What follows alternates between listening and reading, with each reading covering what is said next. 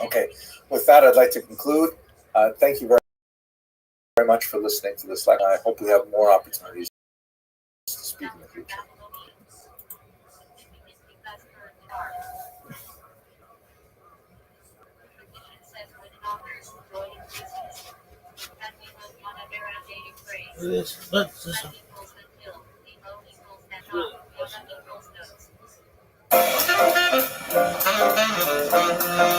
Hello, fellow students of Jewish history.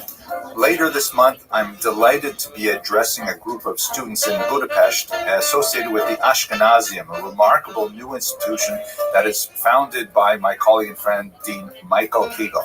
And thanks to the generosity of Dr. Kegel and the Ashkenazium, we've decided to put the public part of these classes online so that people can participate globally. These 12 lectures will be open to the global community. Please RSVP, totally free. And I look forward to interacting with you as we explore the millennium of Jewish history in the lands of Ashkenaz and beyond. So let us start today with just a little Vorspeise, a little bit of an appetizer, to ask a basic question. What is Ashkenaz? What do we mean when we use this strange word, Ashkenaz? So it turns out that this particular word occurs in the Bible.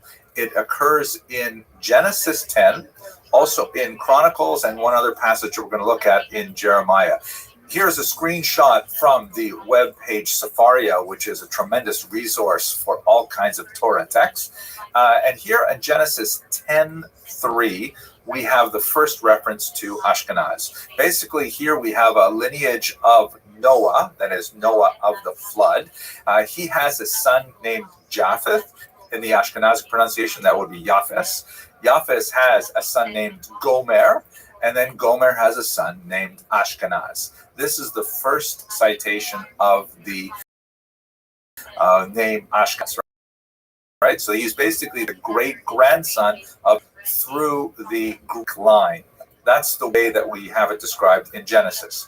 So how does this connect to Ashkenazi Jew? Basically, Ashkenaz is the name of a people, right? A lineage of people from this one forefather, Ashkenaz. Later, it will be associated with a particular place. We're going to look at that in just a second. And later, that place will be associated in the Jewish mind with the Jews who lived there. In other words, there's no intrinsic kind of ethnic connection between Ashkenaz and the lineage that followed from that biblical figure and the Jews today, other than the coincidence of the geographic location that is ascribed to Ashkenaz. In other words, although Ashkenaz is their great something uncle, the Jews who are descended from Abraham, Isaac, and Jacob, 10 generations after Noah, have no other connection with Ashkenaz. To express this another way, I am a Canadian Jew. You can tell because of the way I say about, and that I apologize for a lot of things, stuff like that. But basically, there's nothing intrinsically Canadian about my Jewishness or Jewish about my Canadianness, other than the fact that my grandparents all emigrated to Canada over a century ago, and that's what makes me a Canadian Jew. Similarly, we have Ashkenazi Jews who at some point ended up in a land that was associated with Ashkenaz. Now, who are these Ashkenazi Jews? According to one of the great scholars of the 20th century, we're talking about basically something like 5,000 to 10,000 people who lived in this region of Ashkenaz around the year 900, who by the time you got to the 20th century, there are about 12 million of them on the cusp of the disastrous World War II. And that represented about 80% of world Jewry at the time. In other words, if you ran into a Jew in the first half of the 20th century before the Holocaust, was more than likely you ran into an Ashkenazi Jew. There are many other Jews scattered throughout the world, Sephardic Jews, Edut HaMizrach Jews, even Asian Jews, but the demographic weight was clearly behind the Ashkenazim. So let's go to the next question. We've got this idea of the word Ashkenaz is somehow associated with this biblical figure. Where is Ashkenaz? So one of the hints we can use to figure this out is a passage in the book of Jeremiah. Here's another screenshot from the Sefaria website. And you can see here that Jeremiah is in one of his classic Jeremiads, right? One of his, sort of dirge-like imprecations. In this case, he's cursing Babylonia, who would, of course, take the Jews into exile in the 6th century before the Common Era, and he talks about the vengeance that would one day be meted out against the Babylonian captors of the Jews. In verse 27, you see here, he says, I'll read in English, raise a standard on earth, sound a horn among the nations, appoint nations against her, that is against Babylonia, assemble kingdoms against her, Ararat, Mini, and Ashkenaz. Designate a marshal against her, bring up horses like swarming locusts. In other words, these three regions, Ararat, Mini, and Ashkenaz, will somehow converge to destroy Babylonia. So Jeremiah seems to be speaking about the location which had the descendants of Ashkenaz living, and that somehow they would represent a later threat to Babylonia. So if we have a look at where that might be, and in the entry in particular, there was a lot of enthusiasm to try and locate these biblical names and their later, where they ended up in the Middle East. Here is an interesting map from roughly that period. You can see right in the center is the land of Israel, and then looking to the northeast in this circled area, that's where Babylonia would be, right? Mesopotamia, the Neo-Babylonians to be technically correct, and the regions that would come down and attack her, according to the passage in Jeremiah, would be in Asia Minor here. You can see on the lower right of the circle, there's the mountain range that is associated with Ararat. We speak about Mount Ararat, but in the ancient biblical mind, Ararat was really a mountainous region, not a particular mountain.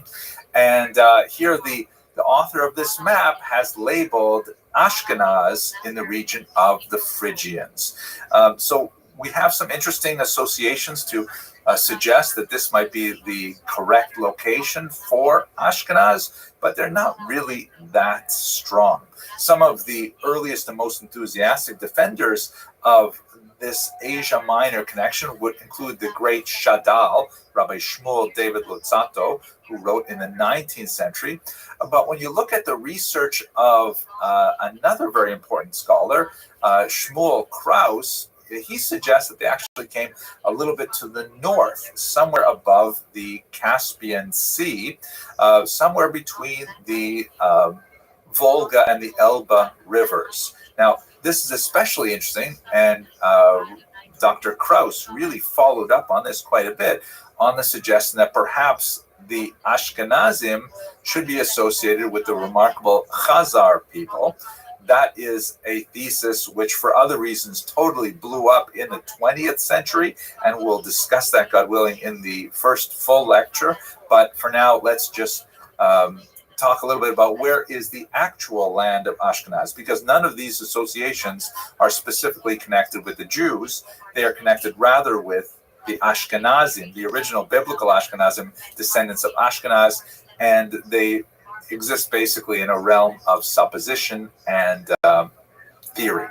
So when we say Ashkenaz and we're referring to Jews, what we're really talking about is Germany, and in particular, the Rhineland.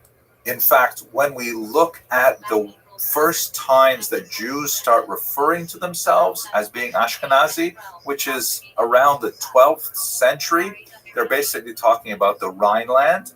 And in the centuries prior to that, because there are Jews in this region considerably earlier, they speak about themselves as being Rhineland Jews. And later that somehow morphs into Ashkenaz Jews, perhaps borrowing from this idea that the children of Ashkenaz moved somewhere north, and this is somewhere north, but there's no other real connection between the name Ashkenaz in the Bible and this region which Jews later came to call Ashkenaz. What happened to those Ashkenazi Jews? They basically spread out to the eastern regions, especially from about the 13th and 14th century onwards, and you get a much larger population of these Rhineland Jews living in Ashkenaz. And then in the late 19th century, there is a large flow of Jews to Western locations and a smaller number to the land of Israel. So that's why, for example, in America, about 3/4 of the Jews who moved to America at the beginning of the 20th century are Ashkenazic, and their descendants today, of course, are the dominant sub-ethnic group among Jews. So we're going to explore this in the course in much greater detail. We're going to pick up with that whole Khazar question, which is really quite fascinating. I hope that you will be able to join us, because it's really exciting to think of having a global population of students in a live lecture like this. But let us recall that when we're speaking about Ashkenaz, we're really talking about two different things. Most people use this term Ashkenaz to refer to those Jews who have some, albeit distant, roots in the Rhineland region of Germany, whereas the biblical term Ashkenaz really refers to this great-grandson of Noah and has no specifically Jewish connection. Okay, I hope you found this Vorspeise appealing, and I hope you will join us in the Ashkenazium lectures. Please reserve your spot today. Thanks very much for watching.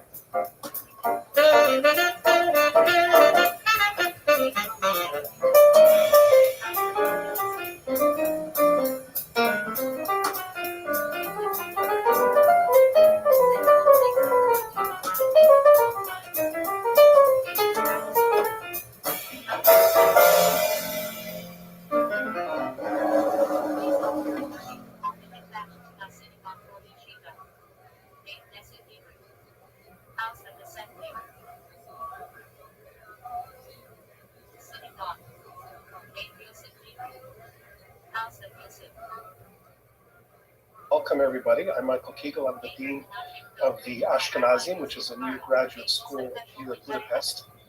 And with God's great graciousness, I've managed to put together a wonderful faculty, of which Professor Henry Abramson is one of the shining stars, I would say. And I say that without exaggeration. Maybe I just want to introduce maybe Henry to those who don't know him, with just a very small personal anecdote. Nothing embarrassing, of course. Henry and I go back quite a long way, back to high school. I think I met Henry when I was in grade 11. He was in grade 13 back in Toronto, in our home and native land. Well, not native, but and over the years, our relationship went in all kinds of interesting directions. And one of the most interesting is our parallel interest in Yiddishkeit, in Judaism.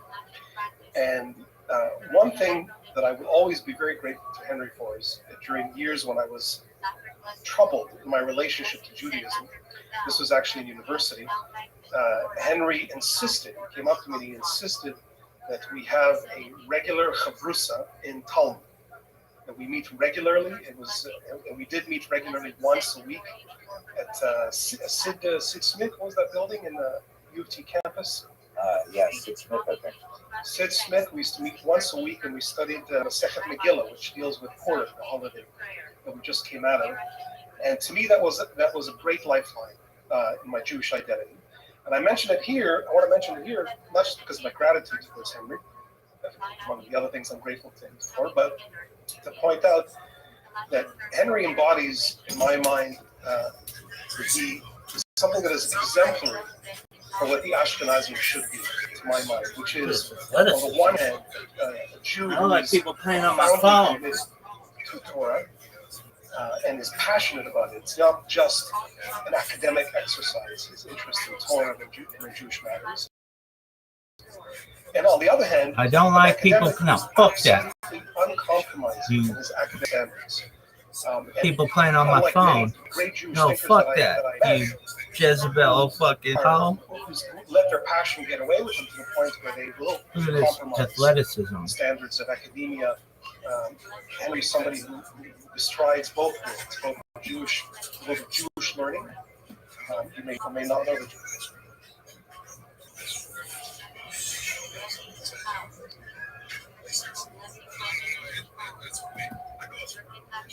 Henry wrote, among several books that he wrote, he also wrote a book on Talmud. And on the other hand, an academic who's responsible for the highest levels of responsibility in academia. And I read up, this is a model for the Ashkenazium that I really would like to build with Henry into the future. And by the way, I should mention to anyone who's listening out there, we have our Ashkenazi students who are participating here. And of course, we're going to have a private session with Henry afterwards, because this is part of our standard curriculum. If anybody at any point is interested in finding out more about the Ashkenazi, please do feel free. You're more than free. You're very welcome to write to me personally. I guess in the Q&A, I'll just write again my email. If you want to find out anything about the Ashkenazim other than what there is already on the website, ashkenazim.eu, that is, I'd be very happy to have a private Zoom with you and tell you all about this. So, Henry?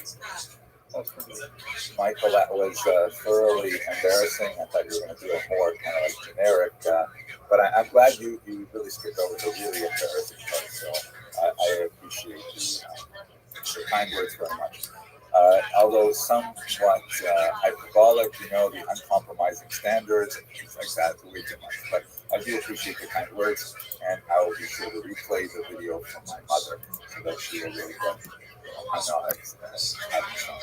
I'm also extremely grateful for what you're doing in Budapest with this amazing Ashkenazi faculty that you have brought together for this intellectual exercise is absolutely amazing. And really top-notch scholars that I'm very proud to be on the same list as they. And I wish you tremendous success with this venture, and I think it's really fortuitous that we're able to offer these lectures online to a much larger audience and let people know the amazing things that are happening under your auspices. So let us begin our discussion. We're going to have 12 lectures on the history of Ashkenazi Jews, part of the Ashkenazium, which is a name that actually I'm proud to have had some role in designing, because Dr. Siegel and I, when we were talking back and forth this project, I think he came up with the term Ashkenazium, but I enthusiastically endorsed it. Maybe it was the other way around, but it sort of happened together at the same time. The only worry I have is a little bit like the word terrarium, like where you imagine where you put ants inside a box and you watch them from the outside through glass. But the idea is, I think, to look at the amazing civilization that developed in Germany primarily, and then later in Eastern Europe, and then actually onward onto the New World and in the land of Israel, of Ashkenazic culture. And there's so many different ways to look at this multifaceted institution, civilization as a whole. My small part is to give a broad survey of the historical events that relate to the development of this civilization, in order that many of the literary, philosophical, religious, and other aspects of the Ashkenazi civilization can be contextualized.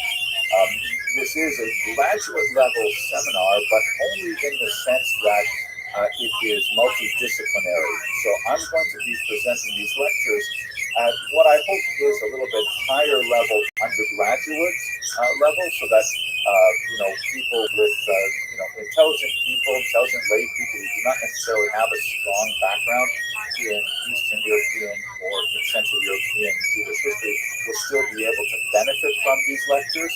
And I regard my lectures more as kind of like the foundation for much more advanced research. We may occasionally get into a little bit more complex, difficult issues, but I imagine that we're going to address those in the follow-up seminars.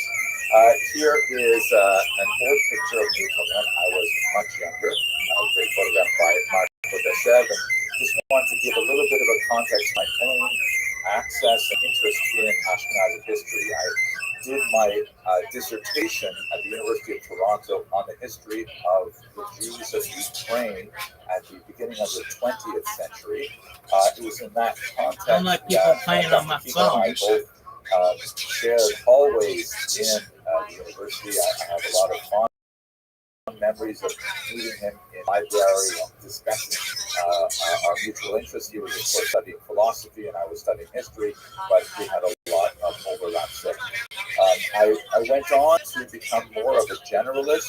I wrote a couple of books on the Talmud, on art history, and now I'm working on a survey of Jewish history in 3 volumes for foreign publishers in Jerusalem. Very much looking forward to seeing that come to light. Also maintain my strong interest in traditional religious studies, and I'm the author of a podcast called Jewish History in Daf Yomi, which has a rather ambitious goal of creating 2,711 small videos on aspects of Jewish history that correspond to the daily Talmud page that's studied in the Daf Yomi program.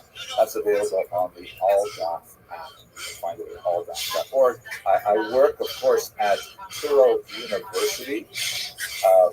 We're a fairly large multinational university with campuses in New York, of course, where we are based, and also in California, Nevada, Berlin, Jerusalem, Moscow, and about 19,000 students worldwide. I'm very proud to work in the heart of Brooklyn, as you can see in the map here, on a couple of campuses there. So the structure of this class is as follows. We're going to have these public lectures, which are going to be broadcast as they are now in a webinar format. And this is going to be more like basically me talking, but we have the Q&A function where you can type in your questions, and I will, from time to time, pause and have a look at what's going on in the Q&A, and I hope to answer at least some of those questions. Then, because the Ashkenazium has registered students in Budapest itself, we will take a break after 1 hour from these lectures, and then we will have a private Zoom for the much smaller group of Budapest students who will have a private discussion in a regular Zoom meeting. What's up, baby? If you have any curiosity about participating in those as an auditor, perhaps please write to Dr. Pivo. Rabbi, the subject are that you we're going to be looking at over the course of the general manager? 1,000 years of Ashkenaz, on because more maybe or on less, the number 1 draft that pick. is the period of time Fuck Ashton Gentry. Rabbi Rothschild, number 1, baby. Back over all right. 10 centuries. I'm all that stuff. I'm like one of those older, like silverback gorilla-like coaches an online version of this with I'm also the owner of this bitch too, but I'm like, it would be videos, like if Jerry some Jones, readings, also some quizzes, things like that, and this is also open to the Bill public Belichick at my website. Okay, so today's discussion is on the origins of Ashkenazi Jews, which are the subject of a certain amount of debate, like just about everything in this course. But let us start with a more basic question. The front office of the NFC, all combined forces. When we say this word, Ashkenaz, and so the word is actually biblical and NFC Central. Origin. As you can see here, it occurs actually 3 times in again, the Bible. Here's my mind is still in the Genesis.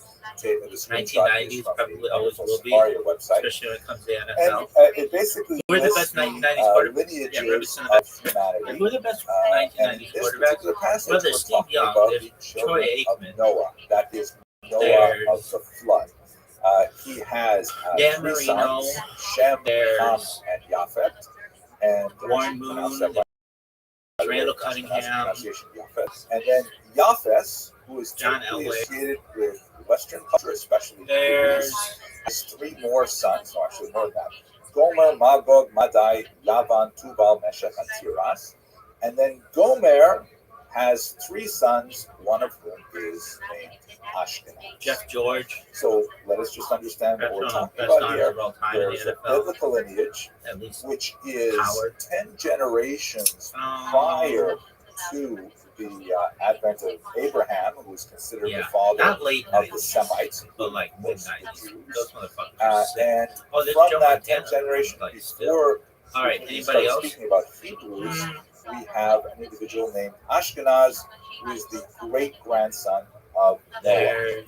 And you may be wondering, correctly, because you're all very intelligent people, what does this have to do with modern Jews? Well, not a lot, I can name because others, really it but goes like this. they're not The like name that. Ashkenaz Anyway. is associated with a biblical name of a people, right? A lineage, the children of Ashkenaz, When did the NFL start going descended from downhill? Noah.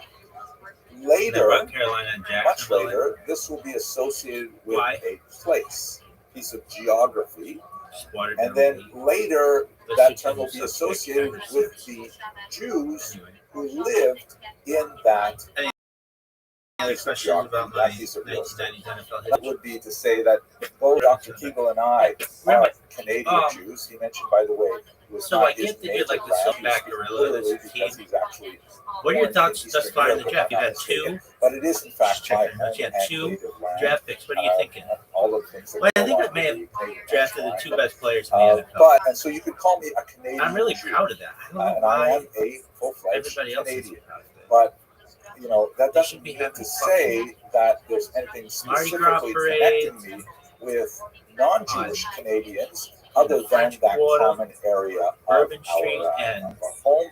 And so that's the same thing as ticker Ashkenaz. tape parade. Ashkenazi Jews are simply Jews who lived in the area called Should be like Ashkenaz. We're talking about a fairly large chunk of the demographic incredible. weight These of are the the Jewish two people best overall choices are associated I think I with could the have made. Ashkenaz. So let's They get you all are updated distinct on from where we other, stand with the draft picks. sub-ethnic groups within the Jewish people, such as Sephardim and Edut Mizrach. All right, how's various Hurricane 8 doing? Jews, of course, in Africa, All right. and Asia, and Is so on. he, They're did all, he figure shit out? they all have different terms to describe their cultural orientation, their place of origin. All But right, here we go. Ashkenazi Jews constitute a very large proportion See of the the team. overall Jewish people. Now let's go a little further in our history. When we say that Ashkenaz is a place, it is All right. it's a state of mind. So again, Because it number is one a pick, Jamar piece of Chase. geography. Where exactly Went is to Ashkenaz? fight. So again, Speed looking got at Justin the Jefferson. the Schiller third got Saquon occurrence of the Barkley. text, Got actually third the pick. second occurrence John of the text Robinson, of the Bible, fourth pick, in the book Bitcoin. of Mike D, Jeremiah, fifth chapter with Jameer 51. Chase. Sixth is BMU. In Derrick one Henry, of BMU, his characteristic implications, Halloween, which have been got called C. after his Lamb name, Jeremiah, seven.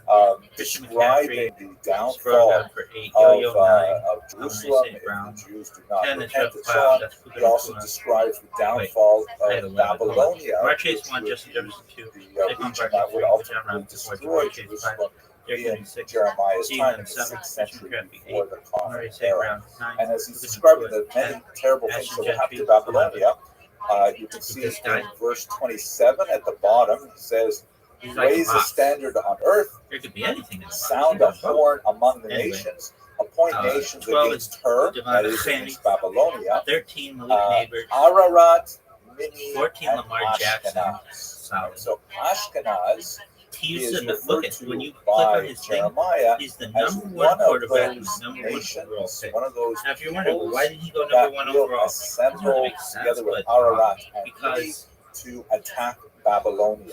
So when we you look really at aren't the drafting map of the region here, and this is actually yeah, if he's quite the number a one pick overall, preoccupation you're of number one 18th and 19th overall guy. Why didn't he go century number one? cartographers and Well, the biblical reason scholars is trying you're to really map out drafting. It's a great precisely question. where You're really each of drafting these biblical peoples positions. ended up So basically, living. you want the big There's a certain difference in amount of positions. creative scholarship. And the difference We between can see basically that like here the best quarterback in and the- worst where I quarterback shaded the map isn't is that the big, region of Babylonia, at least from the called starters, Shinar or when in Chaldea, comparison to like the best later. running back and the best And wide receiver. the region from the Next, north, which includes, for example, choice is Brock Ararat, Bowers, who mountain I region, considered is also taking. If associated at with one Noah. point he's going to be my first round, just This because I region figured I'm here, going to beat basically everybody in sometimes. Turkey, But, which according to yeah. the great Then 19th century so that was Rev biblical Cloud. scholar, Then we got Yo-Yo Shmuel with David Jonathan Taylor. Luzzatto, also Then we known got as the Scroto Chagall, with that Nico would have been Collins. the home of Notice how far he fell. Ashkenaz, Probably descendants. because people Again, found out where the he went to college. descendants of the biblical Ashkenaz, We had who was the Halloween, great get Brian grandson Thomas, of Noah, and then VMU's no on the clock. specific So Jewish it's going to start back up in connections 3 at hours. all, but nevertheless, that would be the place where it was located. And Often associated, as you can see in this particular map, how you feel with about your the squad? Now, Well, I mean, like it's really- everything Jewish, You notice and especially I was like things down on biblical, this team this was subject to after the first significant round, and really debate down when I and, figured I had to pick some dispute. fucking There are a lot loser of many wide opinions receiver. throughout Then Jewish I just thinkers out of as to nowhere whether on or live, not whatever the, this is, this place social association media. that Shadala offered was correct. I asked myself Another the question major through the opinion, also like, from you know what? the late Why not 19th take a century, fucking quarterback? is And then it's an that, exciting season Shmuel because then it's Klaus, like, oh, who you got the argues best player that, in the league. no, they came from Arguably. somewhat northern Then you can light shit location, up. somewhat north And of the Caspian Sea. Many scholars associate the region of that's the tight. Ashkenaz So who's your third pick going to be? descendants in the It's too biblical soon to line tell. as that of the Ideally, we'll take a Scythians, wide which is receiver. an ancient people in the region of what would be today, we let's might say, take a tight Central end. Asia, If I take a tight end, bordering on I'd the be happy with Donbass that. region that is so much in use today with the war. And then I would just take running backs and tight ends the whole But fucking way Shmuel Klaus until the offers 15th and another 16th pick where I take tantalizing some suggestion, loser defense which and would some actually loser involve kickers. quite a bit of And controversy, then and that is that streaming. the Khazar That's the people strategy. should be associated with the Any other descendants of questions? Ashkenaz. Yeah, right from the back. The Khazars Rabbi, are exceptionally important in Jewish history, and that's where are you going to do we this for will every turn pick? next. Oh, for sure. But just to I'm gonna remember give what it we're away. speaking Why? about here, Why not? keep these things separate. The Yeah, Rabbi to the back. biblical Yeah, descendants of Rabbi, I have a Ashkenaz question. have no Yeah, that's real why you raised your hand, intrinsic girl. I get it. connection Yeah, with Jews other so than describing how- a place how's your where strategy Jews with the would clips ultimately and, end up. That's you know, a yeah, huge very famous, distinction that's everybody. important to All right, well, remember, as we shall see towards the end of this lecture. Where actually really is Ashkenaz in the Jewish mindset, as opposed to Oh, no way. Somebody, silly opinions as to how is where that possible? Ashkenaz showed up.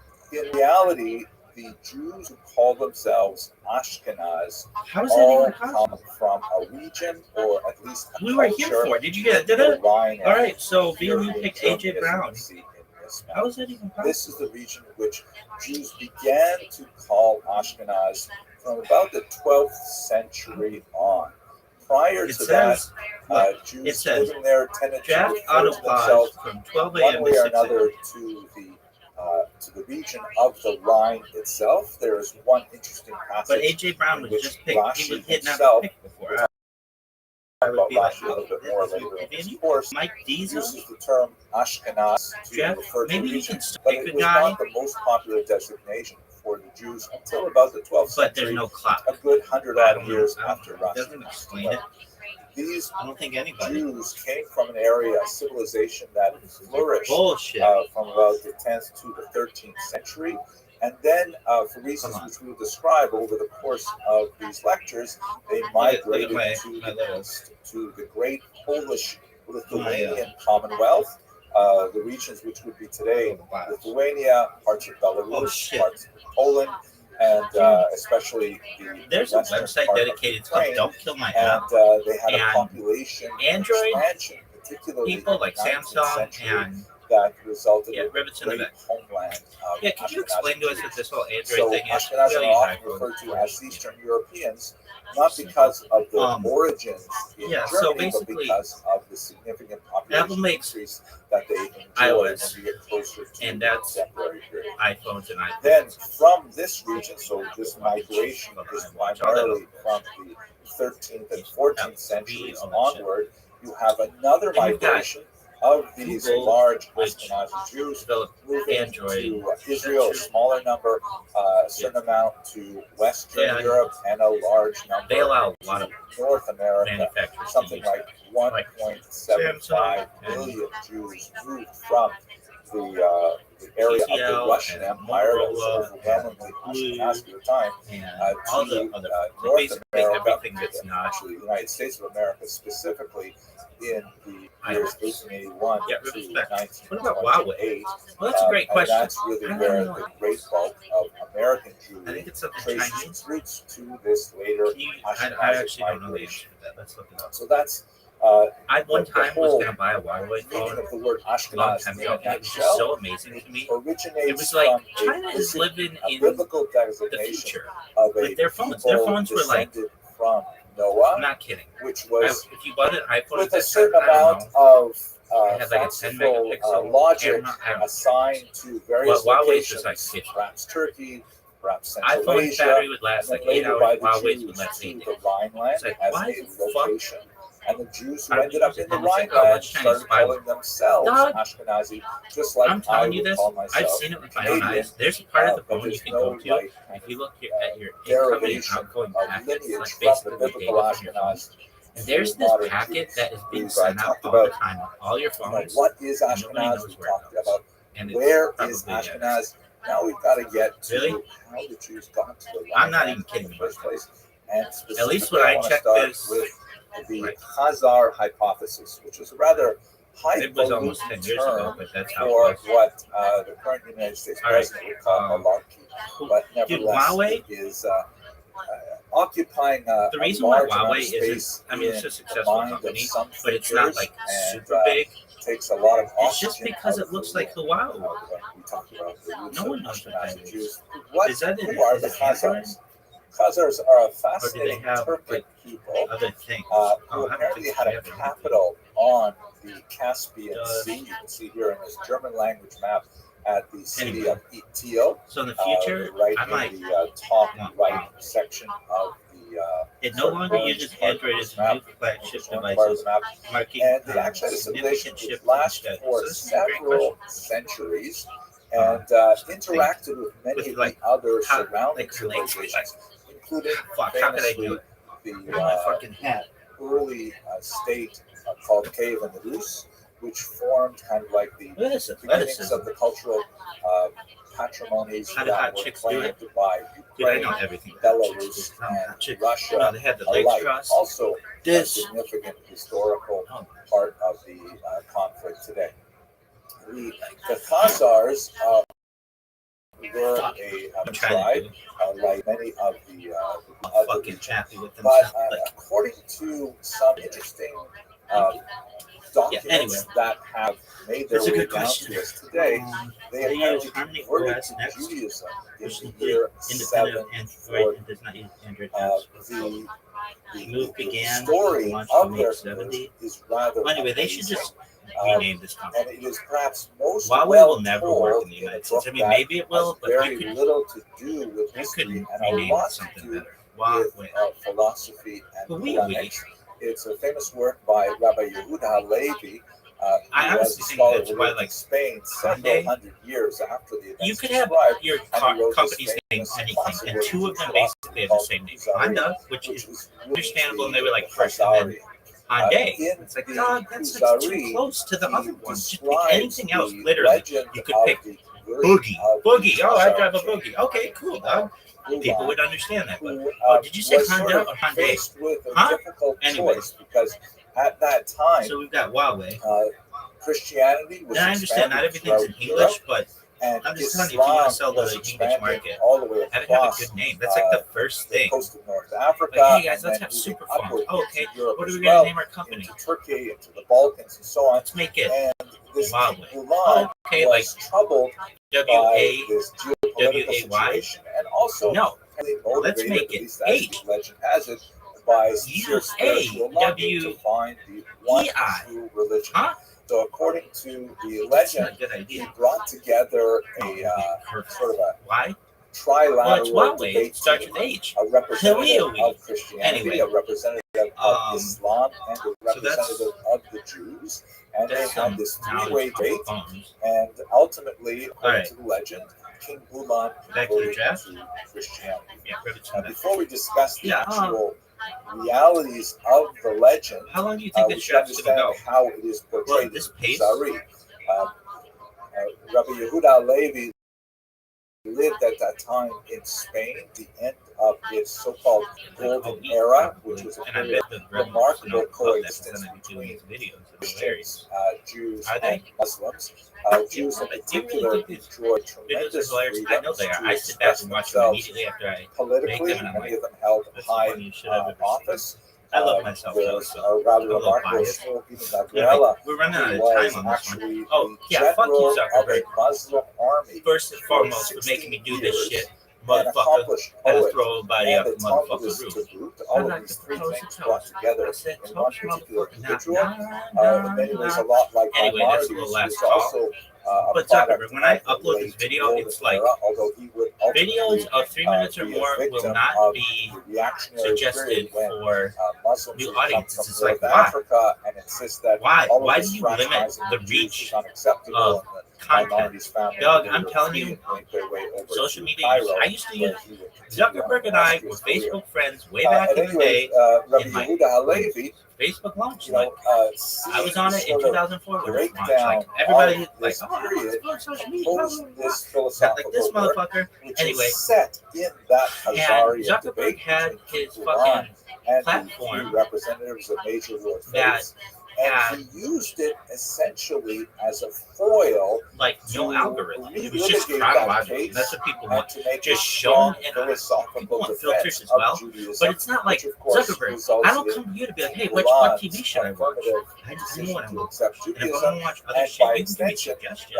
Rabbi But don't Yehuda put them on my Halevi main shit. is There was a intended to make timeline. visible Social to media the is broader so much reading better. public And a rather audacious work to write Dude, in your the fucking Middle wife hates Ages. you, It would your be kid hates audacious you, to write it both even people today, I kids. think, I'll in which he They is hate a your fucking clear stories before polemic bedtime, against everything. Islam and Zuckerberg Christianity in but favor he of doesn't have Judaism. fantasy football team, So and if he there did, was he a probably lot took of some philosophical douchebag reason why as Rabbi his Yehuda first Halevi pick. Certainly would use didn't the pick story as of the suggestion. He was Kuzari going to have as a type of conceit to 111,250 throw his larger touchdowns. polemic argument. But what about the All right, actual history Get of the fired. Khazars? Go fuck yourself. So in reality, we know very little about the Khazars as it is.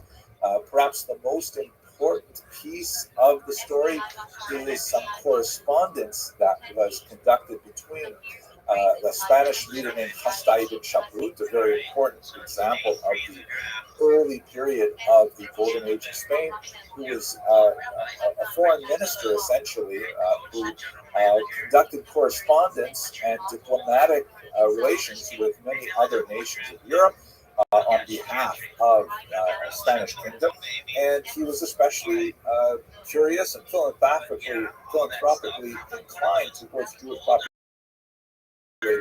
all over. So, you know, is it true? What they say back in the year 740 still true now? Is there actually a Jewish kingdom in this region of Khazaria? And so we sent out emissaries to go to the Far East, to Central Asia, and to communicate with them. Unfortunately, they were not able to get past Constantinople for various political reasons of the day.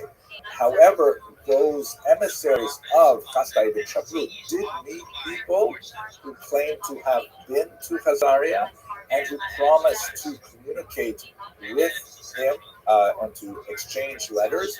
And so they brought back with them some letters from one King Joseph of Khazaria, which essentially goes through the legend as we have it today.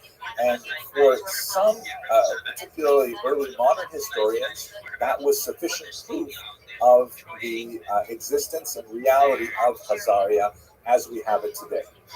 Other historians, however, have cast a lot of doubt, particularly in the 20th century, saying, wait a second here. This is, not direct contact with King Joseph. This is contact through third parties, and who knows, maybe they made it all up, maybe they are forgeries and so on. And so there's a lot of questions about the actual validity of the story associated with the conversion of the Khazars. We do know, however, from multiple data points that there were Jews who called themselves Khazarian. They show up in a few places. Medieval Jewish travelers encounter them. They have various things to say about them. They're certainly not in large numbers, and there's a lot of questions about the degree to which they are well associated with the Jewish tradition, as we shall see. One of those examples that I find quite fascinating is this document, which was found in the amazing medieval archive known as the Cairo Geniza. Very quick window here just to explain what that Cairo Geniza was. It's just so fantastic. In Jewish thought, following on the commandment to not take the name of God in vain, there is this concept that if you write down the name of God on a document, that document, by virtue of its association with the name, acquires a level of sanctity. This is called the Hebrew Shuk, which means literally name, because it has the name of God on the paper. So what that means in Jewish practice until today is that, for example, if you have a prayer book, or certainly a sacred Torah, or even certainly a Torah scroll, or even something a little bit more ephemeral, like a handout from school that may be given to children for homework, if it has a verse from the Torah, especially if it has a verse from the Torah with God's name in it, that document may not be simply discarded. It has to be treated very specially, and typically these documents are gathered together. Let's say a Torah scroll becomes invalidated from use, the letters are cracked and things like that, or prayer books become unbound, the spines break, things like that. You can't use it anymore. You can't simply throw them away, so they are collected in one place called a geniza, which means like a storehouse or even a treasure house. And then at some point, when that geniza is full, these documents are taken to a Jewish cemetery and they are formally buried. That's considered the appropriate way to deal with these documents called shemot.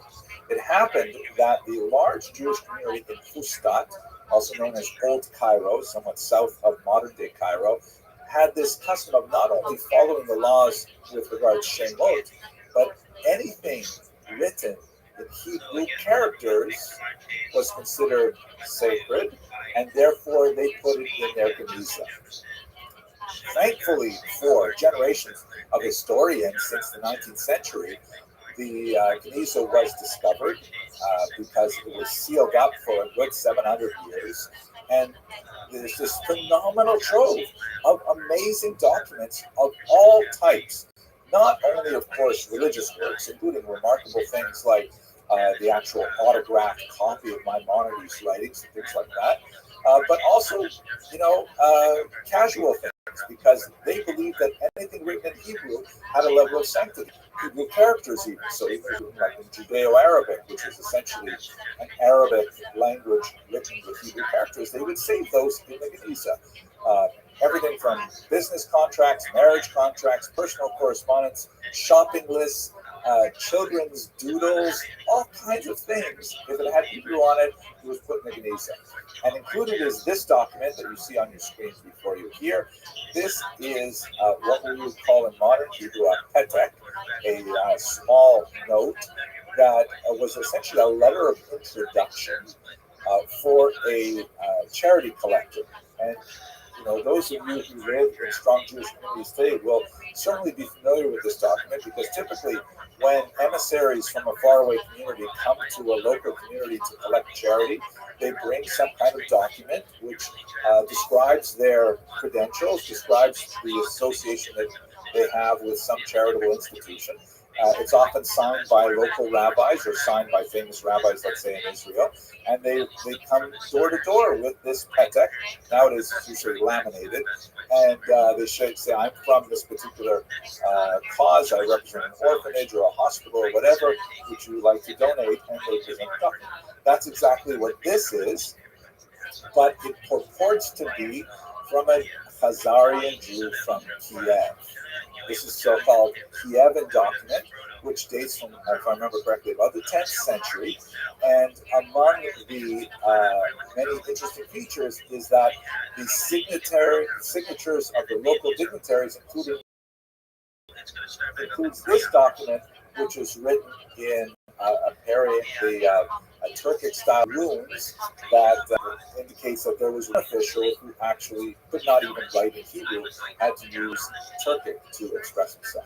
So in other words, we have lots of interesting kind of like sideways evidence that something happened in Khazaria that resulted in some Jews living there. And Kiev, by the way, was well populated by Khazarian Jews. Lots of references to a Jewish gate and things like that in the literature. In fact, the great Ukrainian historian Amelia Pritsak opined that Kiev Kyiv, as it's pronounced today in the Ukrainian pronunciation.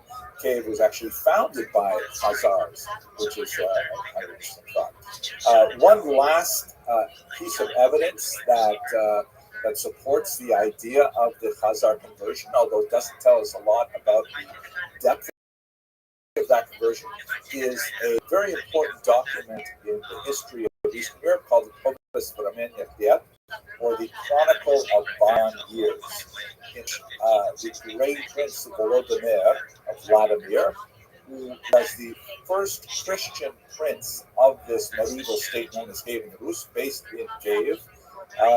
Volodymyr had exactly the same conundrum as King Ulan did in Khazaria, meaning Christianity is expanding, Islam is expanding. I'm so confused. Which religion should I accept?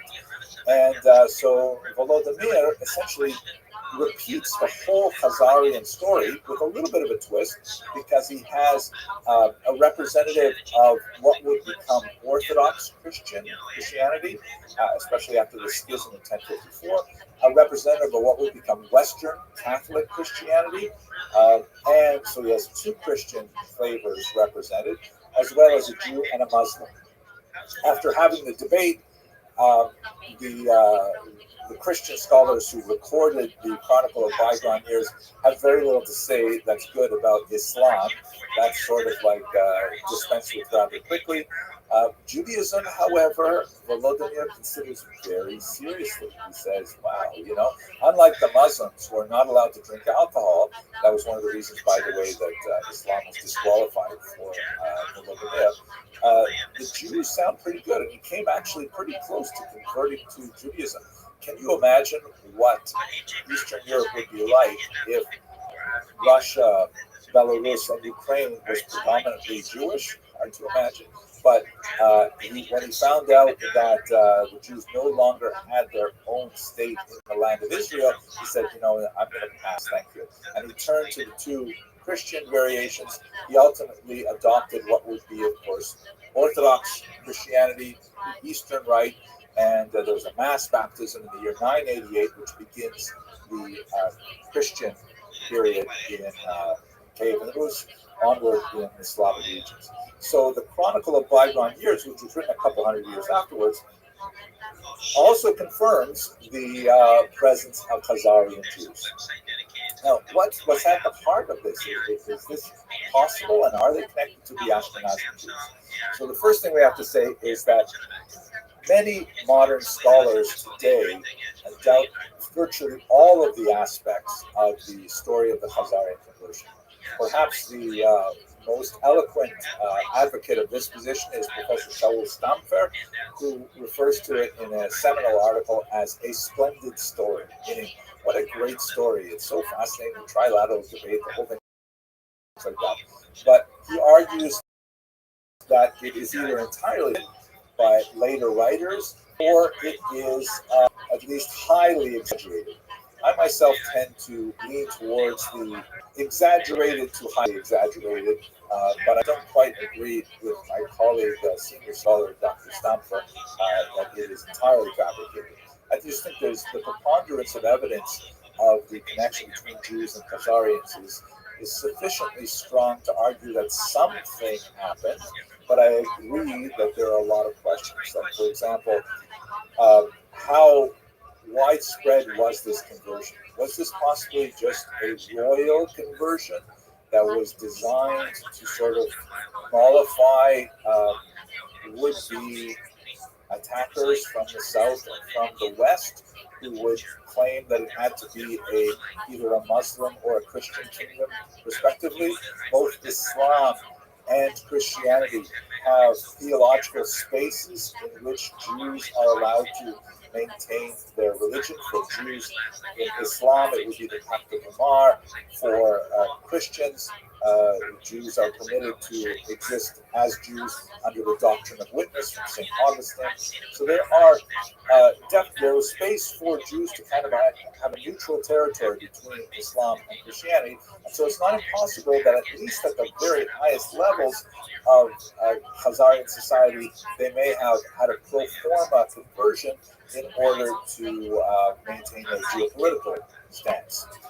Another argument revolves around, well, let's say they did convert to Judaism, and let's say it was only a thin conversion, but were they adhering to a rabbinic Judaism or perhaps another variety, like a Karaite Judaism? Who exactly were they? The various travelers' accounts that we have of people who encounter Khazarian Jews in one place or another tend to portray them as being fairly ignorant and of having very little awareness of many of the commandments that devolve upon them as the Jews. So, and of course, there's the huge question: where did they go? They seem to have disappeared from the history of Judaism afterwards. So, this essentially leads people like Dr. Stamford to say that the burden of truth rests on those who want to indicate that Khazaria later expanded or at least maintained its position, because this is a civilization that lasted for 5 centuries, and then if they were Jewish, simply poof, they disappeared. They were ultimately conquered by King Rus, and then we have a Mongol invasion that conquers the region, and they simply don't appear on the world stage again. Further, well, let's get to the actual Khazar hypothesis. So here's the hypothesis that was advanced primarily by individuals who wish to impugn the status of contemporary Jews, especially Ashkenazi Jews, and there are some political connections, especially with the land of Israel. The Khazar hypothesis argues that, oh no, they didn't disappear. They actually constitute the bulk of the later Ashkenazic population. This is a hypothesis which can be immediately discarded on any number of grounds. Primarily because there is no historical trace of Khazarian activity in later Ashkenazic civilization. For example, linguistically, the Ashkenazim overwhelmingly, like even in 1900, 97% of them in the 1897 census listed Yiddish as their first language, and Yiddish is incredibly German in origin. It's overwhelmingly German in its vocabulary, in its syntax. It has maybe 20% of Hebraic and Aramaic words in it, a smattering of Romance words, like Old French and things like that. But it has no strong connection to any Turkic language. It seems to be a completely divorced linguistic environment that is primarily associated with Germany. Billy Crystal, a comedian, likes to say that Yiddish is basically German with phlegm. It's kind of funny, but anyway, so there's no linguistic representation. Secondly, we have a strong record of the migration of Jews from Rhineland to Eastern Europe. I mean, we can trace communities. We have a strong literary record of the customs that they accepted. We have all kinds of material that supports the Rhineland origin of Ashkenazi Jews in Eastern Europe. We have no evidence that supports the idea that the Khazarians somehow became Jewish in large numbers and constitute the bulk of Ashkenazi Jews. And finally, what kind of should put the end of the story to this debate, with modern DNA research advances, many scholars, including Professor Eran Ahai, shown here, have shown that there's no Turkic elements in Ashkenazic Jews. That overwhelmingly Ashkenazic Jews are related to the Western European origins of the Jews. We're going to explore this a little further. Now, let me mention, why is it then that this hypothesis, and that's actually like a dignified word for, again, to use Biden's phrase, malarkey, why would this have so much currency? Because it essentially undercuts some of the major claims of Ashkenazi Jews to their connection on a genetic level at any rate to their biblical origins. In other words, it's a way of saying that, oh, those Ashkenazi Jews, they're not real Jews. They are, as some like to say, Jew-ish. Like they're not actually Jews. They pretend to be Jews, but they're not. So basically, a racist theory. It also has a lot of implications for modern Israeli politics because it says that, hey, if you want to say that one of the main reasons why contemporary Jews have a claim on the land of Israel is because they are, after 2,000 years of exile, they are nevertheless the descendants of the people who lived in the Middle East at that time. If you want to say that no, they're actually Central Asian peoples who later claim to be Jewish, then they don't have a claim to the land of Israel based on genetics. So there's a political motivation for supporting this kind of ridiculous theory. So where exactly, what can we say about the actual Ashkenazi Jews of Eastern Europe? So as I mentioned, DNA research has helped us out tremendously in this regard. Dr. Doron Behar did some really excellent research in this region that gave us some rather surprising results. For example, that looking especially at Y chromosomes, about 40% of all Ashkenazi Jews actually trace their origins to 4 women. We don't know their names. I like to think of them as Sarah, Rebecca, Rachel, and Leah, but they are of European origin, most likely Northern Italy, and overwhelmingly they are related to other non-Ashkenazi Jews, like Sephardi Jews, Eilat Mizrach, and they are distinct from the peoples among whom they live in Europe, especially in Eastern Europe. What Dr. Behar was able to reconstruct with the kind of scientific tools that DNA research provides is kind of an interesting migration route that helps us understand more precisely on the basis of DNA research, particularly looking at Levites on the Y chromosome, because Levite status is passed through the father, and so therefore you have a much better connection.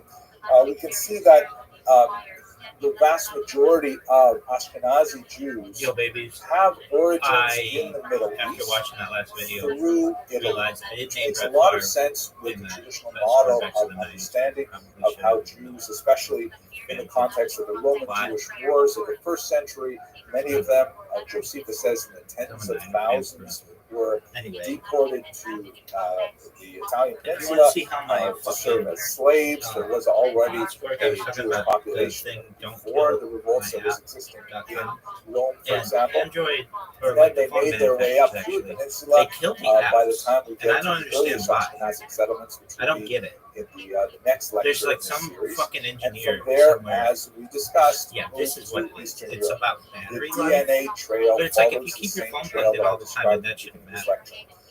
Another Anyway, route, what's going on which here? is labeled here with the number 5, the green route, which was always thought as a possible route of migration of Ashkenazi Jews across the coast of North Africa, because we do have Jewish settlements that appear, of course, in Egypt, places like Alexandria, and Tunis, and all the way over to Morocco, and Berber Jews, and so on, that perhaps they end up constituting the bulk of Ashkenazation.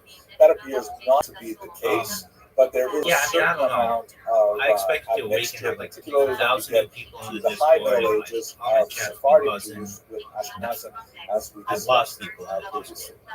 So that's basically the story of how Ashkenazi Jews got to be called Ashkenazi and how they got to the Rhineland and then later to Eastern Europe and ultimately ADS. They I want to said they thank watched Dr. Siegel for inviting me to present this lecture, a series of lectures in the Ashkenazium. And I want to thank all of you for viewing. I hope to see you in an hour when we reconvene for the second lecture. Thank you very much for participating. Yeah, Rabbit, show us your fucking boss. All right. Okay, here we go. Does it always work? Alright, so this is it's gonna click it and it's gonna click it. It's tight. Anyway. and then it just makes a clip. And in the last lecture, yeah, we looked at the origins. Yes. Why did you say it's so over, and then you were like, not over? And today, in this lecture, what I'd like to do is continue that discussion by looking specifically at the social and economic foundations. Because it was posting my clips in is the chat. I largely, figured of out course, a way how to do because that, of but it no longer the does that. attractions of the Rhineland with their unique social and economic foundations that we have a presence of Jews in Ashkenaz at all. And so understanding these two topics are very much related. It just has to continue. Why the Jews actually migrated this is like a strategy that I've used. Anyway, you see, it's fucking working. Civilization that they started there also attracted more Jews and created the nucleus of what would ultimately become Ashkenazi Jewry as a whole. So let's look first at the social structure. Here's the map, which now should be somewhat familiar. It's not quite as colorful as the Google map that I showed you in the last lecture, but this shows the development of Ashkenazi civilization in the center region there, which has sort of the cross-hatching. You can see the Ashkenazi homeland, primarily on the Rhine River, the community of Mainz, Worms, and Speyer. Also, Köln, Cologne, which is one of the oldest communities of the period. And then it spreads out, especially towards the east, ultimately becoming a very large civilization in Eastern Europe. I checked yesterday. On the left in the legend, you have the centuries in which this expansion occurred. By the way, this is a day I died. Encyclopedia Judaica, which is a remarkable resource for the history of Ashkenazi Jewry. Just like stealth strategies, flying under the radar. Because I was going on just spam the map. You spend most of your time creating the account. Migration of these Ashkenazi Jews in the 19th and 20th centuries in particular. Not quite as colorful as the one I showed you, but still very informative. Here is a close-up of the Rhineland region in particular. Are you done? Following the Rhine River. Let's talk about that phrase. There are also several very Bye. communities not too far away. Oh, it's so funny. So sometimes I'd be around some of the most important attractions, and they'd be like specific communities. They'd be were like the early establishment this economic of policy should go like cemeteries. this, another one would be like this. It sounds kind of awkward. Why would you? And I'd be like, well, I think the economic policy should go like this and this and this and this and this and this and this and this and this, and they'd all be looking at me like, are you done? And I'd be like, a place where one may have hallowed ground to visit one's ancestors and so on. I can tell you. Good morning, Mr. Aquarius. How you living, girl? I come from a very remote community in northern Canada, northern Ontario. Apologies, I haven't been available for bowling. I've been getting my beauty rest, but God willing, we'll be able to play tonight. You have your last day of physical therapy today. Are you ready to hit the ground running? Excellent. You go do it. God willing, we'll play tonight and get back into our rhythm. All right, girl? Excellent. Have a wonderful day, God willing. Take care. Thank you. Absolutely. Good. Take care. You're good, girl. Don't worry about it. At that time in that region. So the establishment of cemeteries in a lot of these places was extremely important for the creation of communities as a whole and the tenets of build on each other.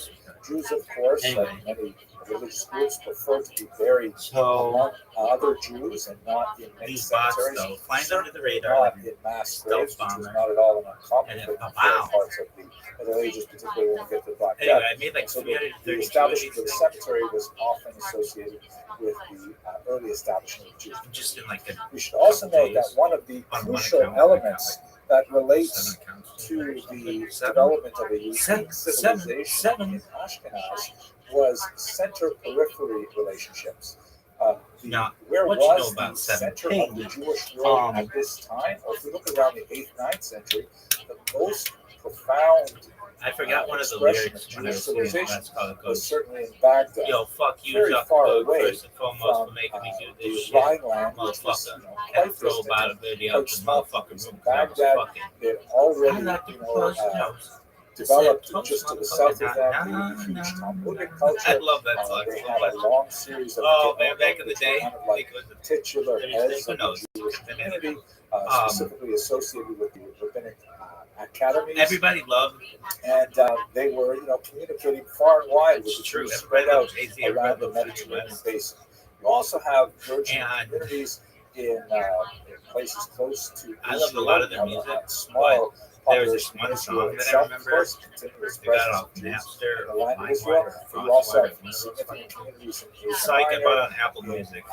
the Italian Peninsula, Anyway, in Egypt, that wasn't even a thing. You Alexandria, couldn't even get it on and Apple then Music. across You the had to get coast it of on North a Africa CD. until you even get to Spain, Anyway, what? where Yeah, Rabbits in we're the Back. just Yeah, by I the know. time But we what get is to for our about younger year audience? What 800, is a CD? just beginning For to what does see it the stand? flourishing Stands for of compact Jewish disc. communities. They're going into their golden Which age, it was like which the we discussed future. in previous lectures. Dog, have you ever But seen Ashkenaz was clearly on the the periphery. Freedom 90 And one of the video? things Oh, about dog, we got girls. We being got on to the watch the periphery Freedom 90 is video. you have There's to this.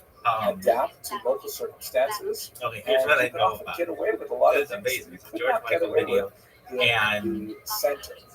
So George Michael's it's a little people bit like what they called say here in all these America. supermodels What happens people, in and they're Vegas like, hey, stays we'll in fly you Vegas. to London So a first lot of class. innovations that How expensive occur to pay to in be in this music Ashkenaz, video, the peripheral and locations all you have of to do Jewish is work really settlement hard. proved to And be you're very doing that. positive, beneficial types of innovations, which would stand the Jews in good stead over their long centuries of settlement there. But they were new things that might not necessarily have worked in the center. You could say the same thing, by the way, about the growth of Sephardic culture, which was director very has like all the same back at this time, and could explore new modes of expression, literary activity, and so on. So like part of the kind reasons why we themes. have I'm really big on innovations themes. in the region In fact, of the Rhineland at this time, like if I ever go on a date, like questions are asked on. like let us also say before we get too social deeply media into stuff. these Like, lectures that I'm going what's to be your speaking idea of broadly ideal for first date? this And I hour always say, over I don't know the where it'll be, 9th but through the kids start 14th have centuries. why? And there's a Teams are tremendous amazing. amount of change that All happens right, during David this time. Fincher. This is a So period this dude, that he was known represents the High Middle Ages right up for until the Black Death, having where Europe a is going distinctive through a lot visual of dramatic style. changes. Some of them really quite fundamental really in what large we tones. call That's the cool. longue durée, the long duration of history, But things like climactic I change. just like when I picture like what a CD is, I don't want to fuck productivity this of up. the I can't. soil, really basic kind of geological events, at the same time as massive changes Fucked in up. political events and cultural events and so on. So I'm going to be generalizing because it's inevitable to speak in large terms over a very dynamic group of centuries, but nevertheless we will get some sense of how the Jewish community developed and changed over these 500 odd years. Perhaps the most important thing that is at the heart of the development of Ashkenazi civilization is the development of a form of communal organization, which is typically known as the Kehillah.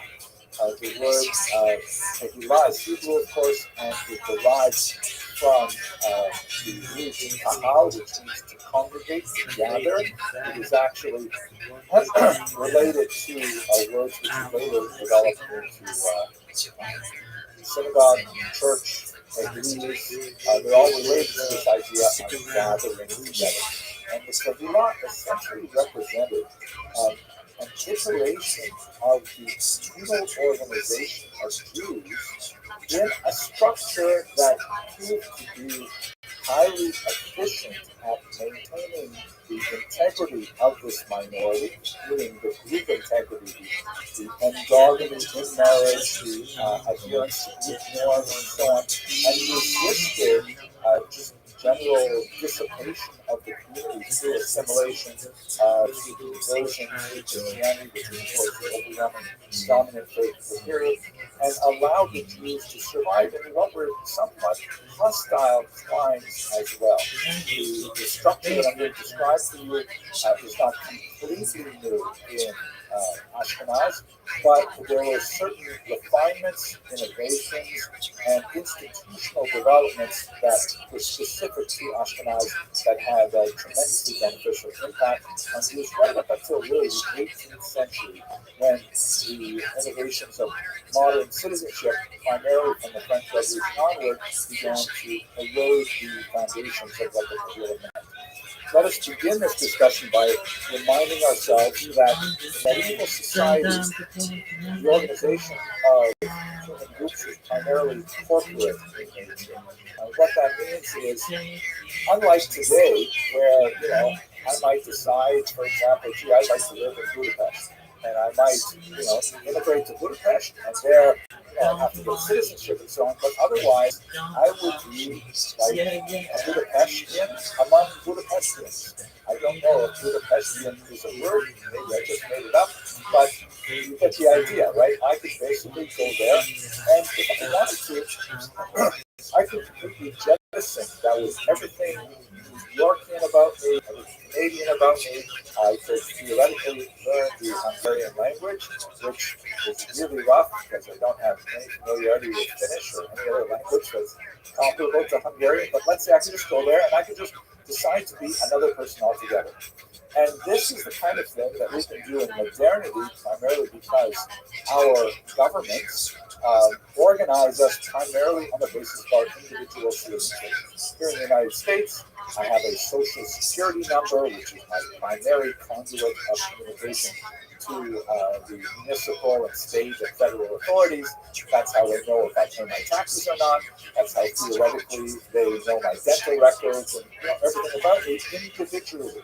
They do not necessarily group me with my friends, my associates, my congregational group, and so on. This is totally different from medieval society, in which people were classified almost on a caste-like basis with their affinity groups. This was primarily economic in nature, meaning if you were a peasant, you were classed with other peasants, and you were typically classed as the peasants belonging to this particular nobleman, and the noblemen were classed as belonging to this particular king, and so on. And this is like a type of feudal structure that prevailed through much of European history. And so the Jews occupied an unusual kind of box, as we shall see later in this lecture, that they were organized collectively, and very rarely were demands put on these individually by outside groups, but were put on them collectively. So therefore, it was in their own interest to organize themselves effectively, to have strong representation, to convey their needs to authorities, and to defend themselves from external threats and so on. So we're going to see how that plays out over the course of the next 45 minutes or so. One of the ways in which this corporate nature of medieval society was expressed was through things called charters.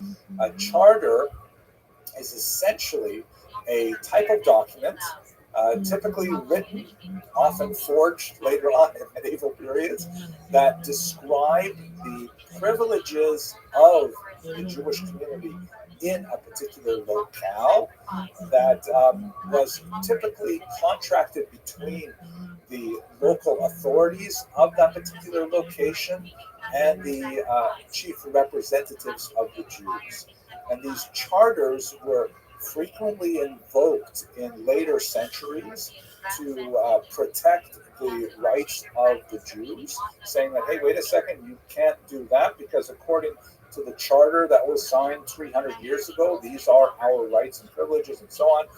To a certain degree, they often became outmoded as social, economic, religious I don't understand. I just was making a video. Some of the privileges. There's a reason why I'm live on so many different fucking accounts perhaps they were and so devices, that and a lot of people are like, "Wow, why do you do that?" A new arrangement, and these things would happen over the dynamic course because of the next sometimes the shit years. crashes, and I want to make sure it's backed up. I'm Jewish that cool. communities The being shit that I was established in saying the is that Rhineland, important. they typically were I want it organized backed up when the Jews as inevitably groups, something like, doesn't work. imagine Anyway, tour buses of Jews coming into a location, I don't know. I talk meeting about with the Brett local Favre, ruler, and putting in list, writing and the kind I of talk agreements that would CDs pertain being to their settlement in this and region, when I think of a CD, protections I and responsibilities as well. this Fincher video, All fucking equivalent to other castes in that society, sometimes much more beneficial to the Jews, advantageous to the Jews, sometimes disadvantageous to the Jews. But this was considered normal for the medieval period, primarily because it was a corporate society in which groups were dealt with as part of collective organizations, rather than dealt with as individuals as we would have in modern Western societies today.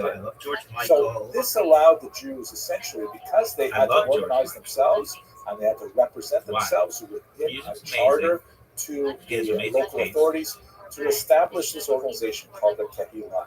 Let me show you here basically a breakdown of what a Kehillah would look like structurally. We'll start from the top down and understand how this worked. Amazing. Again, as I mentioned earlier, and I really it's felt not like the it should have been more Kehillah structure popular, but was brand new. wasn't. There were definitely kinda getting older at antecedents that that we found in diaspora communities. Jews had already been living So I was talking outside of about the land of Israel, what outside of cities were sovereign territory and for almost 1,000 when years. And they had found ways to more or less establish themselves. then we had all But that stuff in the Miss Aquarius. confluence of the corporate society of medieval Europe, the sense of this is what I periphery think of when I think issues, of CDs, led like, them to What, develop like they're and refine lasers. This thing is like a Kehillah CD was structure had in lasers. It's like alien medieval technology. Ashkenaz. So you would have at the top Okay, people watch who are this. typically called the Tuve Look at that. Ha'ir, It's a or laser. Tove Ha'ir, Lasers. which means Lasers are literally tight as the fuck. good people Anyway, of so the city.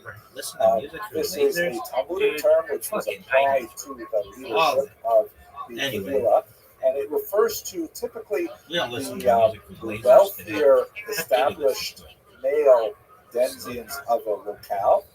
There would typically be a small number of them, like 7. Anyway, It would be an elected position, is that but news? the I had all election this other was stuff that I based was saying. on gender and on property as well. So it was typically within a small group of people.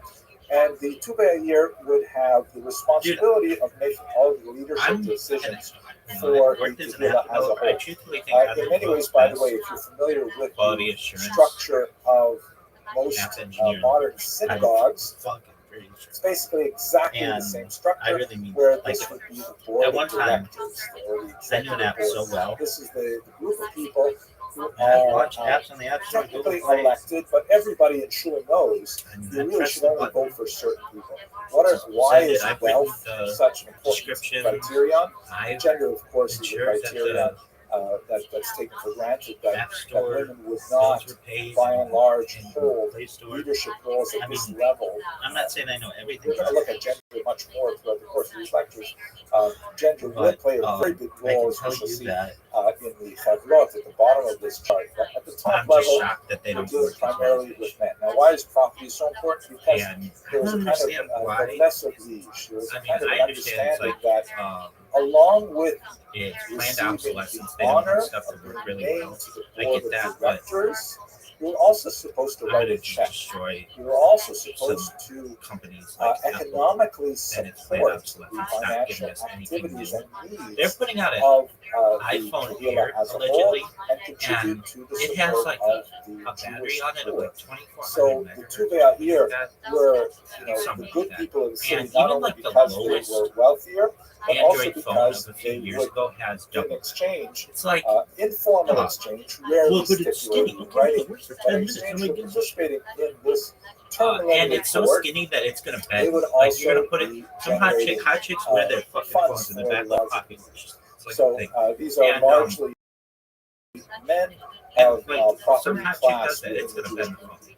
She could They would be establish really thin. one of their members to be the Nas, And if who you was put some essentially donk president. in I there, wonder if the word that president phone's gonna look somehow like a is related C. to the word Parnas. Anyway, I don't know. the But future of phones is Parnas folded. literally means the And then it's gonna provider. go to But that person would like act as the projection. I don't chief understand why the executive phone officer doesn't have a of the projector that Kehillah, shoots out on who like the would wall. It should essentially just be, run I've got a projector the behind me, and most that important projector can function fit in of my the pocket. They would And also that projector's hire like the rabbinical 5 years leadership old, of the at community, least. It was which often top of the line though. exercised its function not only Anyway, in projectors should be pastoral really big. duties, but basically I feel like in a these legal fucking fashion executives just aren't by interpreting thinking, and they the don't have. conflicts I within mean, the I community understand that they in need terms to of make Talmudic law and rendering quarterly decisions essentially supporting the adherence of Judaic responsibilities by the larger population.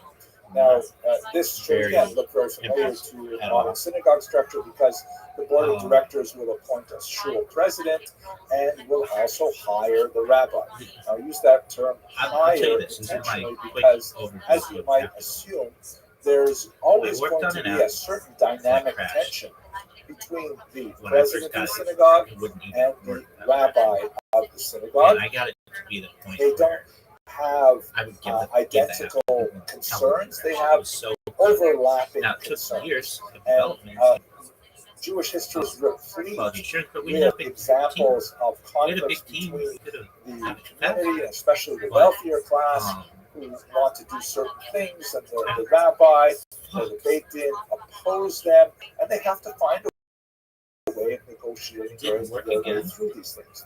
The rabbi has the advantage, theoretically, popular support. People go to the rabbi for rabbinic guidance and for spiritual sustenance and so on. They don't necessarily go to the president. So the rabbi has kind of like popular backing. But if the rabbi pushes too hard against the demands of the Parnas on a 2 year, the rabbi can get fired. Like, to put it in automobile terms, it would be like, I got some jalopy. So it's not like it's not a theocracy where the rabbi is in charge. Theoretically, everything has to be run according to Jewish law, and the chief interpreter of that Jewish law is the rabbi and the Beit Din, the court. But if the court rules too stringently, an elephant in the bed, then that and we drive it from and they'll find a new court. That Portland, Maine to San Diego. Similarly, that's with like the Parnas I and push Tuvei these here fucking things as are far as I can, and I feel like people should, like, computers.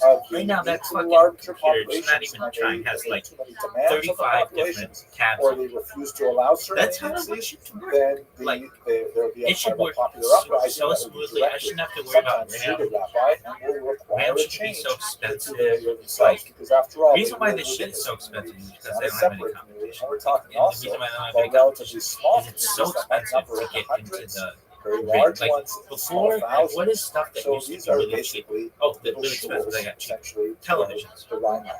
Televisions. Now, both the Parnas They used to have and the televisions at rabbi Best Buy that were have like a $25,000 stack back then, of which is like so-called gabai. and Literal they'd have like a whole gabbai fucking means room in a collector. Best Buy. In modern synagogues, the gabbai has anyway, kind of like a except like shadow of their one original role. And The modern synagogues, that's all they had gabbais to are sell. But sometimes then, called like that beadles, television, and they're 3 years essentially later, people who make sure would the be synagogue in the functions middle of an properly, aisle that at when a they fucking hand out Walmart. synagogue honors, that people Roll back. receive them in appropriate And they'd have them stacked. timing, Like, it would circulation, be like, things that's like how that. quickly But television in the medieval Kippah, and the they'd be like gabbai were essentially the $299. Like, they were one who would like issue televisions summons go to the down court. in They price, like were crazy. people who would essentially And mete out the I don't understand tax why.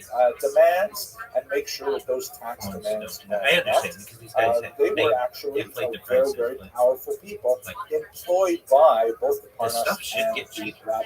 So And it today's doesn't. gabbai, respect the gabbai And because it's because he they have has a anyway. tremendous Are you amount of done? authority. Well, frankly, we're just waiting Now, I on. mentioned taxes, which is crucial, of course. The Kahila was The next self-sustaining. person, This entire the structure, who is, I believe, which had a Mike remarkable number of functions, as we shall see shortly, had to be sustained through taxing the local Jewish population. Yeah, so This tax do you assessment think that other was video essentially done uploaded by that the you were Tuvei, and they this thing made some noise, would but I don't require know. on a So anyway, sliding scale that Jews who were more and- prosperous had to pay a larger amount of their income to the general welfare fund, and they would send out Gabayim to make sure that that taxation was just make it fulfilled. easier. If a person refused to pay the taxation rate that was assigned to them by the Tuvei, then they faced a whole series of consequences. They could, of course, appeal through the rabbi and so on, and they would have appropriate channels to appeal their tax assessment. But really there was no way out I know we've asked you other this, but we're than just asking again. conversion to What are Christianity. your plans In other words, for leaving the the Kahila. third pick of this draft? Unlike modern day society, All right, where well, I don't really. Jew We may could do a choose mock the draft. degree to which he or she wishes We can to do a mock affiliate draft. with a Let's do a large mock Jewish draft. community, All this right. was not at all possible. I was just in thinking, the why do they Kahila. fucking allow In people the to do mock Kahila, up drafts until the when the 18th draft has already century, started? This one. you Okay, so were what's a mock part of draft? it, It's just like pretend. and you were a Jew, Start mock and you were draft. expected to pay Here the we go. We're taxes just that gonna the be Jewish doing it. community levied on you, or you left it entirely and essentially became a Christian. There was no real meaningful secular Jewish So it just does identity it in pretend. the medieval period. But it'll give us an Unlike in the idea of modern who will be period. available. Now it's true But that it's today, not. for Okay, example, hold if you on. get on the We mailing have to. list Okay, when of we the do United ours, Jewish Appeal or the we have Federation to mailing change list, it. the only way to get off is basically to go through the FBI Witness Protection Okay, cool. Program. Then But Action this was entry. especially true of the medieval period, Okay, especially and then as the Right, local I don't know if Kahilot that's would kind of it's not join like the together best and strategy. form I think the super number one player. municipalities in but, which the Kahilot would communicate with one another. And so if you had a person who, let's say, paid It or could be. refused It to could pay be really taxes and decided to leave Or town, he could get hurt. or That's the more thing with fantasy. commonly, It's usually not refused about to how give good your his players are. It's estranged wife what a writ people of don't divorce, get a get, because it's and because it's such decided a to leave dangerous. town and Okay, go start so a life in some this other is what's Jewish town. available. Well, that other in our Jewish mock draft. town would have And communicated with the other If George municipalities. Kittle's Hey, available, wait a we second, would you take can't just start up a shoe store here. as our You title. know about what Would we? we did back in Köln, and you can't do it here in Yeah. Speyer, and so they would be able to have some regional enforcement of Jewish law, which is really quite effective. And that's largely Everybody's done saying through that the like he divide. still could be the number So what I've kind of explained to you right now is the quite coercive nature of the Kahila, which was very effective in maintaining And, the okay, so then you took standards, him, to a large degree religious and then who would you norms, take? and to preserve the integrity of the Jewish community in an overall non-Jewish environment that was sometimes quite hostile. But I should also mention that obviously the Kahila gave a tremendous amount I should take a to the as a whole. receiver. And this but was done actually, I probably primarily would take- through these organizations called the Chevrot. A Chevra, which I'll translate here as committee, is basically, wide receivers just are like in a running synagogue, backs get a hurt. committee of individuals who Everybody in choose NFL gets to hurt. get together in order to perform some beneficial service to the community as a whole.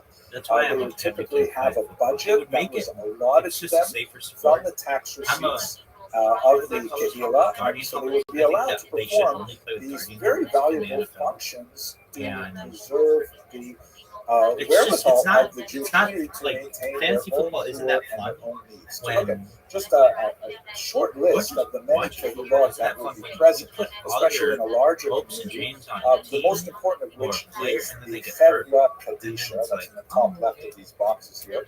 The Chevra And then Kadisha, everybody, or the Holy years Association, later, it's like, oh yeah, was the that burial team would have society. won if so And and this so was a would very stay healthy. high status I just don't like that. society I that was protect these typically dudes. comprised of Anyway. individuals Are you done? who were typically married, often a little bit older, You were middle-aged, talking onward, in one of the videos about how who much you like would George Michael. care Why is that? for I think he's very the creative, washing and I think and he the is. I dressing like his and the music. burial of the He uses all deceased. kinds of different. One of the reasons why it Instruments. was so And honored, it was such a status symbol to belong to the Chevra Kadisha, He was likes not only beautiful because of the women. the huge religious import associated Oh, I with was talking about the how it sounds last amazing. treatment of And, the deceased, I don't know but if it's also in this because video it was one of uh, the around weapons 2004 that the Chevra Kadisha, or so. that the Should have been a Kahila bigger as a song, whole but could he was just kind use of already to older, enforce but conformity. it's an amazing This song. was, And it's very the futuristic. whole list of Anyway, and then I sang punishments that about the Kahila could Zuckerberg, impose fuck on you, someone who Zuckerberg first and refused foremost, to to make comply me to do good shit. standards such as paying taxes or Everybody else giving a get or things like that, or even appearing in court when Not the summoned. proposal. The last of which refusal to Oh yeah, I was talking bury about that. them Everybody when they liked passed these away. Jay-Z and Kanye This West was songs back in the considered day, such a but I tremendous was on Napster. This was Napster or Line Fire, one of punishment those. upon Jews. So And typically, if the um, Chevra Kadisha were to say, we have sorry, chosen whatever that it you was, will be there were a denied ton of them. burial rights, Jews would And typically allegedly, comply. it's like So, oh I my was on gosh, that music. here I'll video, pay maybe my the test of taxes, the time. here I'll give my wife a So, get, whatever it is. anyway, So that was one of the most and I important remember getting this Chevras song that Last was, Call, basically which is the in last every song Kahila of because people would college dropout, the and most reliable businesses, I guess. which is like the a big now. but you would also have, for example, the And Chevra for Ozer Dalit. it was the longest Poor fucking song belief I'd of ever various seen types, on like a the CD. Talmud and the And codes of it's Jewish like his law whole life story. have long And discussions it's of amazing. various And different types of poor it's like- relief, from temporary it's poor like relief to ongoing poor relief, and So calculating exactly like how much income was required to qualify with different levels of poor relief and so on. And this R. had to Kelly be had this song, he had distributed some in bangers an back in the equitable day. manner, so Again, I the support Chevra my Ozer artists Dalit with was able to people, deal with this. he has this Chevra thing Shas was typically associated with promoting They education. showed it on MTV all the fucking time. Typically, And I know the some Jews people were fucking loved it. overwhelmingly It was okay. literate, I think it would be particularly seen in as really comparison with groundbreaking. the larger society, especially of the lower classes. And so literacy was promoted and he's for just like singing like children it's like a very heavily by the Kehillah, anyway. supported by the Chevra Shas. Parents would also typically pay for tutors, especially for more advanced I education. was talking But about every Rose child Candy, had there's booger sugar, some access to education and literacy, especially in all kinds of good the stuff. larger Kehillah. Support for poor brides, Hashmasat Who's your Kala, fucking third pick? support for the ill through It might be George Kittle, support but I don't for think if Jews he's traveling available, from place to place, which I is extremely will important take for the If he's development not of international I connections will among take Jews. Tzedek, All I the know food is bank, that National which Gentry it continues to this needs very day. My wife and I are very proud to volunteer in the Chevra for our own food bank here, and we deliver food even in modern day New York. Chevra Tehillim, which largely is more of a religious association, purely designed to bring together people to recite psalms for the benefit of the community and so on. And I've just listed 8 odd common chevras, but there obviously could be as many as the community would support, based on the economic wherewithal of the community and based on the interest of the local population. And unlike the higher levels of the Kehillah, which were dominated by men, the Chevra were dominated by women. There were certain gender-specific communities, like for example, the Chevra Kadisha, only men would be allowed to take care of male deceased members of the community, and only women for women deceased communities. But otherwise, many of these Chevras were staffed then and now by women who constitute the backbone of the silent apparatus that continue to provide for the needs of the community. It was essentially a well-designed support service network that, through coercive methods like the tax assessment, was nevertheless able to support a wide variety of the economic positions within the Jewish society, and to allow for the development of literacy, numeracy, and of course survival through much of the medieval period. Now, once these chevras were well established, one of the features that we see, particularly in Ashkenaz, is the development of takanot, or decrees. So let's understand exactly what those things were. Here, by the way, the beautiful image located in Aachen of the bust of Charlemagne, very important early king of this period. One of the things I find fascinating about this is that, according to the scholars who studied this particular gold statue, it contains apparently his skull cap, which sounds especially interesting to me. Is it possible that Charlemagne was Jewish? No, not at all. Sorry for that attempt humor. It probably actually contains his literal skull cap, not the cloth one. Charlemagne is rumored to have been one of the first kings to extend the charters to Jewish communities who were establishing themselves in this region. It's more likely that many of the most important ones were actually issued by his son, Louis the Pious. This particular medieval representation shows Charlemagne on the left, essentially crowning his son Louis, quite a bit younger. And notice the person here on the left. Now that's a skull cap, right? I don't think I could carry off a purple one, although somehow I'm tempted. But black is sort of like the traditional color. And also by his grandson, who definitely issued a lot of the medieval charters. Charles the Bald is how he is named. And as you can see, he does not look especially bald. There's a lot of questions about why he was called Charles the Bald. It could be that it was euphemistic, that he was actually quite hairy, and so he was kind of like to use the Talmudic term, Lashon Sagi Nahor, it was a euphemism. But there is a bald guy here at the bottom of this picture. Maybe he's actually Charles the Bald. I don't know. I've been lecturing now for an hour and a half, and I'm kind of tired, so maybe I'll say these things. At any rate, that's where we get some of the early charters, definitely proceeding from Charlemagne's son and grandson. And these charters were incentives for Jewish settlement, meaning once a king said, okay, Jews can live here, and as we shall see, there was definite economic and other benefits for the king to protect Jewish settlement. Then you begin to see significant migrations of Jews, as we saw in the last lecture, primarily from northern Italy to the Rhineland. Most famous is the Colonimus family that moved up in the 9th century and were very important in establishing generations of leadership for these burgeoning communities. They're also associated with a group called the Hasidei Ashkenaz, which we'll explore in a later lecture. And so there's this kind of a chain migration that says, hey, things are really good for Jews in the Rhineland. We've got this great charter with these fantastic privileges, which will allow us to maintain our safety. And I heard they're developing a great Kehila structure there. So I'm definitely going to check out the Rhineland. Once they got there, one of the things that characterizes these early Aztec civilizations is the establishment of local takanot. So the term takanot, singular tana, essentially means a repair, but it is kind of like a rabbinic decree or an ordinance that says, to deal with the local conditions here, political, social, economic, religious, we're going to make a rule. Anybody who wants to live here has to abide by this rule. One of the most important of those rules was the so-called Cherem HaYishuv, kind of a complex, sophisticated rule, which essentially would maintain settlement rights for Jews within the Kehillah.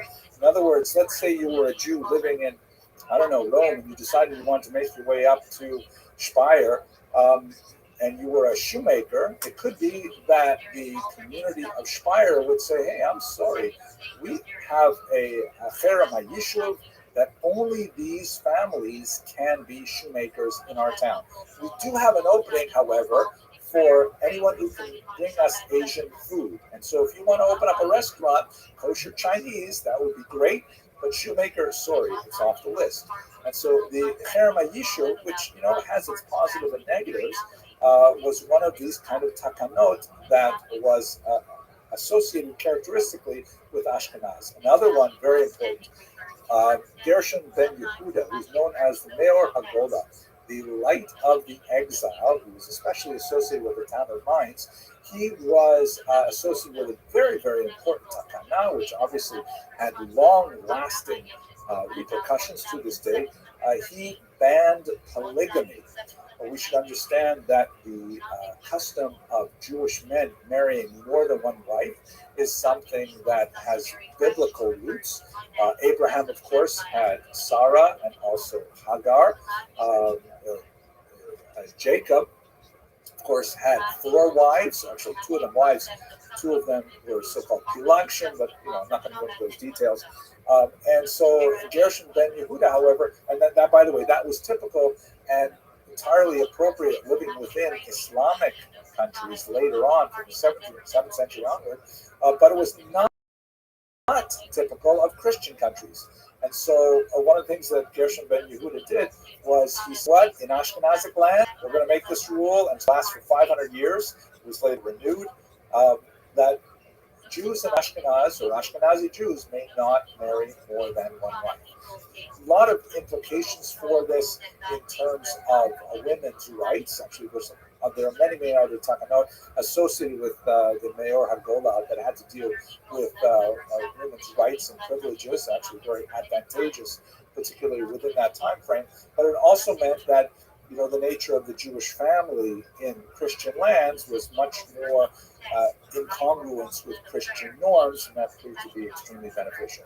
But these are the kinds of takanot that would be established by these communities that had long-lasting power and reach within Ashkenazic lands. Some of them are much smaller, like, for example, we're coming up to the holiday of Passover as I speak these words, and I have a daughter who married a Sephardic guy, and although I myself am Ashkenazic, you can tell I am Lithuanian derivation. Lithuanian Jews known as Litvaks are known for their scintillating wit and precise intelligence and superior fashion sense.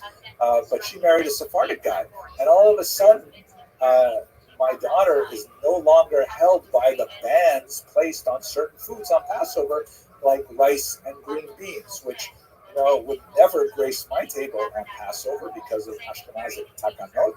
But since she married a Sephardic guy, she's going to have a tremendous time this Passover.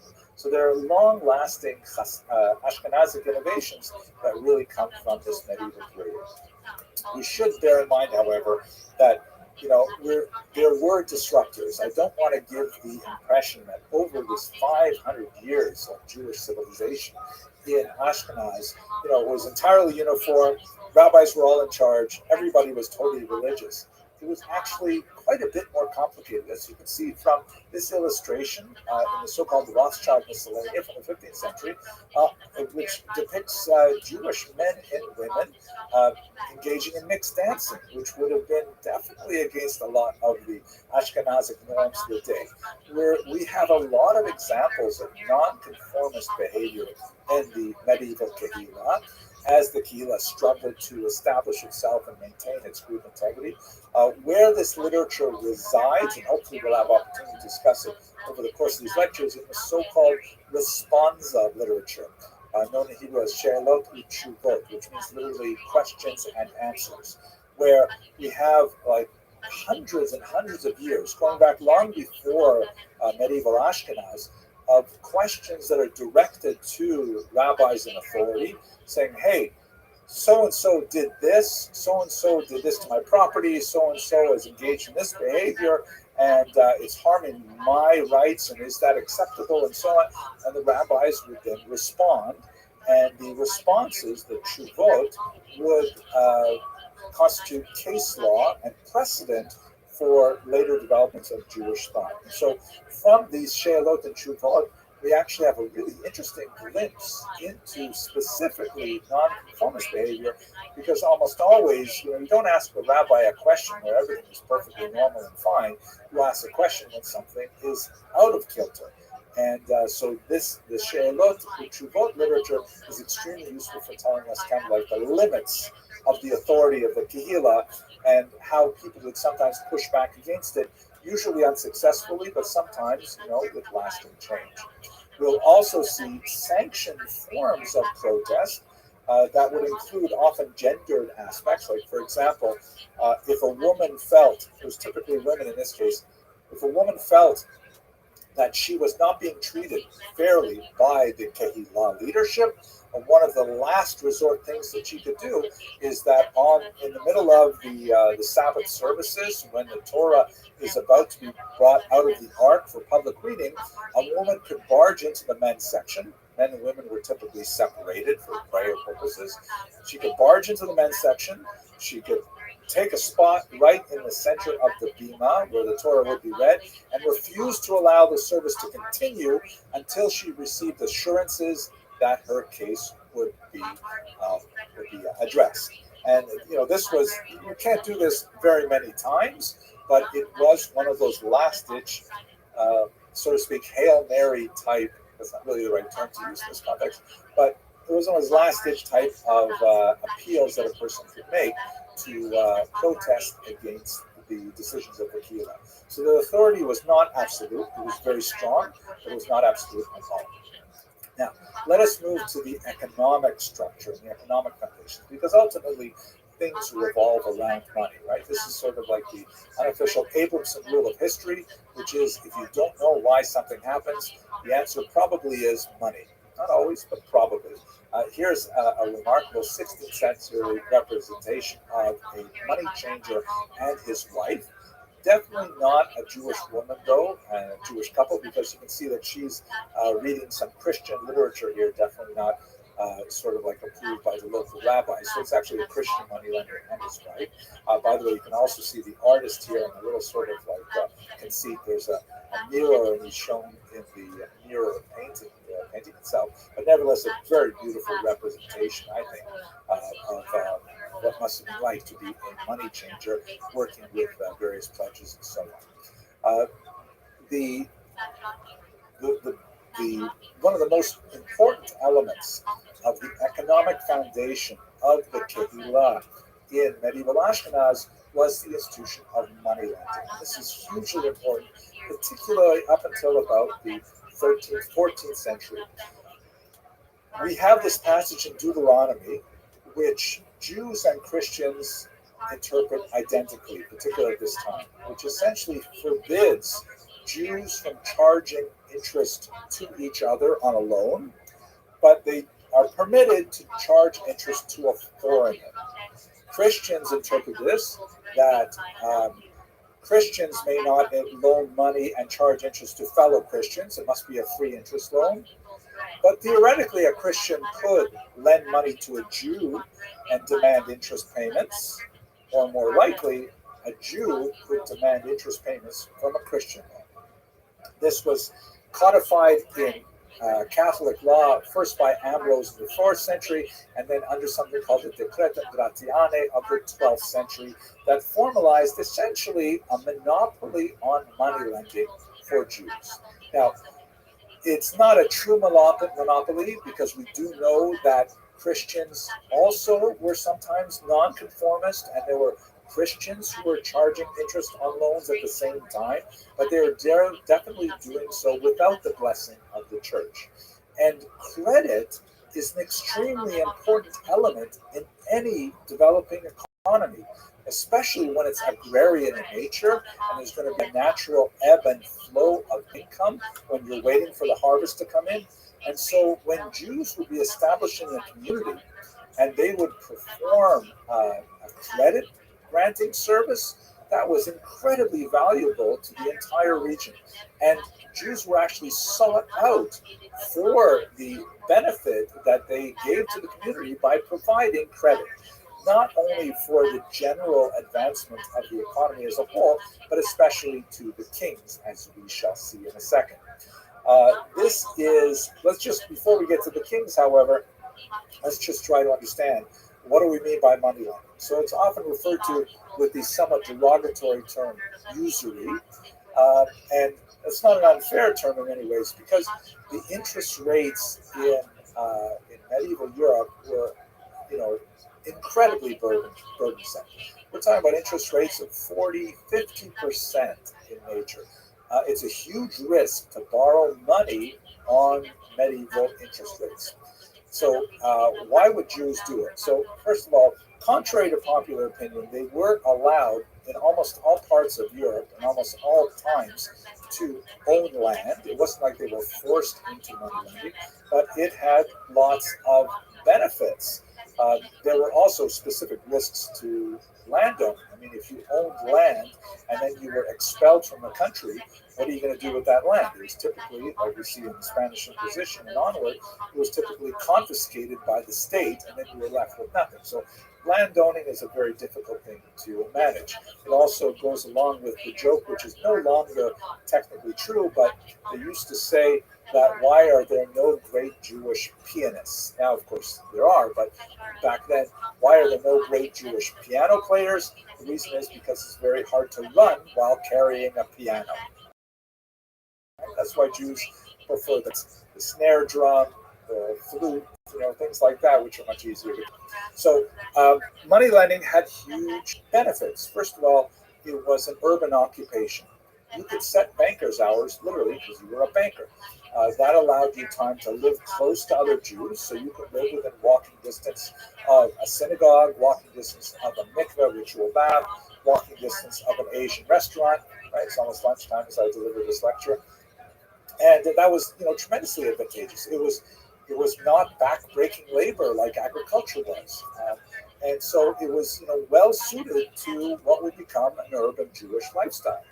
But it had significant risks at the same time because if the debt burden grew too heavy, then Jews would risk the possibility of popular uprising. We're going to see a really important example of that in a few lectures when we look at the 17th century with the Khmelnytsky Rebellion.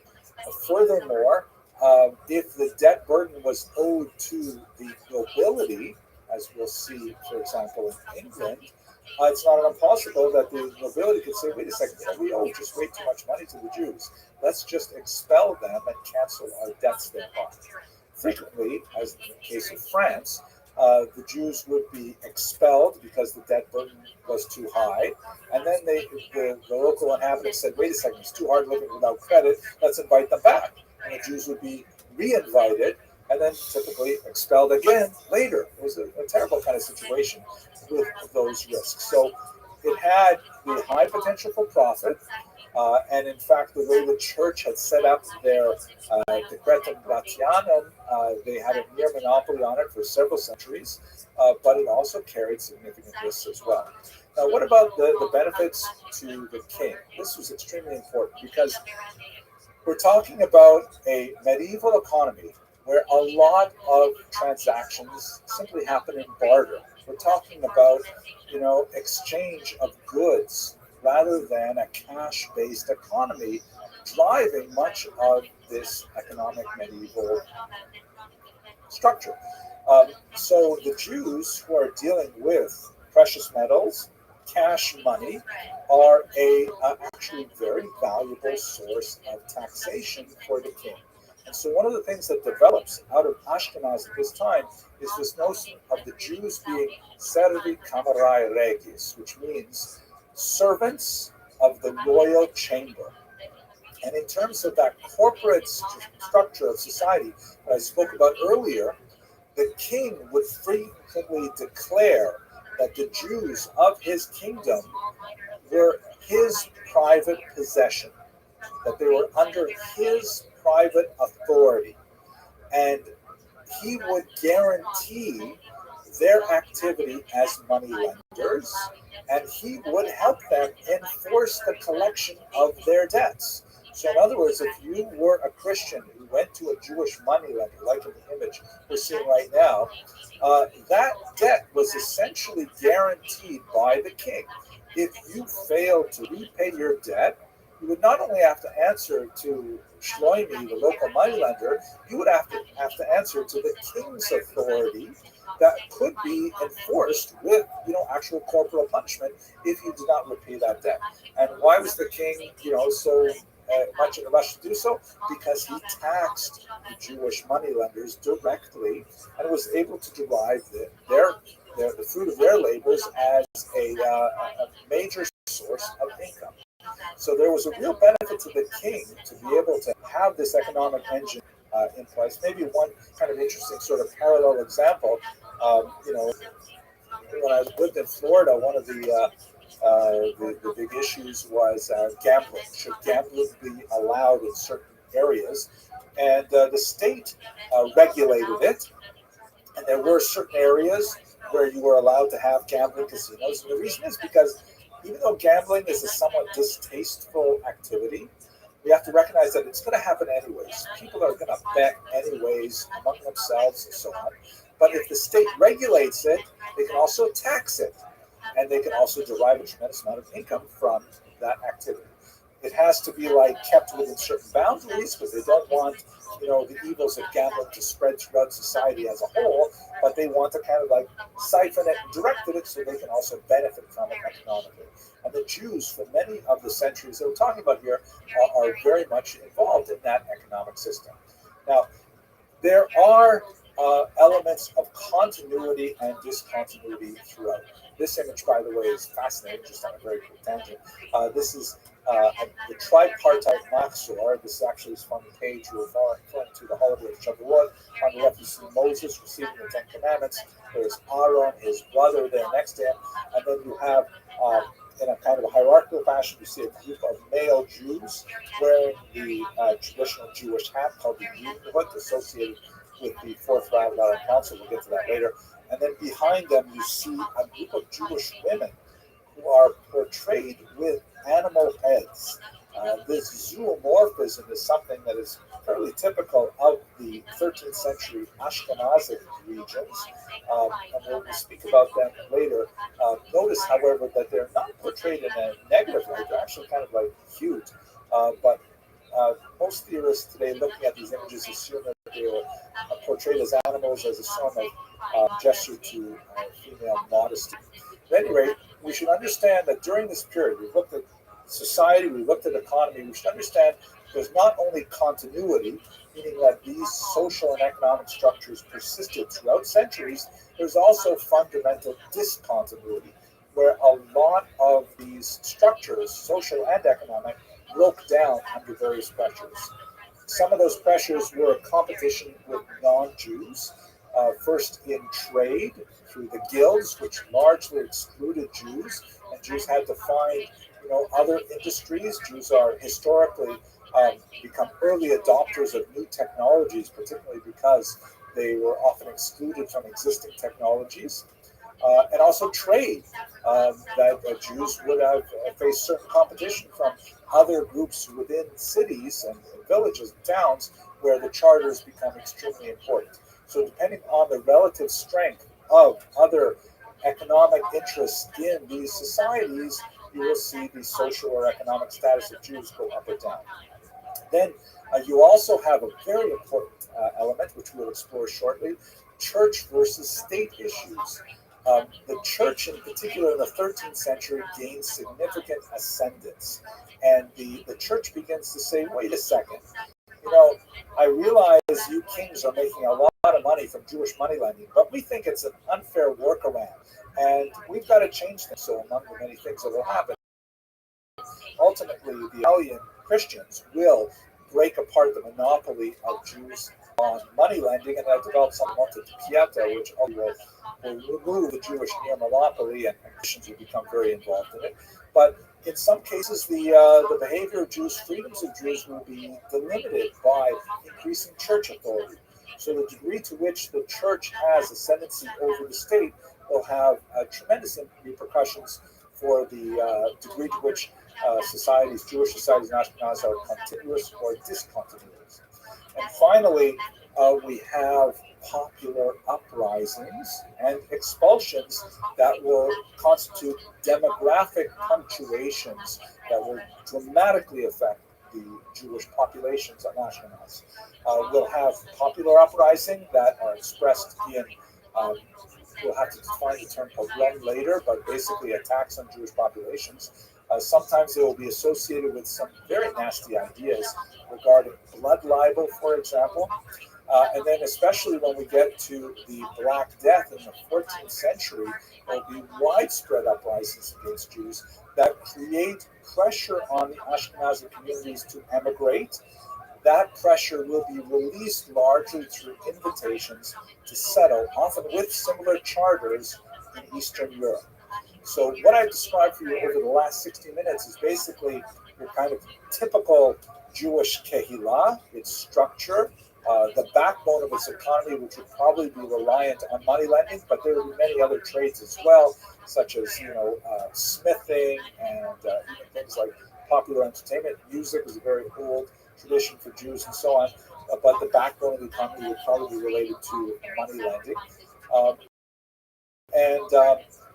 and how it actually changed quite a bit over the course of the centuries that we described. I want to thank you all very much for your endurance and for your attention. Have a good day.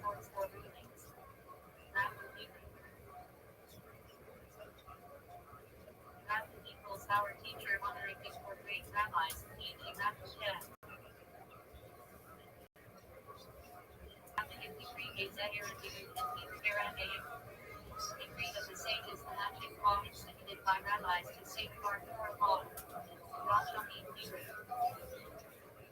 me start by pointing out that, I realize I'm speaking to a very diverse audience.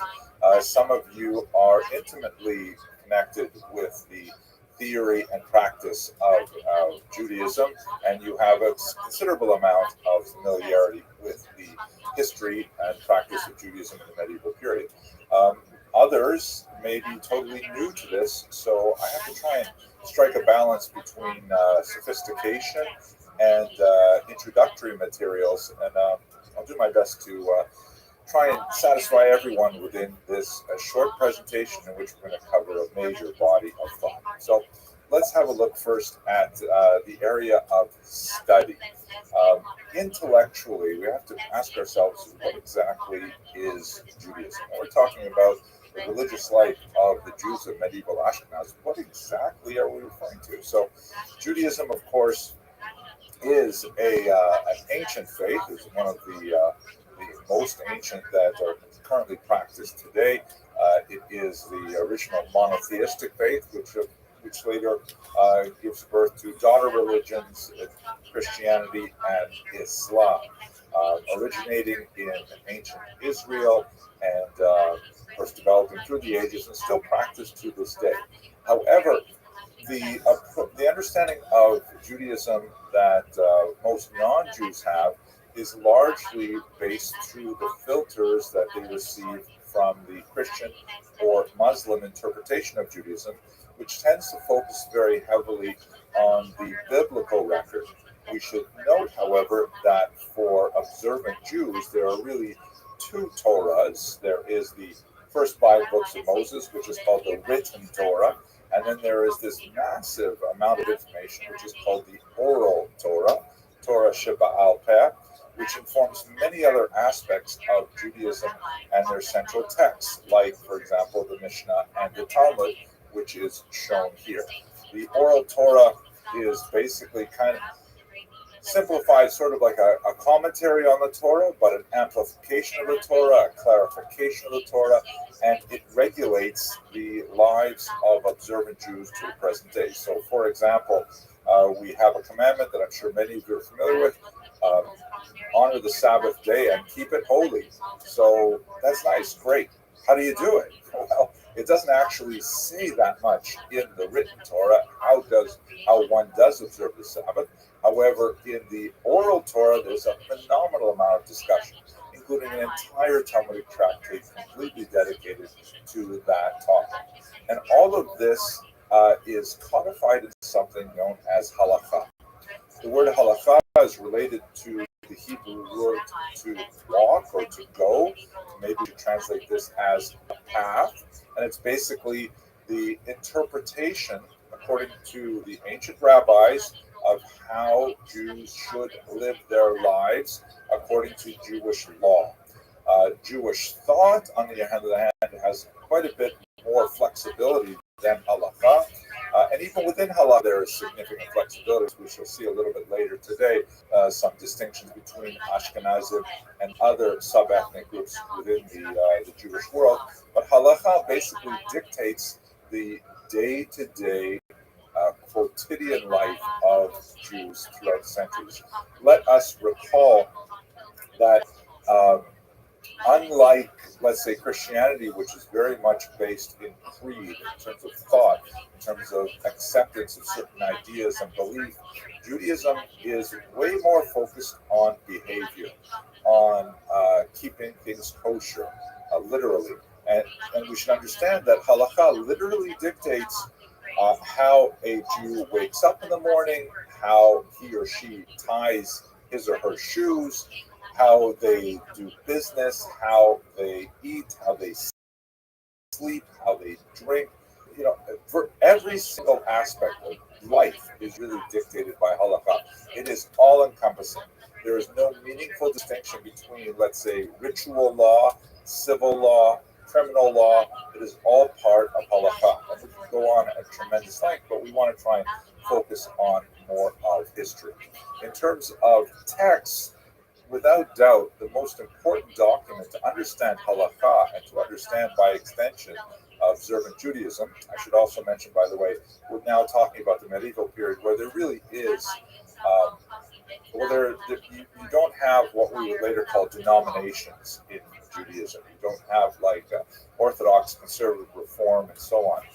In the ancient period, there was basically Judaism or a limited number of heresies, like the Karaite movement, the Samaritan movement, which are kind of like cousins to Judaism, with significant friction between the main body of certainly Ashkenazic Jews and split off. So we'll talk tomorrow, God willing, about some major splinter groups, the Sabbateans and the Frankists, that are very significant to Ashkenazic history. But basically, for the mainstream dominant Ashkenazi Jews are looking to the Talmud guidance. The Talmud is, as I mentioned earlier, an expression of the oral law. It represents the discussion of literally thousands of rabbis over several centuries, debating points of interpretation of the Torah text, introducing lots of other materials like biographies, legends, stories, popular sayings, and engaging in, really deep back and forth and trying to tease out how exactly Jews are supposed to live their lives. And that this Talmudic document, which requires tremendous training and erudition and patience to be able to decode its highly arcane and kind of cramped style in Aramaic and in Hebrew, is really that's the bread and butter of Jewish scholarship for most of the last two millennia. So with this very superficial kind of orientation, let's just see how that sort of is expressed in Ashkenaz. Clearly, one of the greatest Ashkenazi contributors to Jewish thought is none other than Rabbi Shlomo ben Yitzchak, known by the acronym of his name, Rashi, who was active primarily in the 11th century. And his contribution to the study of Torah is incredibly profound. Primarily, he wrote two great things which are studied to this very day. And in fact, their study is virtually enshrined in later halakha. The first is a commentary on the Torah, and the second is a massive commentary on the entire Talmud, with certain tractates having been lost, the actual Rashi that we have, but the vast majority of the Talmud commented by Rashi. Rashi's genius is in his ability to, boil down into very compact, clear, expressive Hebrew prose, which is not especially complex or difficult to understand. Broad arguments to clarify the text of the Torah. It's said that Jews study the Torah with two fingers. One goes in the actual Hebrew text of the Torah itself, and the other one goes on the text of Rashi, which is almost always printed on the same page as the Torah itself. That's just how central he is, because besides just explicating the text, one of the other major contributions that he offers is he unites much of the oral Torah with the written Torah. So in other words, if we have a particular passage in the Torah about which there are pages and pages of rabbinic discussion, something called midrash, he can cull from that midrash and just apply in a sentence or two, sometimes even a phrase or even a word, something that's going on in the midrash. So when one studies the Torah with the commentary of Rashi, one really gets a holistic approach to the meaning of the Torah as understood by this kind of unified perspective of the written and the oral Torah. Rashi's perspective was heavily relied upon as well by medieval Christian commentators, not only because he explains many difficult words and phrases and puzzling passages in the Torah, but also because he boils down the perspective of the oral Torah and makes it available to a wider audience. There were translators of that era who were rendering it into Latin and other languages. His commentary on the Talmud is equally profound. The Talmud, as I mentioned, unlike the Torah, which is fairly small in size, 5 books, you can put it on one big parchment scroll. The Talmud is massive. In the contemporary study of the Talmud, one of the most popular ways to study it is through studying a folio a day. That is like 2 sides of 1 page. That's called Daf Yomi. This is a program that was started in the 1920s and is a worldwide coordinated study. It has been called the world's largest book club because there are literally hundreds of thousands of Jews who study the same page of Talmud every day. And you can travel from place to place in the world and pick up the Talmud where you were studying the day before, and they'll be on the next page the day after, and so on. And so it's 2,711 folios long. That means double that in terms of pages because a folio is both sides. And it takes 7.5 years to complete the entire cycle of the Babylonian Talmud. There's another Talmud called the Jerusalem Talmud, which we won't deal with here today. And Rashi wrote a commentary on the entire thing. His commentary on the Talmud is rather different in style than his commentary on the Torah. He's not trying to bring in lots of other passages from Midrash and things like that to exploit the Talmud. But basically, because the Talmud is written in a really, really condensed and difficult language, requiring pretty phenomenal logical skills and attention to skip over many of the leaps that are assumed by the editors of the Talmud that the reader will be aware of. Rashi essentially guides the reader, taking him or her by the hand, typically him, as we shall see shortly, and saying, what it means to say is this. And here, what that last passage was should be read as a question, not as a statement. And Rashi is an essential guide to just figuring out the very, very basic meaning of the Talmud. So with his prodigious scholarship, which was universal in nature, Rashi was really able to open up these 2 key books to a much larger audience of students of Judaism and had a profound impact to this day. And as I mentioned, these hundreds of thousands of students of Talmud who study in the Daf Yomi program will regularly, every day, use Rashi to understand the text. And school children studying today will begin their study of Torah with the commentary of Rashi as an essential aspect of their study. An incredibly important contribution to their thought.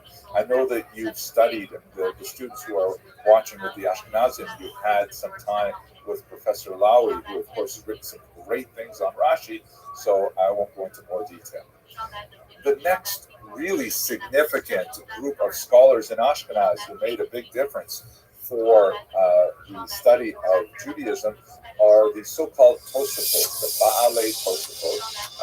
The word Tosafot means additions, and it refers to an entire school of Talmudic students, including Rashi's grandchildren, who were prominent among them. So now we're talking basically 12th century into 13th century.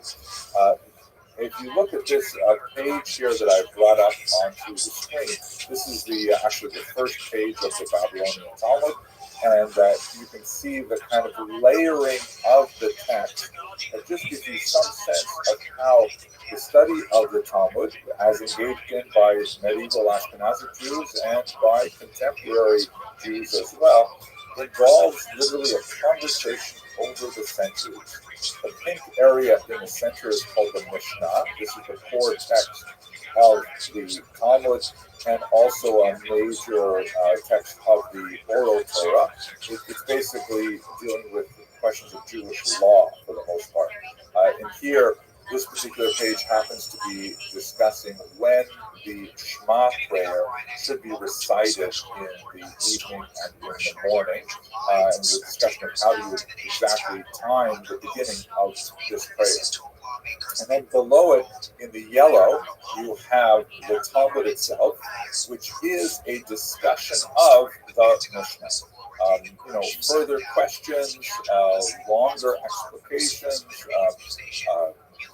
contradictions and arguments, debates, and so on.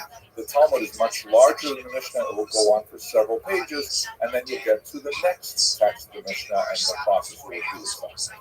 Then, on the inside column, always printed towards the center of the book by the binding, you have the commentary of Rashi. That you can see that compared to the commentary of Tosfos, if you look for those bold headers, Rashi is much shorter, much more pithy. Just very brief bits of information to help you walk through the text, providing things that you might have missed when you're trying to understand the basic meaning of it, as we discussed. But on the left, you have the Tosfot. The Tosfot and Rashi are both written in a different font. They're traditionally printed in a different font. It's called Rashi font, primarily because printers used it at the time for Rashi and it was associated with it, although it's really just an italic form of the regular square font that's used in the English. Tosfot has an entirely different agenda to Rashi. Whereas Rashi is just trying to give you the basic meaning of the text, Tosfot has a much more analytical approach by thinking of what's said on the page here, and then bringing up contradictions that may have occurred somewhere else in the Talmud. And Tosfot, as it were, assumes, even though we're on page 1 of the Talmud, that you have already studied the entire Talmud already. This is, of course, review. You're going back over it. And so therefore, when you're reading this again, you may have missed the fact that, 500, 600 pages later, it's going to say something that appears to contradict this page.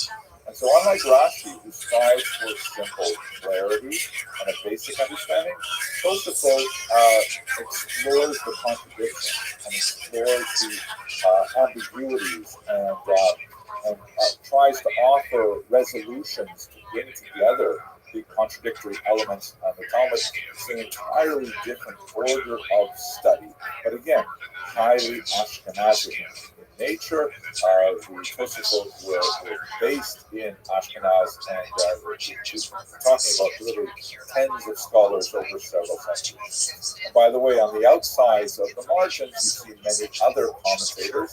Depending on the edition of the Talmud, you'll have different commentators featured right up until the 19th, sometimes even the 20th century. The copy of the Talmud that I enjoy studying the most, the Steinsaltz Gemara, actually has a figure who passed away just a few years ago, Rabbi Dean Steinsaltz. So it's an ongoing text. It has layers that continue right up until the present day. So Rashi, Tosfot's major Ashkenazic contributions to Jewish intellectual history in Ashkenaz. One last major movement that we should treat when we're looking at this medieval period is a group of thinkers in the Rhineland who acquired the name Hasidei Ashkenaz. Hasidei means literally the pious ones. The term is also used by several other movements in Jewish history, both modern day. I'm sure you have heard of Hasidim. These are followers of the Baal Shem Tov, who we'll have opportunity to speak about, I think, on Thursday. They're from the 18th century and onward. Totally different and, for the most part, unrelated to the Hasidei Ashkenaz, other than their basic tenets in Judaism. It's also a term that's used long ago. There are biblical instances of the word Hasidim, and there are the followers of Yehuda HaMaccabi in the period of revolt against the Syrians. They were also called Hasidim, so on. So it's a term that's reused many times throughout Jewish history. We'll talk more about that when we get to the 18th century, Hasidim, 20th century. But anyway, it's a group of scholars that were active, especially after the Crusades, which is a topic that we're going to address in the following hour today. A period of tremendous persecution of the Jews of the Rhineland, enduring some horrific scenes where Jews were forced to choose between baptism or martyrdom, and many of whom actually chose martyrdom. A very, very frightening period that we will address in better detail later. But at any rate, these Hasidei Ashkenaz, unlike most other movements in Jewish history, they took a very ascetic approach to Judaism, with a tremendous amount of emphasis on fasting, on penitence, on belief in demonic powers that had to be fought against Jewish piety, many other elements that are to some degree present in Jewish thought for centuries prior, but never really focused to the degree that they were among the Hasidei Ashkenaz. They adopted a lot of fascinating and sometimes bizarre practices, such as self-mortification, rolling in snow naked in order to develop, one's penitence and to atone for one's sins. Things like after death, their coffins were dragged through the streets with the thinking that by suffering humiliation like this in this world, they will be spared humiliation in the next world.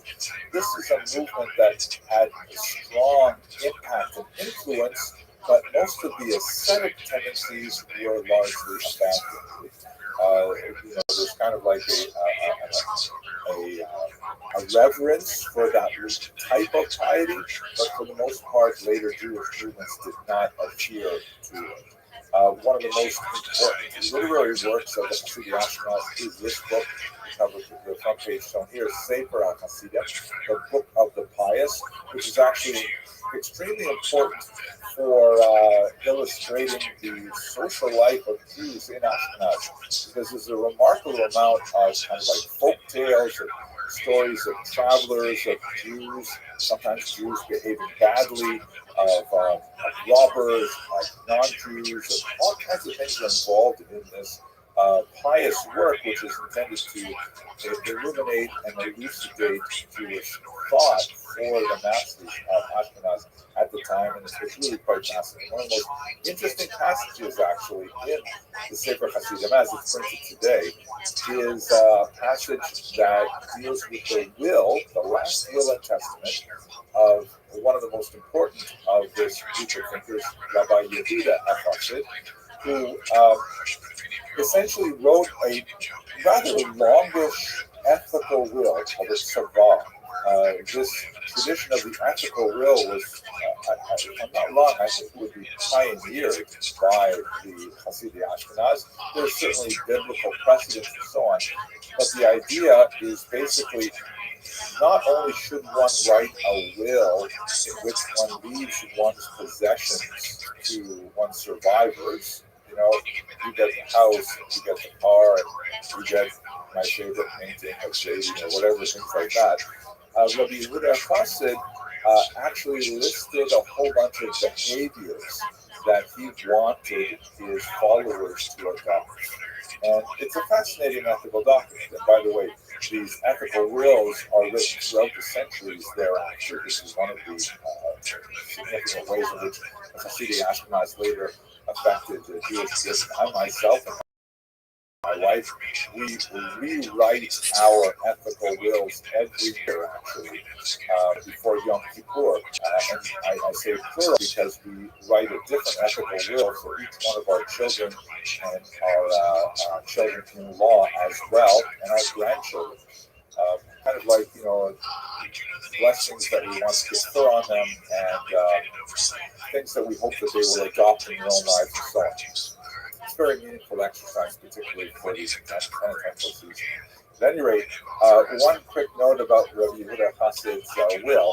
It lists a lot of kind of bizarre instructions as well. For example, Rabbi Yehuda HaChassid commanded his children after him to never marry a woman with the same name as their mother. Right? So if Reuven's mother's name is Sarah, he should not marry a woman who is also named Sarah. This is like rigorously adhered to today. It's also applied to women not marrying men who have the same name as their father. There are, ways in which this can be dealt with. If Reuben falls in love with Sarah, Sarah can always have a name added to it, so she becomes Sarah Leah or Sarah Hannah, things like that. But it's amazing how rigorously Jews attach themselves to this particular teaching of Rabbi Yehuda Chassid, which has, by the way, no other known source in Jewish thought, neither in the Bible, nor in the Massive Talmud, nor in the Mishnah, nowhere else. Rabbi Yehuda Chassid appears to have originated this practice. Centuries later, the great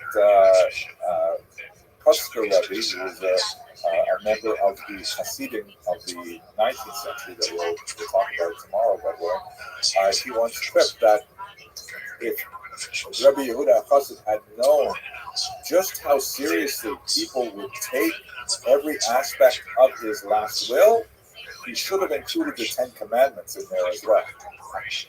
I don't know if you're laughing. It's hard to tell when I'm speaking to you, but I hope you enjoy it. Okay. One last detail about the study of Judaism, maybe the Ashkenaz, and then I will pause for some questions before we go on to the next item. And that is this notion of Rishonim and Aharonim. So if you have a look at this map here, this is the great expulsion of Jews from Spain and later the migration from Portugal as well. As you can see, a significant number actually made their way up into Ashkenazic lands as well.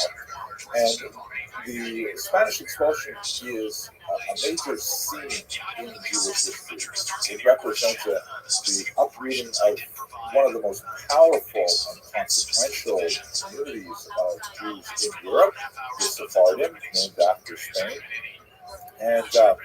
and really radically changed the balance of intellectual power and influenced the Ashkenazim as well by their thought. But we'll get into that, God willing, in later classes.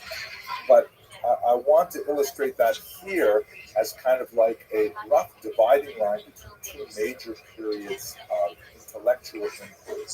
We should preface this with this concept that is very basic to traditional Judaism, this notion of the so-called decline of the generation, the Ridat Hadorot. There is this notion in Jewish theology that when the Jews received the Torah at Sinai, back in the ancient period as described in the Bible, that was kind of like the highest possible spiritual attainment.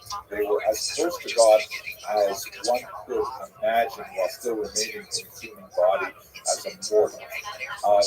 And then, as we move forward in time, away from that moment, there is a successive decline in spiritual sensitivity.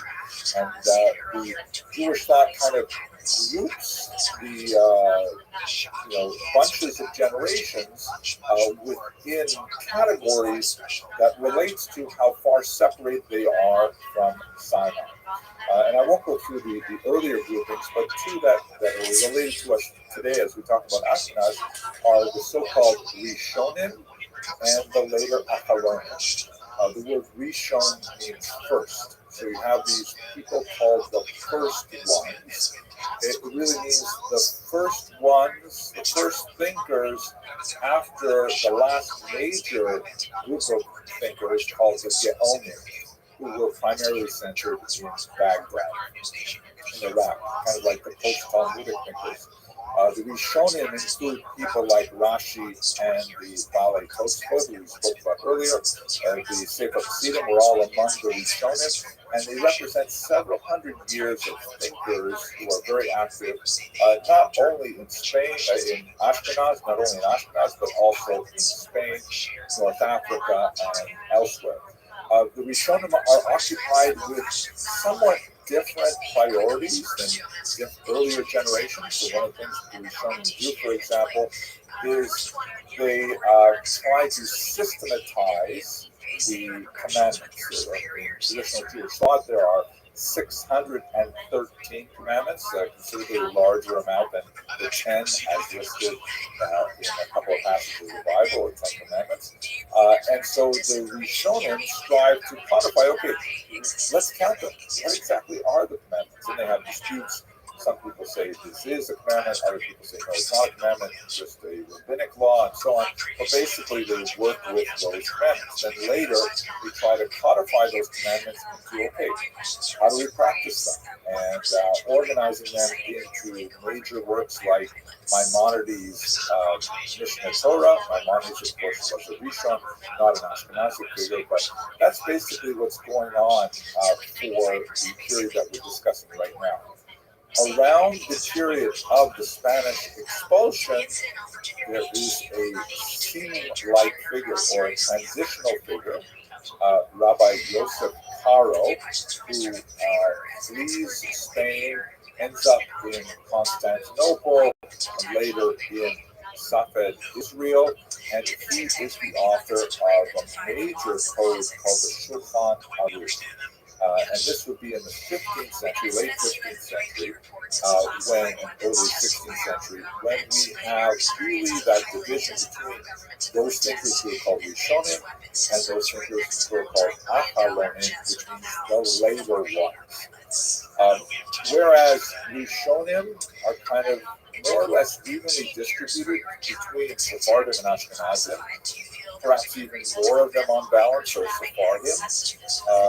When we get to the Acharonim, it becomes a much more Ashkenazic enterprise. In other words, from the year 1500 on, Acharonim are much more associated with the traditional Ashkenazic lands in Germany and France, but heavily in later Poland, post-Lithuanian Commonwealth, certain regions of Ukraine, Lithuania in particular, the Great Vilna Gaon, for example.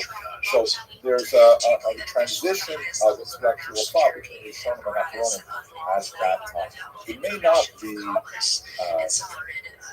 common to go straight from the study of Jewish texts to gender as a category of discussing Judaism, but I think it's extremely important because one of the aspects of Judaism which is somewhat foreign to us in the early 21st century is that Judaism is a highly gendered faith.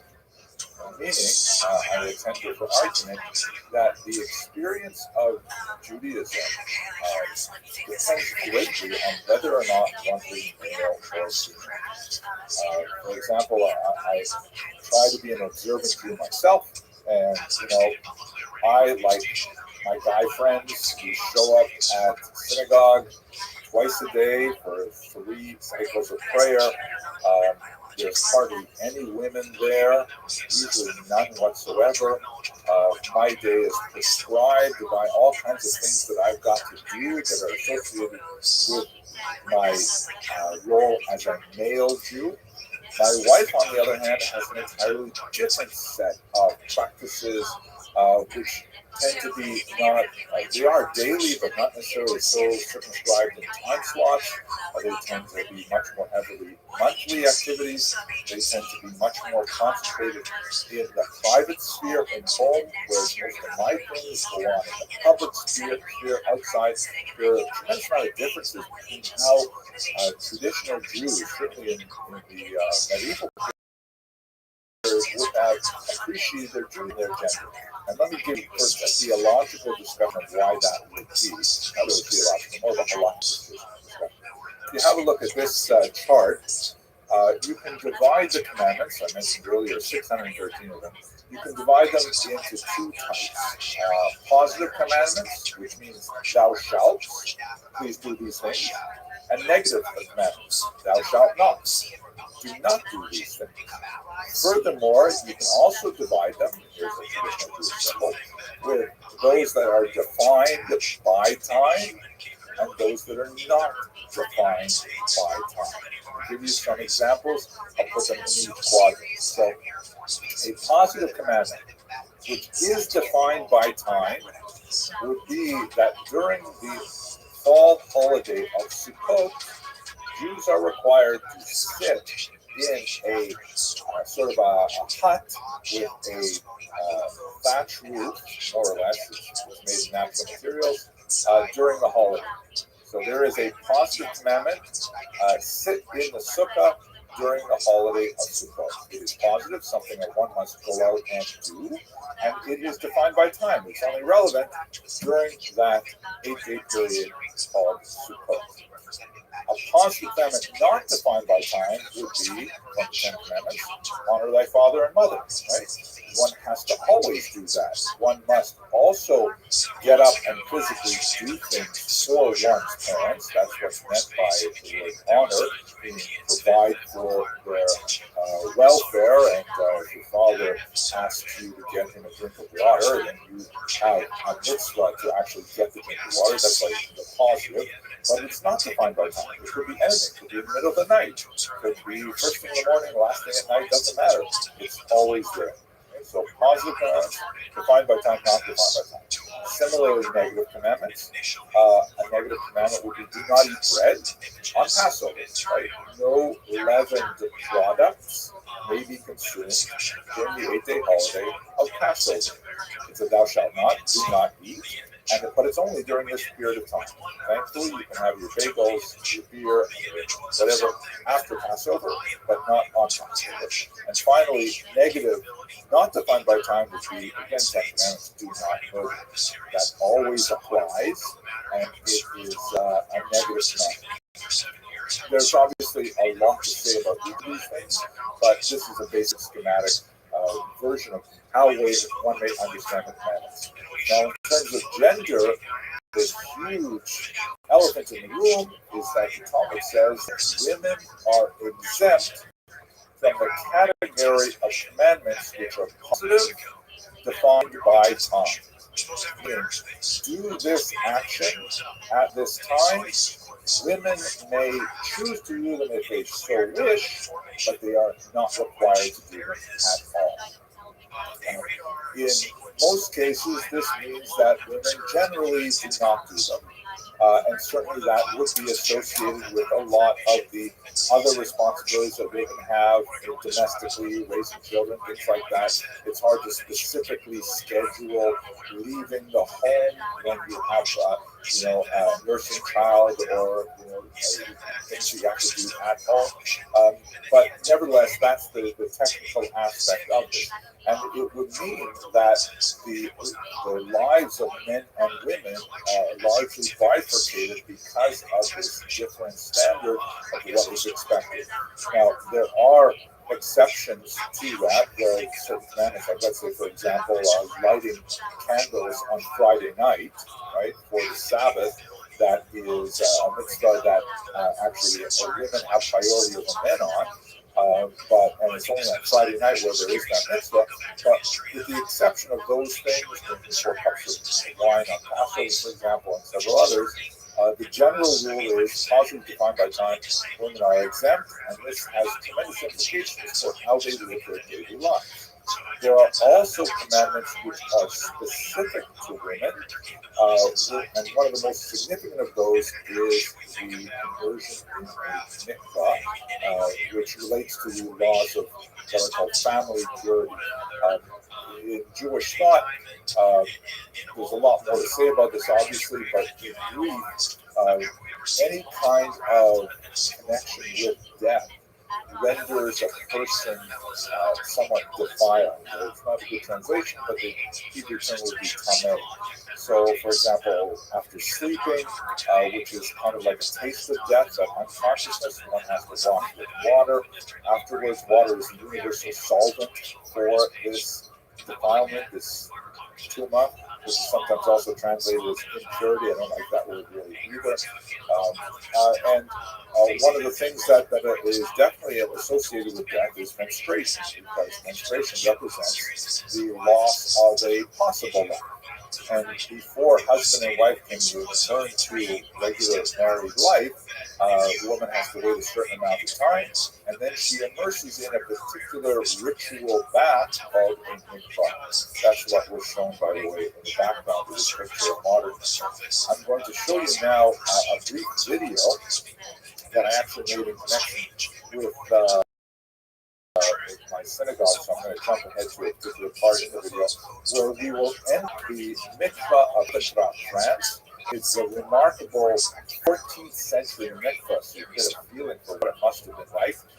I'm actually going to show you a little bit more of the video because we get the opportunity to see the synagogue. I just want to let you know in advance that the synagogue there was renovated in the Baroque period in the 18th century, so the interior has that kind of feel to it. So when we go into the basement, we'll see an 18th century mikvah, and then you're going to go even lower and see this 14th century mikvah, which I think is excellent. To look at the medieval synagogue of Petra, which I had the privilege of visiting a few years ago. And let's have a look at the exterior, moving into the interior, and then to the remarkable discoveries that were made in the basement. The synagogue is located in the Jewish carrière, or the Jewish street. One might call it a ghetto, particularly for later times when it was actually sealed. At one point, as many as 2,000 people, something like 15% of the town's population, lived in this tiny space. When applying for badly needed renovations in the 18th century, there was quite a tussle with the local bishop. The bishop insisted that there be two windows, horizontal windows, added to the left and the right of the two vertical windows, such that when Jews actually entered the synagogue, they would be walking directly under the shape of a cross. This is resonant with much of the activity that was going on with forced sermons and conversionary activity at the time. So an interesting feature, when you finish climbing the steps to go into the synagogue proper, there is one tile which is out of place on the floor, which according to the local tradition is a sign that the world is not yet perfect. Humans have a role in perfecting the world, and this is just one indication of the job that they do for them. And this beautiful Baroque interior strikingly contrasts with the very sort of low profile facade of the outside. And yeah, it's the oldest synagogue in France and the second oldest in Europe.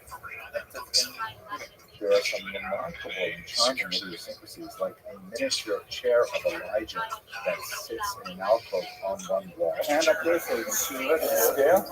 Cool. Oh, wow. Look at how tiny it is. Yeah, amazing.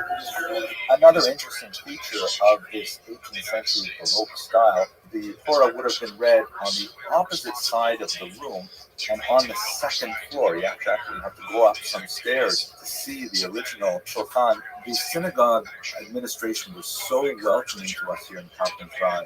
You know, we were coming from a significant group of Kosher River cruises. A lot of important people are traveling with us, and so they not only showed us their prized possession, the Sefer Torah with a Sephardic style case, but they've even opened up the area behind the island to show us all of their antique Sefer Torahs, which were to warn. Some of the letters had faded, no longer could be used for public reading, but they had behind the Aron a dark space which lovingly preserved some very, very old Sefer Torah, centuries old.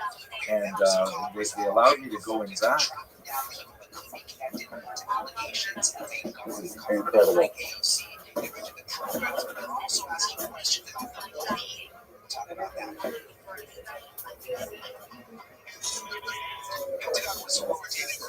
Hey, Solomon, say something for the camera. It's a privilege to be holding a 1771 This mikveh is from the 18th century. Okay, and the mikveh used in the 18th century and onward was more similar to modern day McLeod, which would be heated and filtered and using water in a separate container, which we'll see shortly, that was actually conformed to the requirements of Jewish law, whereas the place where people would immerse was primarily a more comfortable place with heated and clean water. Okay, so this was the 18th century, the water from the mikveh. So you put some wood under, and you make it heat, and then the water goes. In the basement of the 14th century Carpenter synagogue is the community mikvah, or ritual bath. And you can see that the water is still quite clear. It's spread from an artesian well. The light dusting on the top of the water is from the flecks that come off the limestone walls. Originally, of course, you would have descended here in candlelight, which must have really heightened the mood of solemnity associated with the ritual immersion, since no natural light can descend into the space. They do not. Okay. Now, when it comes to unification that you had mentioned, The Jewish Carpenter, of course, do not use the 14th century mikvah or even the 18th century mikvah. They'll use a modern mikvah. But the synagogue also features communal ovens used for baking the Passover matzah. A few years ago, during some standard renovations, a sub-basement was discovered in the Carpenter synagogue that had some remarkable. Sim, quelque chose.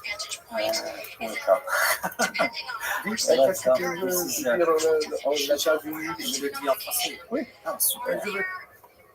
Cette synagogue est exceptionnelle parce que nous avons une synagogue qui est devenue et c'est unique dans le monde et qui quand même date de 1367. Et vraiment, si vous pouvez venir le voir, c'est superbement accueilli parce qu'il mérite vraiment ça. Ok, chaleur. Ok, qu'est-ce qu'il y a ici? Voilà, ce que je voulais dire. Il y a une vague Okay. c'est une maison du document. Il y a des documents.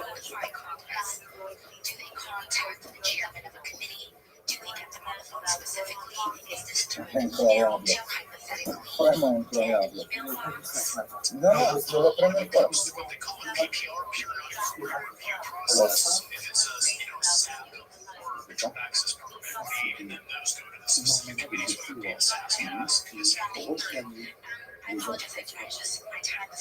Le couloir ici,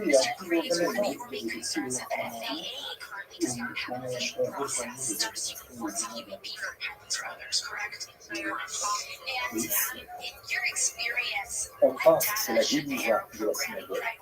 Parce qu'on a retrouvé beaucoup de livres. Des livres, comment on appelle ça?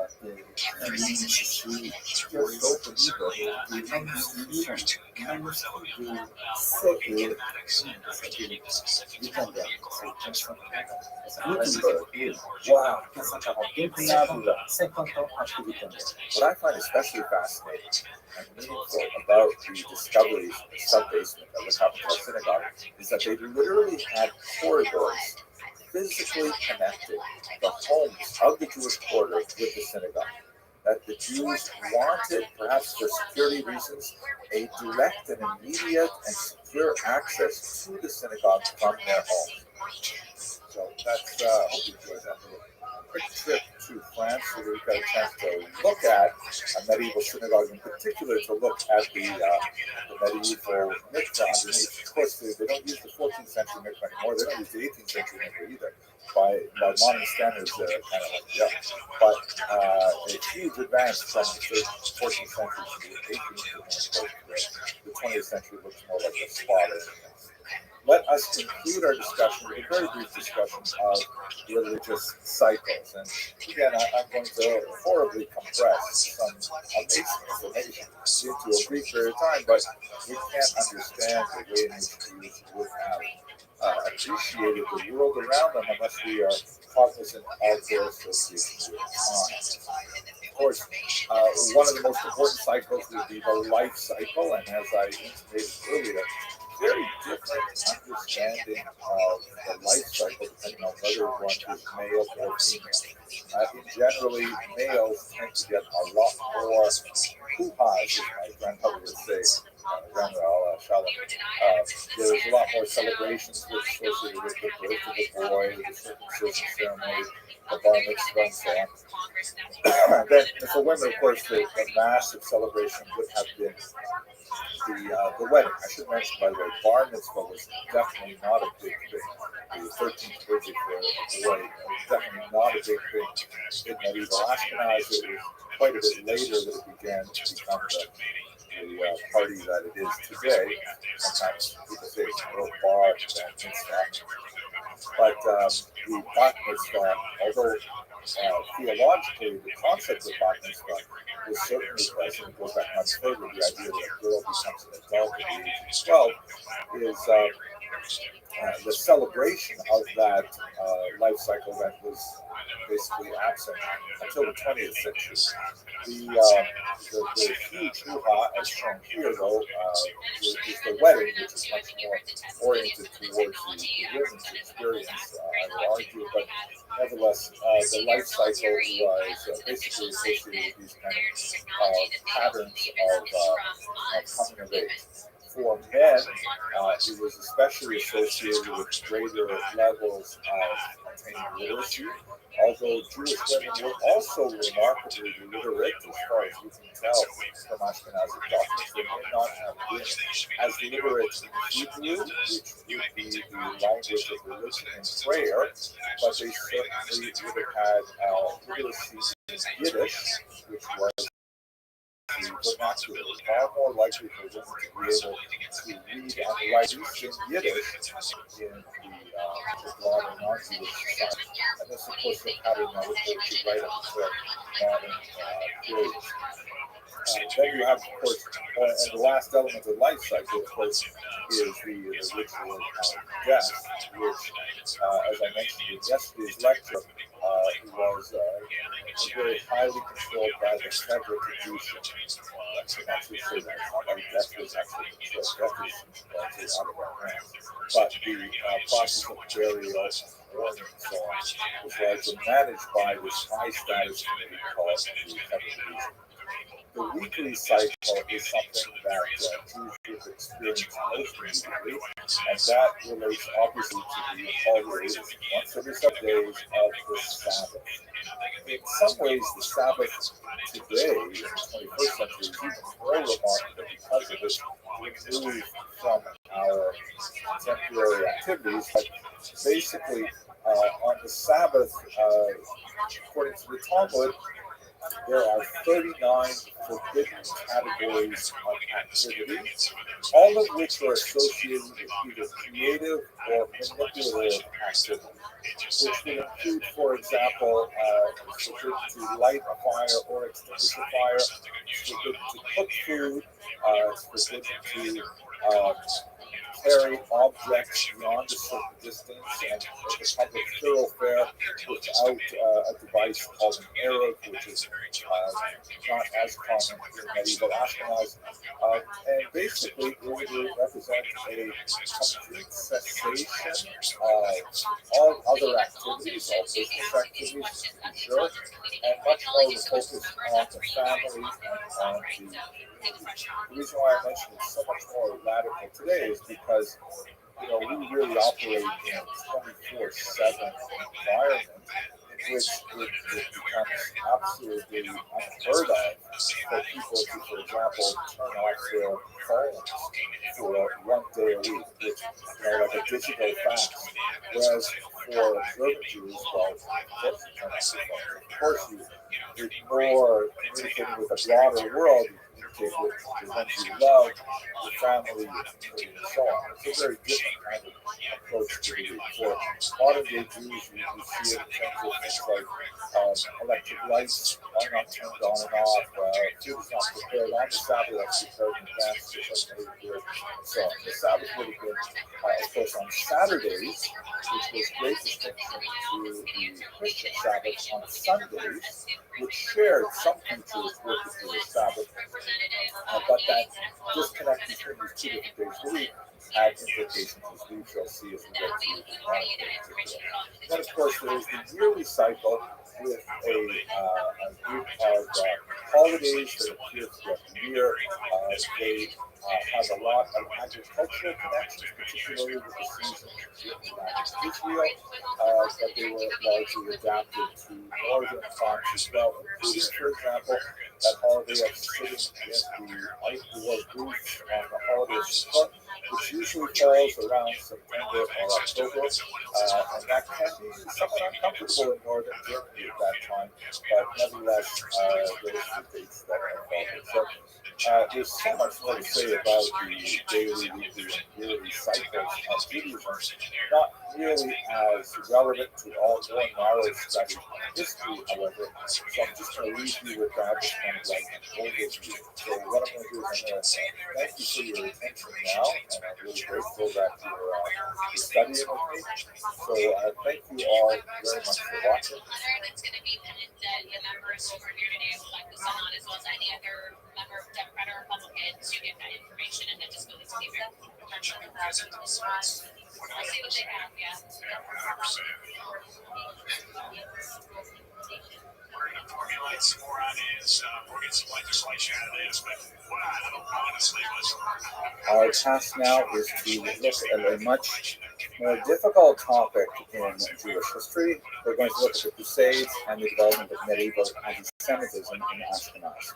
So I'd like to begin with a little bit more generic work in trying to define what exactly we mean when we use this term anti-Semitism. As we shall see, we're actually using it somewhat anachronistically, but primarily because it relates to the topic at hand, and it is a term that is unfortunately au courant. And then let's drill down into the Ashkenazi experience in medieval period. So the first thing that we should bear in mind is that anti-Semitism, although it has its own kind of twisted, bizarre logic, it does not have to make sense.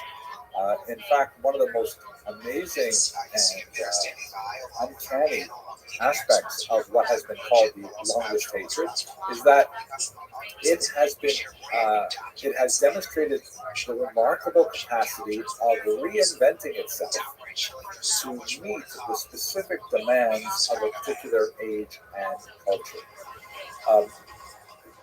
If we had a lot more time, we could delve into this deeper, but I would like to point to Jean-Paul Sartre's famous statement in a remarkable, little brief post-war work he wrote called Réflexions sur la question juive, Reflections on the Jewish Question. Si le juif n'existe pas, l'antisémite l'inventerait. If the Jew did not exist, the anti-Semite would invent him. Meaning that anti-Semites somehow need Judaism and need an enemy in order to focus their understanding of the world around them. That's why, if we had more time to discuss it, we could certainly explore in greater detail, but anti-Semitism is often seen as a reaction to the stressors of society, and that the Jews provide a convenient foil upon which individuals who feel disconnected from the world around them are able to somehow, explain their situation by looking at the Jews as to being to blame. We certainly, unfortunately, see that today in contemporary America. But it is not at all uncommon. For example, if you look at this remarkable publication that comes out of Tokyo in the year 2004, a Japanese translation of the Protocols of the Learned Elders of Zion, one of the most notorious anti-Semitic works, a forgery of a rather bizarre discussion of a Jewish world conspiracy. That even though there's a tiny population of Jews in Japan, primarily concentrated in a couple of cities, nevertheless, the Japanese saw fit that there's enough of a reading public that they should publish an edition of this notorious anti-Semitic work. So much more to say about this in general, but let's just focus on a couple of things. First of all, I'm going to use the term anti-Semitism. Now this is, as I mentioned, somewhat anachronistic. The term anti-Semitism was actually coined by this man, Wilhelm Marx, in the late 19th century in an attempt to find a more polite or at least acceptable term alternative to words like Judenfeinde or Judenhass, which are much more vulgar in nature. So anti-Semitism, capitalizing on linguistic theory that was developing language families around this time and developing the notion of a Semitic family of languages, which includes Hebrew, it also includes Arabic and so on, but anti-Semites are rarely speaking about Arabs when they're engaged in anti-Semitic talk. And so saying one is anti-Semitic means one is against Semitism. Semitism is understood in the modern age as kind of this bizarre imaginary world Jewish conspiracy to dominate the globe. And therefore, many scholars today, since there is no such thing as Semitism, there is no such world Jewish conspiracy. I'm embarrassed I even have to actually say that, but because there's no really such thing as Semitism, therefore, anti-Semitism should not be spelled with a hyphen, which implies that one is anti and actually exists.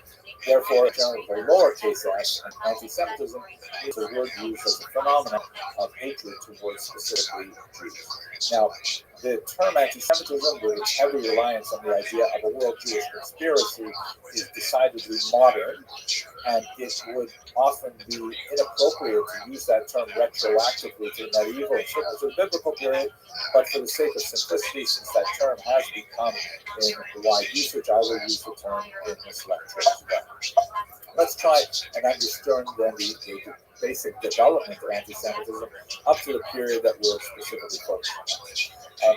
Historically, when you look at the earliest texts that we have focused on the Jews, particularly written from the outside, from non-Jewish society, the Greco-Roman literature certainly stands out.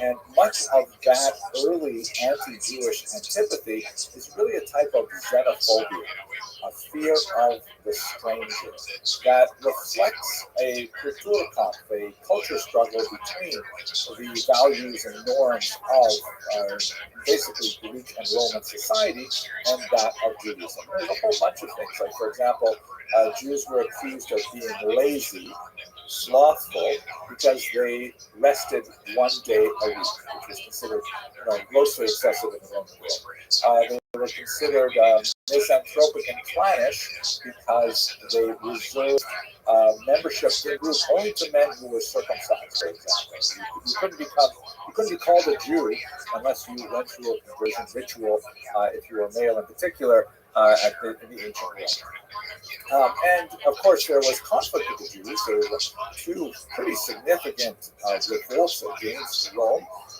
Three, if you count the Titus rebellion as well, that resulted ultimately in destruction of Jewish sovereignty in the land of Israel, and then later in a further persecution under Bar Kokhba.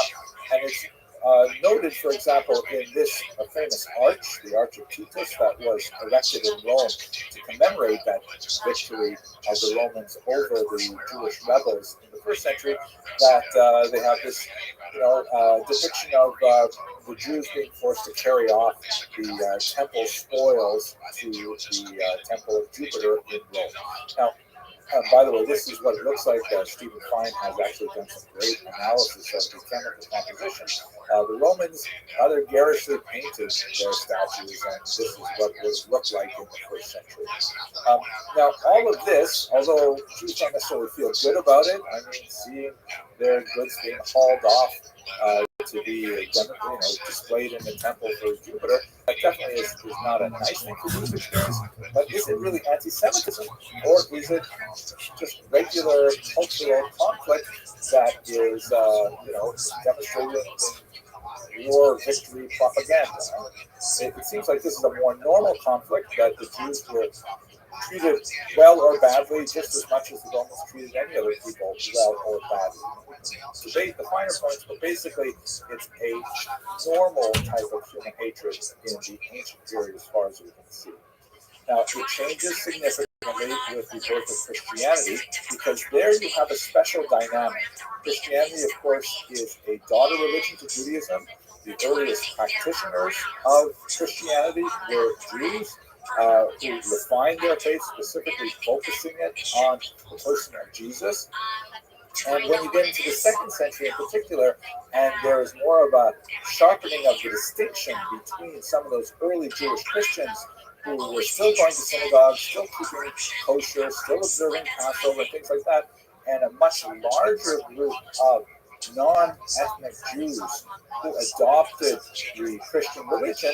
You see a kind of a family feud, us versus us arguing to an us versus them kind of environment, which is well traced out in the Gospels and in the Church Fathers and so on.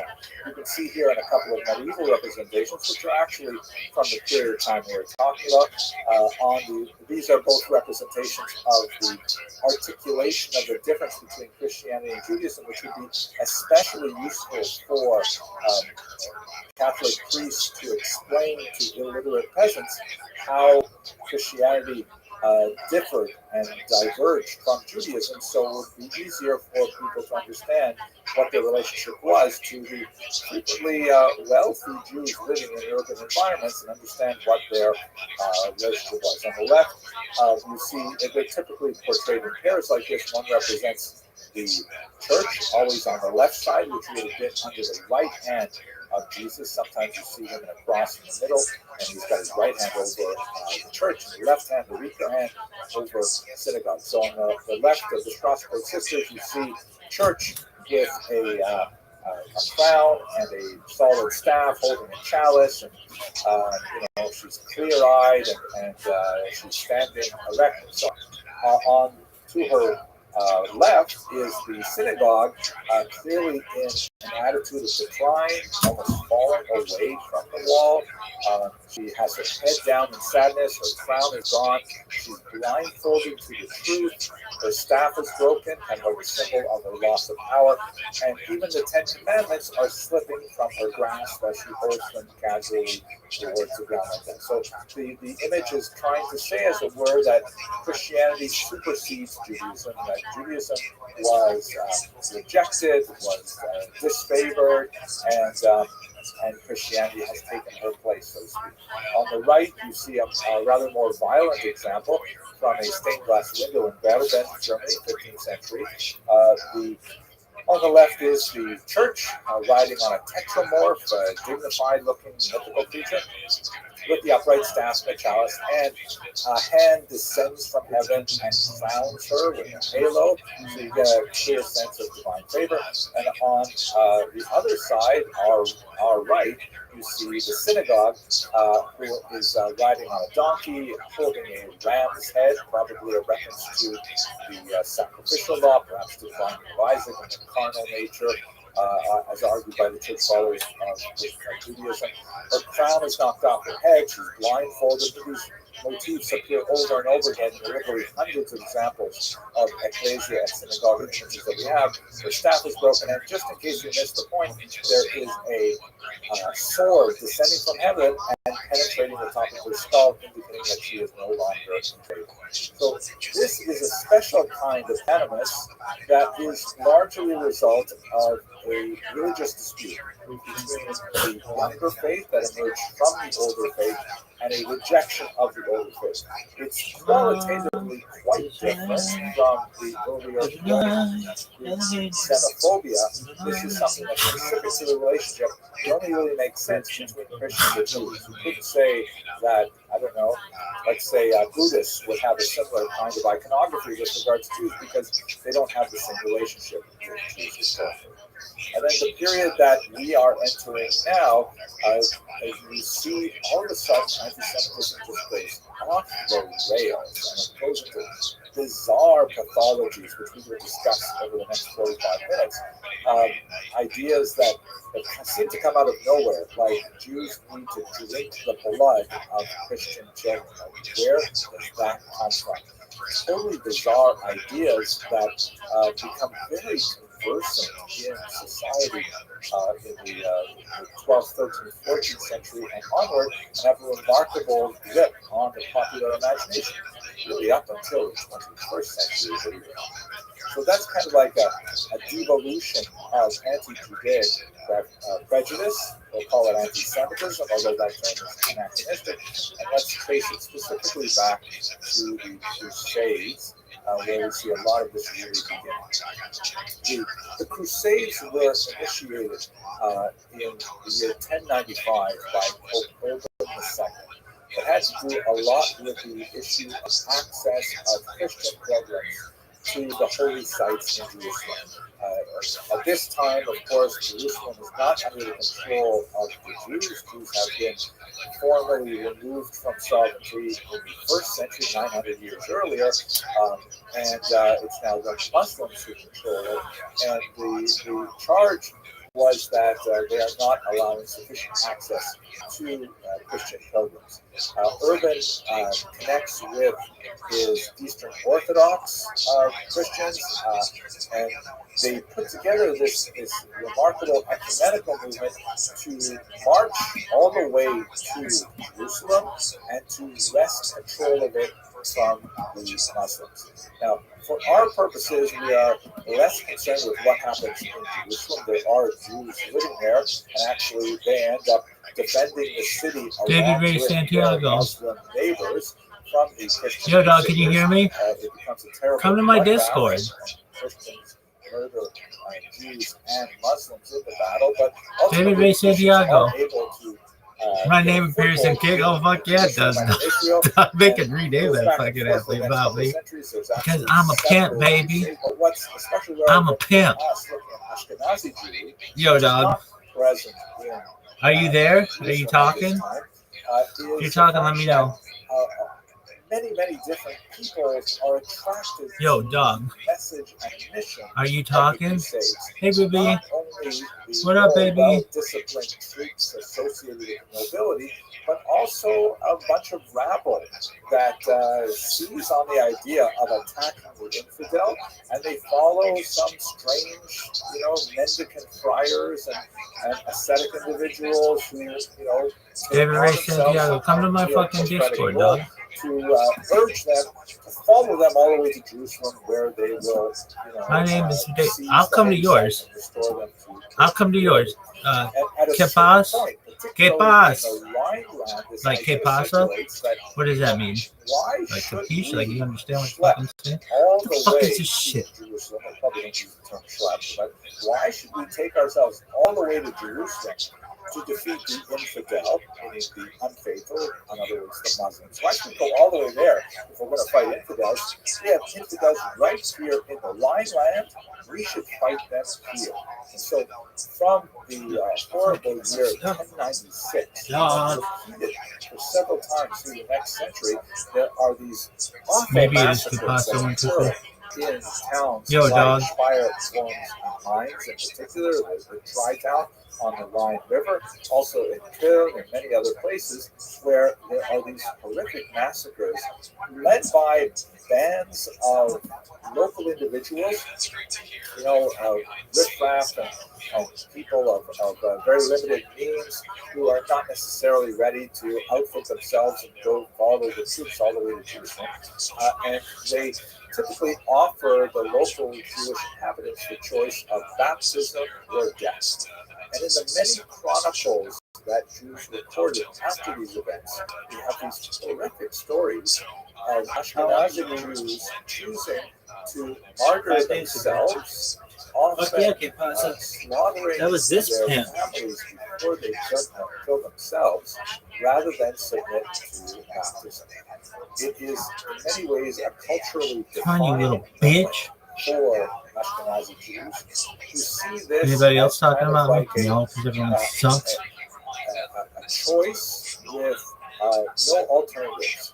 Not why doesn't necessarily this the shit same work? kind of approach that was adopted, for example, in Sephardic lands when forcibly converted in the pogroms of 1391, a couple hundred years later. Are you gonna go viral? Sephardim Baby, I always say that. Find a way to accommodate their newfound baptized status, not for our discussion today, but for Ashkenazim, this creates kind of like a cultural marker in time where Jews were faced with this horrific, terrible choice, and many of them chose martyrdom. Of course, Many of them also chose baptism, and later one of the issues which Russia, among others, will deal with is what about these Jews who saved their lives by electing to be baptized, and then later, once the Crusades died down, they wanted to come back to the Jewish fold, and Rashi and others had to deal for the first time with the question, really, of, well, does it count? Can you come back to Judaism? What happens when you're baptized? They ultimately resolve it in the favor of, yes, they remain Jewish, and they are accepted back into the community, but there was, at any rate, a significant amount of crusade at the time. So the Crusades really constitute one of these turning points in Ashkenazic cultural history. It forces Ashkenazim to sort of look at the outside world as being fundamentally toxic, dangerous. It forces them to look at their Christian neighbors as the other, as a society that is actually bent on their destruction. And to tell you the truth, based on what we're going to talk about in the next half hour or so, it's hard not to sympathize with that perspective, because the next couple of centuries are really going to be quite nasty for Jews. A large reason for this is that the church is ascendant in the 13th century in particular. Pope Innocent III, shown here actually leading a massacre of the Cathars, that was a Christian group that was declared heretical by the church, had very little sympathy for the Jewish minority, and throughout the 13th century, there was a series of new and increasing restrictions placed on Jews. Among the most prominent, at least in terms of art history, is the demand for Jews to wear a Jewish badge. As you can see here, this representation of a Jewish man and a woman, and they have the ruel. It is a round circle on their clothing. It actually varied from place to place, whether it was a round circle, which may have been a reference to the 30 silver pieces that Judas received for betraying Jesus, may have some kind of reference to the issue of usury that we discussed yesterday. But sometimes it's the tablets of the law, sometimes it's red, sometimes it's yellow. It is not, however, a Star of David. That's an innovation that comes much later. The Nazis would use the Star of David very heavily.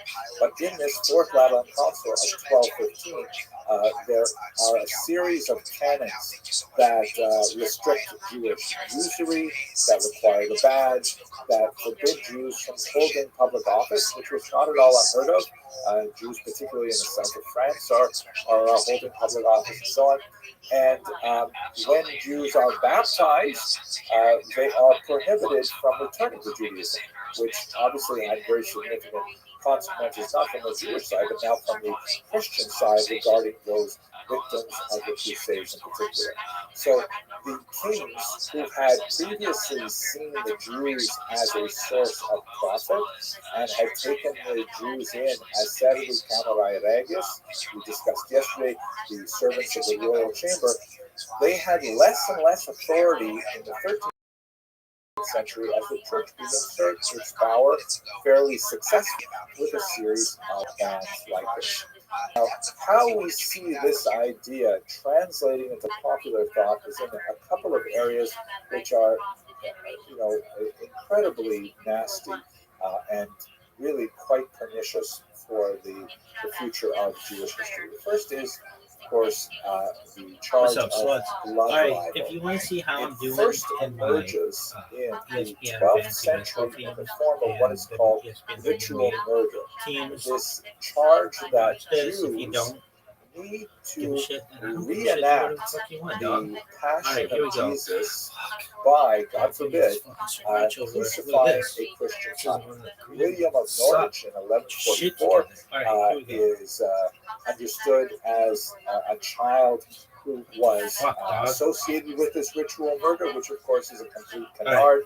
That particular case has been thoroughly debunked. But let us understand all my teams are Harry Carey's love children. Why? Unfortunately, I named them individually. Now we have some despicable adults who and will so they were like prey frozen on children. popsicles and God hockey forbid, and should not happen to any of us. And those children those once kind of harmed, names, but especially if they are murdered, are later discovered by they're just the too hard to local keep track of that population, way. So I just and they are okay. So we're 1 and justifiably 0 this angered, week. and they want to find a 1 and culprit. 1, It is remarkably 1 and 2, easy to 1 and blame 3, the Jews and say, 2 and aha, 3, the Jews did 3 this. and 3, Yes, well, why would the Jews do this? And say, oh, the 3 and answer is 4, because they 3 and have 5, to reenact 3 and 6, the 3 and crucifixion of 7, Jesus. 3 That's and the 8, argument, 3 and basically, 9, of the charge of 4 ritual and 9. murder. This is not a good week. From 5 and England, 9, it 5 spreads and 10, to the continent, 5 and 11, and 5 here you and can 12, see it 6 and throughout 12, the entirety 6 and of 15, Ashkenazic 7 lands. and It actually 13, penetrates 6 and Sephardic 14, lands as 6 and well. 15, The numbers 7 represent and the 15, centuries in 8 and which a 15, blood libel 8 was and specifically 16, charged against Jews. I forgot to 8 and mention 17. the charge of ritual No, murder, that's which bad. essentially refers All to right, now here's the murder of the child like a all of my crucifixion, WNBA teams are known as that nappy-headed hoes evolves into because the I'm blood a nappy-headed libel, hoe. which is sort of like an Yeah, there you enhancement go. of this So story. That they're oh, not dude, only these do girls the are Jews usually need to amazing. kill 1 this and 1, Christian child, 0 they and 2, need to 1 and 2, drink its blood, drink the 1 child's and 3, blood, for 2 and 3. reasons which are like as fantastic as you can imagine. It 3 is and 2. widely asserted that Jews had a unique stench that could 3 and 4, only be blood. 4 and 6, 4 That and 7, Jews 4 and 8, were infertile. 5 and 8, This was 6 a and 8, way of restoring 6 and Jewish 9, fertility. 7 and 9, 8 That and 9, 9 and Jewish 9, men 9 menstruated, and 10, and they needed to replenish 9 and their 11, iron by drinking this stuff. 10 Absolutely and 11, ridiculous, insane kind 11 of and 11, assertions. But 12 and each 11, one built 12 upon and each 12, other in a 13 and 12. So we had a winning week. conspiracy-like mentality, and It's tight. it proved to be So a there you dramatically go. And then I have to do this powerful thing every week, thought which I think that that was needs able to be to into just have an communicate automatic throughout thing to Europe. do, but In many anyway. cases, they And then all actually my had attacks fantasy football on teams this Jews year in when there was ESPN and no Numbers body of a Movie Christian Century child is ever listening. found. It was just simply the rumor Why? went out that a Why Christian not? child was murdered. All right. No body What are was your ever other teams? found. No one ever reported a child missing, and the Jews would nevertheless be attacked. It was absolutely I've got- horrific period of time. And as you can see from the numbers here, it goes all the way up to the 20th century. If we move outside of Europe, you actually have But blood they don't have libels teams yet. in the 21st century. All my hockey teams I already particularly drafted as in well. Luxembourg. They're Wayne And Gretzky's. again, I feel constrained out. This is completely imaginary. This is like This the never great happened. So, But anyway. nevertheless, the belief that it did happen all right, was are you sufficient to done? cause these terrible riots, Well, I have to these do show my thing. trials, and so I on, have to do right this up every until fucking the Monday. modern era. No, there should be just one button. And that in does it all. fact, Just we put have shit some together. really All right. disgusting, perpetrations of this So idea I go right here. up until the 21st century. This is 19. something right from the beginning of the COVID era. It was like things Oh, couldn't just Harry get Cares worse. love show. This is a And then I have to contemporary do quick artist named lineup for the rest Gasparo of the matchup. who actually, It painted a updates scene everything. based on the same blood libel of Trent. Extremely evocative, incredibly See how these guys anti-Semitic, got out of and order? I'm not sure. just perpetrating I'm this not gonna fucking do element it. of It's too hatred much in work to contemporary fucking keep society it like for this. no reason. My left hand I is can like possibly not justify. as So the blood libel right hand is just just super races accurate, and through my left Europe hand is just from the not 12th accurate. century onward and has a lasting hold on the popular imagination. I think one time I Let broke us my move to the wrist. next element, which is related to it, that is the charge of host desecration. This is recalled in Catholic practice, Orthodox practice as well, actually. There is a ritual known as Dude, I'm communion, just gonna do this. in which a member of the church will confess sins and will As I do receive this, I'll tell you what I penance records are. and absolution. So, And key number one at for the end of Harry that, they're Cares allowed to children. participate in this ritual of communion, They which are- involves the consumption of a it ritual should item just of put the food, fucking typically record. a small wafer, like a little round Why doesn't cracker. it put the record? Could be a few bread, like in some churches, and drink some wine. And this Okay, has they're 10 and significance, 11. obviously, They won in 3 and 0. That's great. practice. So the argument is that this actual Right, consumption number of the 4, Harry wafer Cares and children. drinking the wine represents through the doctrine known as 11 transubstantiation, and 10. They the lost actual one body of Jesus. And so the thought goes, and by the way, during the 14th century in particular, Okay, they had Uh, the Eucharist controversy. 6 Harry Eucharist Cares is another love word for children. this thing called the host, which refers to the They cracker. are The church really wanted to let people know about this idea of That's transubstantiation. actually There's a really certain amount of pushback. because I don't really pay attention. I I'm just do not really adept in Christian history, but I understand that many Christians were not enthusiastic about believing that the food actually was the body of Jesus, but nevertheless, it certainly reinforced the church's position if there was this notion that the Jews, since they were inveterate haters of Jesus, they also must hate the host. Since the host is the body of Jesus, not symbolic, but really, the Jews must want to torture the host like they want to torture Jesus through the charge of murder and blood libel. So you have this series of stories that, like the blood libel, race through Europe that do not involve the abuse of children, but do involve the abuse of the host. And unfortunately, the end result is very similar. Jews are rounded up, there will be a trial, sometimes just a facade of a trial, and then there will be public burnings and massacres of that nature. Really horrific kinds of things.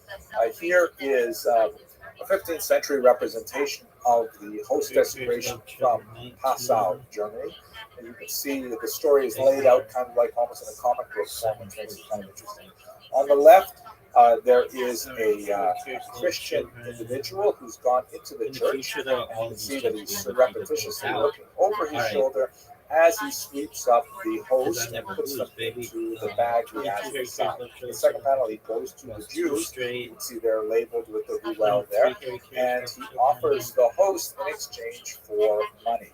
The Jews take this back to their synagogue in the third panel, and in the fourth panel, you can see that they are stabbing the host. You can see in the background, the artist is obviously unaware of Hebrew typography, and he's tried to represent the Ten Commandments on the two tablets in the background there. But basically, the Jews are stabbing the host with knives, and miraculously, it is bleeding. Right? The idea of emphasizing the miraculous qualifications of the host is a way of advancing the Eucharistic argument to begin with. Then what happens is people get suspicious. There's some sort of town official, some type of policeman comes to the door. The Jews gather up the host very quickly, and then in the second panel, they throw the host into the oven.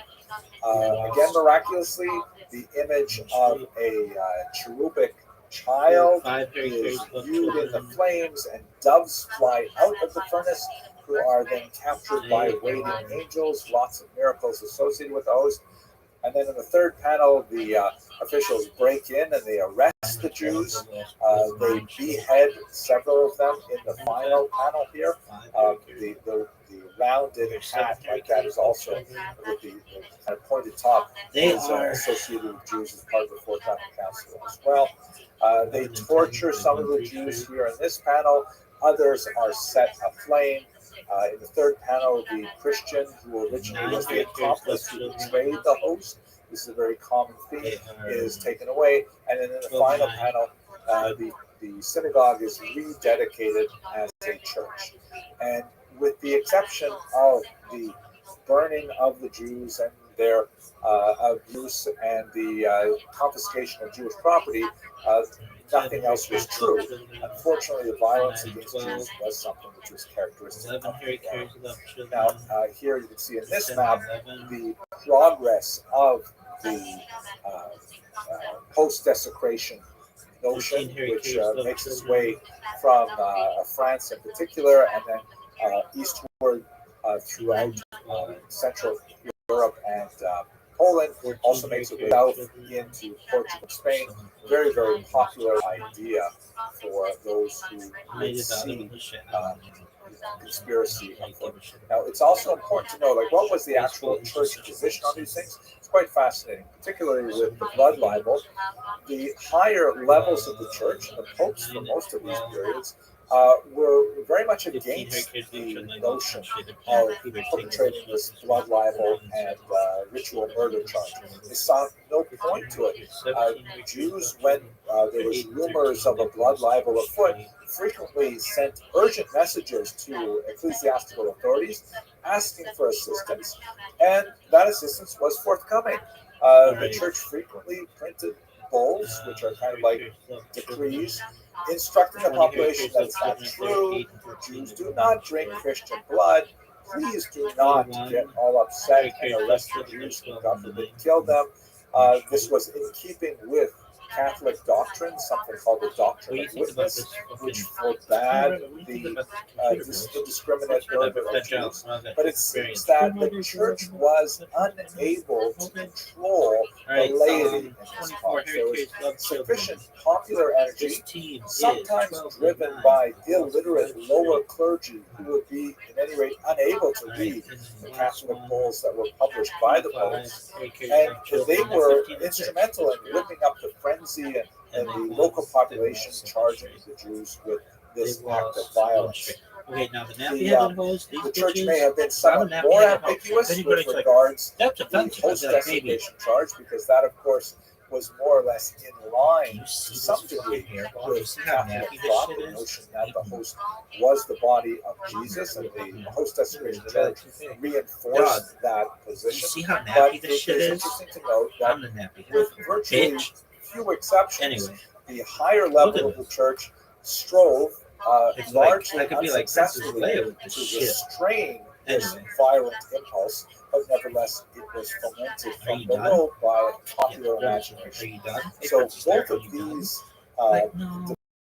developments, the ritual murder / blood hope, and then after a host desecration charge, resulted in creating an atmosphere of fear that permeated much of Ashkenazi Jewry, particularly in Western Europe. These ones are during good. Usually the High Middle Ages going into the 14th century, and I don't made make substitutions. Ashkenaz a much less comfortable environment for Jews as a whole.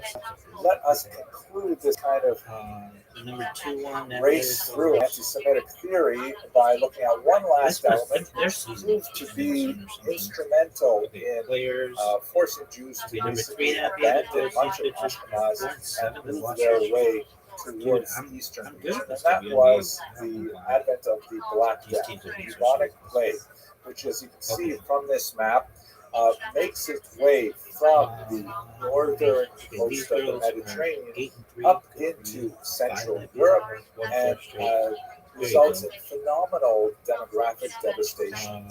Sometimes 30% of a region would succumb to the plague during these years and cause tremendous havoc, particularly when people were, completely unaware as to why this was happening. Now, it is a widespread myth that Jews were somehow less spared the ravages of the plague than non-Jews. We simply have no data to support that or even to deny it. But it's hard to imagine that that is in fact the case. Some argue some rather fanciful theories, like, for example, the Jews are hesitant to own dogs for much of Ashkenazi. There's a discussion in the Talmud about a prohibition of owning a vicious dog.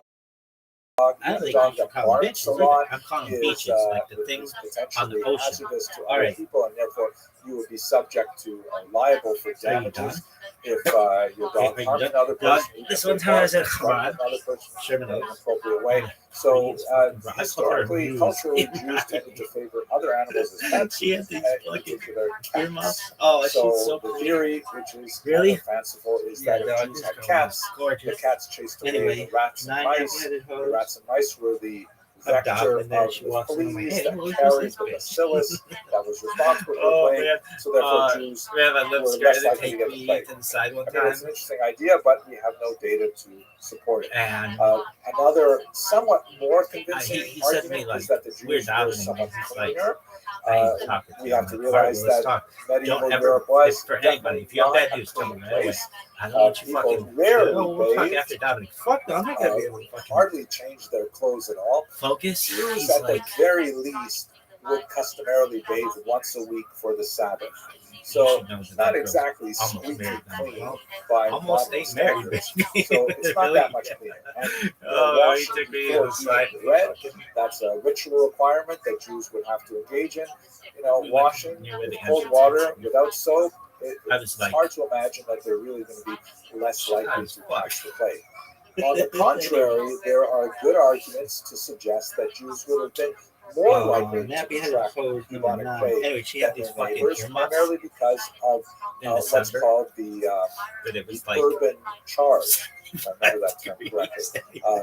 no, I never had By it. living in Beautiful, though. higher Really? concentrations Beautiful. in urban settings, which was more Anyway. characteristic of Shout out to Jewish her. patterns of She's settlement, the muse. rather than far apart from each other Um, in open fields and farmsteads, Jews were more likely to be in congress with other people and Oh, that to is a catch funny the story. contagion because they simply I have met many more people all to of come it. into We're about contact to build a with in a given day. Shabbat. So that urban debt or that that urban previous charge Shabbat. would I suggest just went that up Jews to them. I walked probably across suffered a fucking more room, from the plague than others. like a There little are cafeteria. arsonists who studies And I was like, local hey, I just want to introduce activities. myself. We do have some It took memoirs so from doctors, much, Jewish so doctors who were much active in the plague, but we Good do not spot give to us any fucking real the indication. courage that I Anyway, have. sorry Is for that bit of a just tangent. unreal.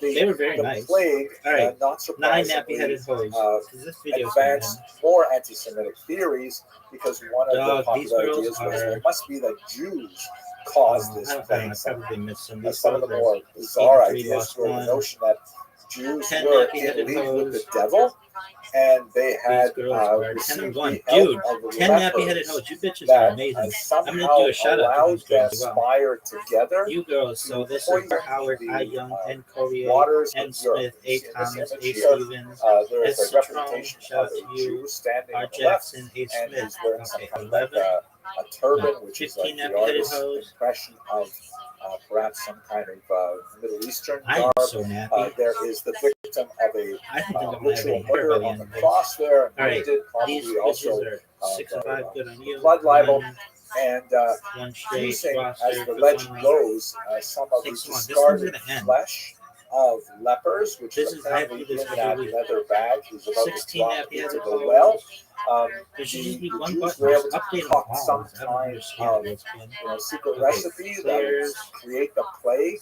And then he's match, dropping this into the well, and you can see sort of 4-7. spinning Oh, up no, out of the well is There's a 7, demon 16. that urinates back into the 19 waters nappy and headed hoes. Am I going poisons to be them. able to finish this So, in time? the rest of the story you can probably finish for yourself. 5 and 6. People get very upset. Quick People lineup. blame the Jews, and then you have mass arrests of Jews and spontaneous burnings of Jews, 20. as we have in several Nappy-headed Ashkenazi hoes. locations in the wake of the Black Death. So taken together, this rather nasty period 9 of, and 2. Good on you growing girls. anti-Semitism 22 creates nappy-headed an hoes. environment in which 8 and Jews 3. Good are on you not girls. 1 wanted, straight. and Jews Oh, don't dude, want just to hurry, be hurry, there hurry, that hurry. much either. In 22. many cases, 24 their nappy-headed departure hoes. from Ashkenaz Hey, is Bukers. accelerated by You're a pretty numerous girl. I just want everybody expulsions. to know And that. as you can see in this They're map, doing there. there's a whole range of them. This 8 includes, and of course, the 3. Great Expulsion I from know the she Iberian swings the other way, Peninsula but I in think I the can swing her 15th back. century. Bitch But is gonna the call me the expulsions pendulum. from places like France were primarily All right, economic in here we go. nature, less associated with blood libels and host desecration. Are you And, done? But Hey, nevertheless, pendulum, very are you much done? connected Calm down, with, Lauren. All right, arguments matchup. over debt 6 and load 5. and things like that. Okay, that's all of them. Kind of So shout out to the happening in WNBA England. and my team. Sometimes the Are you serious? expulsions I'm not are done a yet? result of misanthropy, Right. meaning that Come on. the Jews are charged with I don't. This thing's various gonna run out of time. human-hating activities. That's really misanthropy means. Why? Why? Or Yeah, misanthropy, but why is there a time? hating Because other Zuckerberg people. sucks. And Why is we there a see time that for expressed people in that blood libel and host Why isn't it desecration. just like Both do of it those as long as things you want, are dog? entirely fabricated, have no basis in Are reality you whatsoever, serious? and Dude, nevertheless, there are a lot more. have a This powerful, is gonna end. powerful hold on the I'm just gonna imagination. do them all. And then finally, you have I'm not expulsions reading which all the related fucking to panic statistics. They're good. over They're good. contagion But related I to the want this Black to be Death. one video. But taken together, Anyway, do you watch the the WNBA? economic, Yes, sometimes. the anti-Semitic, I and watched various the cultural popular championship. movements conspire to make Ashkenaz a far less attractive location for Jews to settle. This is moving into 300-400 years since they originally arrived in Ashkenaz, and that begins to push Jews more towards the east. As they move to regions like Poland, Lithuania, southern Ukraine, there they find not only are they free, at least from the time being, from these charges, but they're also welcomed much like they were earlier as, serve Camerai Regius, as servants of the royal chamber, they're welcomed as administrators and middlemen in a latifundia-based economy that we'll discuss in a few lectures when we get to specifically the Eastern European economic situation and its impact on the local population. But for the time being, this has kind of been a lightning tour of elements of anti-Semitism in Western Europe, in the homeland of Ashkenaz. And thank you very much for sticking with me through this difficult lecture.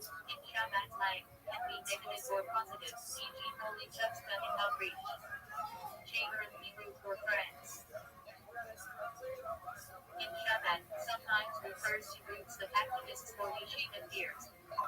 Chapter Hebrew for Pies 1. Let us begin right away by going to our topic, which is, of course, the Khmelnytsky uprising and Ashkenazi Jewry. This is part 5 of the lecture series regarding Ashkenaz. Yeah, I hope you can all see my screen all right. I want to begin with a short historical trigger alert, because we're going to be speaking about some aspect of history which is, especially in the present moment, somewhat controversial and has actually been the source of a certain amount of grief for me personally, as I hope to explain. Let me begin by taking you into a little bit of a historiographic discussion, and then we'll focus in on the 17th century. So, introducing you here to 3 very important historical thinkers. On the left, you have Leopold von Ranke, who is one of the most important 19th century historians, whose approach to history was really very straightforward. A lot of people can appreciate it. He says that historians should really concentrate on, in his famous phrase, was es eigentlich gewesen war, what actually happened. Just try and drill down on getting just the facts, as they would say in common parlance. And that's, a little bit more complicated than many would think, as von Branca would explain as well. Then in the middle of your screen, you have Julius Wellhausen, who was known more for his discussion of ancient Israel and biblical studies in particular. And I think one of the most contributions that he brings to our discussion and to historical scholarship in general is the notion that historical works are more about the period in which they are written than the period which they purport to describe. Very important concept in that, we have to understand that historians are people too, and historians work with a certain set of assumptions, a Weltanschauung, a way of looking at the world, and when they look at their data, they are participant observers in the overall arc of history, and so they interpret that historical data within the light of their appreciation of the human condition as a whole. And as we shall see, this is extremely relevant for today's topic. And then on the right, you have the incredible encyclopedic Jewish historian, Salo Wittmeyer-Baron of Columbia University, actually a native of Ukraine originally, who spoke about the present moment in particular for 20th century Jewish historians, and he criticized what had been known as or what he termed as the lachrymose conception of Jewish history. Lachrymose meaning full of tears. Now, there's definitely a lot to cry about in Jewish history. Most of Baron's great work was written, for example, after the Holocaust, which we will discuss in a few lectures. And this is an incredible, colossal Jewish tragedy and world tragedy over which, there's a tremendous amount of space for lament. However, Dr. Baron really emphasized that we should not reduce Jewish history to a cycle of books and pogroms and books, meaning this kind of model that, Jews are extremely intellectually active, producing all of these fantastic literary works that that generate tremendous contributions for global culture, and then they are unfairly attacked in these horrible acts of violence, and then nevertheless they come back and they create more works of lasting literary value and so on. This kind of cycle of intellectual activity, unfair persecution, intellectual activity, and so on. There is merit to that understanding of Jewish history, but it is horribly reductionist, and it evades most of the sophistication that we really need to bring to bear to understand the much more complex dynamic of social factors, economic factors, religious factors, political factors that shape Jewish history as a whole. Now, if we take these three things together, if we try to understand Vasas Agentlik Gewesenbar in the 17th century, what actually happened in the Khmelnytsky rebellion, specifically with regards to the Ashkenazic Jews that are our subject of study for the series, if we understand that whatever we say today, whatever we research today, is, like Wellhausen would argue, trapped within our current historical moment, then what would Salo Baron say, or what would Leo Piney would say, if we were to look at our present moment and how do we fit that within what had become the dominant mode of Jewish scholarship, especially in the immediate post-Holocaust period, as we, are still recovering orphans of as we're still recovering as orphans of that great tragedy. And in particular, if we're talking about 2022, our current moment, of course, the most dramatic elements that are affecting our lives right now is the horrific conflict in Ukraine, in which Ukraine was attacked unprovoked by Russia, and the people of Ukraine are suffering tremendously with bombardment of civilian areas. They're digging slit trenches, Mariupol, and places like that to be able to bury their dead. An estimated 10 million people displaced as a result of this war, and we see no immediate end in sight. With several million, by the way, those displaced as refugees in neighboring countries. In many ways, this is a reflection of the 17th century conflict that we're going to study, although the players are going to be quite different. And in the middle of all of this, you have a heroic president, Volodymyr Zelensky, who right from the very beginning of the conflict elected to remain in the capital despite the multiple assassination attempts that were launched against him and the tremendous dangers to himself and his family. He chose to remain, and in many ways energized the entire world to take action to defend the civilians of Ukraine, and he continues to behave in this manner to the present day.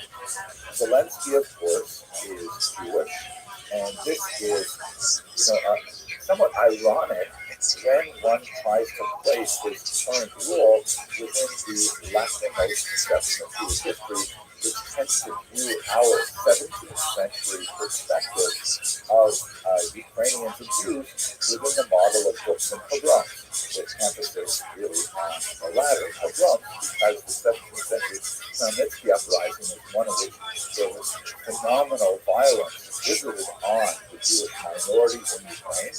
It is a period in which Jews look back with tremendous sadness and anger as they reflect on the horrific descriptions of those pogroms, the terrible murders that occurred at that time at the hands of the Kosaker, the Cossacks who we will describe shortly. But if we are to try to understand this in a more sophisticated manner, we see that it's considerably more complicated than the Lacrimose model is offering. And that's really what I hope to look into this. Looking at this picture, I also reflect, interestingly, I think, that, Zelensky, by the way, here is holding his formal emergency application to join the European Union, which is, of course, a major contested issue within the conflict itself. Vladimir Putin of Russia wants to keep Ukraine neutral outside of the Western orbit, and Zelensky and many other Ukrainians see themselves as fundamentally European rather than within a Slavic Russian orbit specifically, or post-Soviet orbit. And look at the individual standing to his right, his son Stefan Kuk, who looks to me like, my image of a Kazakh that I think a lot of people who are confused with, I think resonate that. He stands a full head taller than the Jewish President Zelensky, and is quite a bit larger. And that's kind of like my gut reaction to the history of the Kozak as we shall see. Nevertheless, in this presumably deeply anti-Semitic country looking at it from the Lacrimosan position, Zelensky could be elected with a 72% landslide in the recent elections, regardless of his Jewish origins. The same thing happened with a prime minister who was Jewish and so on. I mean, how is this fit together? That's going to be part of our discussion today. So here is the trigger warning, and then no more interruptions. Let's go straight to the history. In the context of this conflict, because I'm deeply, involved on a scholarly level with the history of Jews in Ukraine. My first area of research was the Jews of Ukraine during the revolutionary period. I published a book on that topic, my dissertation, and I've written a few other things. Traveled there many times to do research. I felt great sympathy for the civilians of Ukraine, and so I published a few videos on my website. And those were, thank God, very well received. Lots of people enjoyed learning about the history of the Jews, my small contribution to the overall effort to restore normalcy to that region of the world.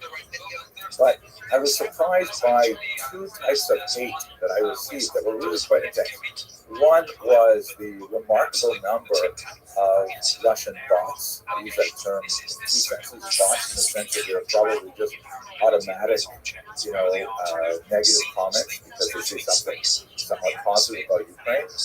And bots also in the term of being purchased, because I saw a lot of people who were just completely sold on the ridiculous amount of Russian propaganda that somehow colors their understanding of this conflict. But the other group that really bothered me was I received a lot of negative comments from Jews who were deeply disturbed with the concept that there might be something redeeming, even partially, about the Ukrainian people. And they held on to what I would characterize really racist views, understanding in an essentialist manner that all Jews are always good and they never do anything wrong. Ukrainians are the opposite. I was very sorry to hear that. I even received some personal emails from people with whom I had had relationships for a very long time. And I suggested that their views were actually racist. Then I got such tremendous flack, and I think some subjects are irreparably. But what we're going to look at today is a much more sophisticated period in which we will have to challenge that very rigid and self-affirming notion, both for Jews and for Ukrainians, and by the way, also Poles and so on. The history is far more complicated. If you are concerned about this and you are not prepared to have some of your presumptions challenged, I suggest that you stop watching this video right now. If you're on YouTube, type into the search bar cute puppy videos or kitten videos, and I'm sure you'll find things that are far more appealing. But if you are willing to continue with me as we look at this from a more sophisticated historical perspective, please do. So let us go straight to the history. Sorry for that rather long introduction. So as we discussed in the previous lectures in this series, the Ashkenazi population is based primarily in the Rhineland, and they're settled there from about the 9th century onward. And as we move through the next 5 centuries, there's a rather large swelling of anti-Semitic pressures that drives them to the east. These pressures are expressed in terms of economic competition with money lending falling under increasing challenge. There are religious pressures or anti-Semitic pressures that have roots in the religious conflict. You see the rise of the ridiculous blood libel that caused so much violence, the host desecration charges, and so on. And there are a number of expulsions as well. France expels the Jews several times in the 14th century, as we discussed. So there's like anti-Semitic pressures which are driving Jews out of the Rhineland. And at the same time, there's kind of an invitation, literally an invitation, I should say, an economic opportunity vacuum that opens up in the Polish-Lithuanian Commonwealth that draws many Jews into new settlements there. They're still living under the corporate structure that we described for the Rhineland, and they will set up similar communities with charters and privileges and so on, as we discussed. But it is going to take on a somewhat different character economically, as we shall see. Here is the Polish-Lithuanian Commonwealth at its greatest extent. This was a political union, really a dynastic union of the Lithuanians and the Poles that lasted for several hundred years. And as you can see, with the modern boundaries that are sort of overlaid on this Commonwealth, there's a massive political entity stretching from the Baltic Sea almost all the way down to the Black Sea and encompassing several modern European boundaries. Where Jews settled was in Poland and Lithuania and in parts of Belarus. And for our purposes, quite a few settled in this region of Ukraine known as the right bank Ukraine. The term right bank refers to the Dnipro River, which more or less bisects Ukrainian ethno-linguistic territory. And since it flows to the south, when you're watching it flow and you stand on the right-hand bank, that's why it's primarily Western Ukraine. How many Jews were living here on the eve of the Khmelnytsky Rebellion, which was in 1648? The most solid demographic analysis based on the sources that we have, some of which are actually quite accurate, past records and things like that, there's about 40,000 Jews living in the region. The most important pioneering research that I'm going to be relying on for much of this presentation is the work of Shaul Stamper of Hebrew University. He's a senior scholar, very well respected, who's done a lot of work on Eastern Europe, and you may recall his name from our discussion of the Khazar hypothesis way back in the first lecture of this series. Here is another map that comes from Dr. Stamper's work, and you can see much more clearly the specific locations where many Jews inhabited the right bank Ukraine. So what exactly is going on with the Jewish communities there, and what was the cause of the uprising and so on? Let us understand that the Jews actually continued their development in right-bank Ukraine in a very, very positive manner, primarily through an institution which they called the Council of Lands, sometimes called the Council of Four Lands, Arba Arasot, which essentially was, if you recall our discussion a little while ago of the Kehillah structure, it was a remarkable federation of local Jewish municipalities that aimed to regulate Jewish life throughout the entirety of the Polish-Lithuanian Commonwealth. It was primitive by modern standards, but by early modern and certainly by medieval standards, it was hugely forward, and it allowed the Jews, who were a non-territorial minority, meaning they did not inhabit a single contiguous territory where they were the dominant population. They were always a minority wherever they lived. Nevertheless, they were able to regulate their own affairs through Talmudic law and interpreted by rabbis in consonance with Talmudic law. throughout the entirety of the state. Most of the activity of the council was primarily regards economic activity, for example, things like protecting copyright, trying to impose social legislation that would have beneficial economic implications. Like, for example, the Council of Lands had a lot of sumptuary legislation, which basically talks about the limits on how much Jews may spend on their social activities. Like, if you have if you have a wedding, you can only invite so many guests, you can only serve so many kinds of food. The idea being that since Jews are a gregarious people and there is a natural kind of human desire to outdo one another and make a bigger party, a bigger simcha than someone else, that would have deleterious impact on people's home finances. So they were trying to tamp that down with sumptuary legislation. This is something, by the way, that happens in the present day as well. And also, of course, enforcing aspects of social activities, like if a husband were, for example, to be estranged from his wife but refuse to give her a gift, bill of divorce, which has tremendous consequences. The wife cannot remarry under such circumstances. The husband also cannot remarry, but there are loopholes that make it, it's not for our discussion today, but make it a little bit more easy for him to nevertheless continue with his life. If he moves from one town to another, then the Council of Lands would be able to track him and to report to the town that he comes to that he should suffer ostracism and so on for what he failed to do or did in some other town. So the Council of Lands was actually a remarkable, almost a state within a state for this minority.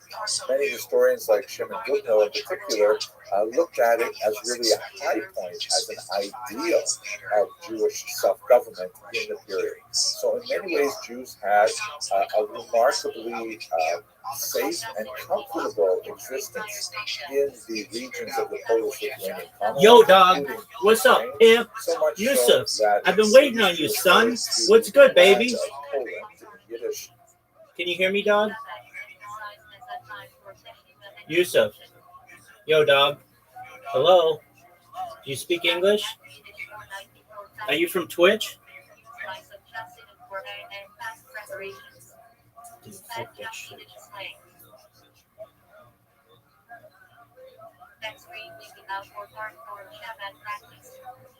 Uncommon Yiddish, Shabbat Veil 8, often paired with other dates, e.g. SH Rule.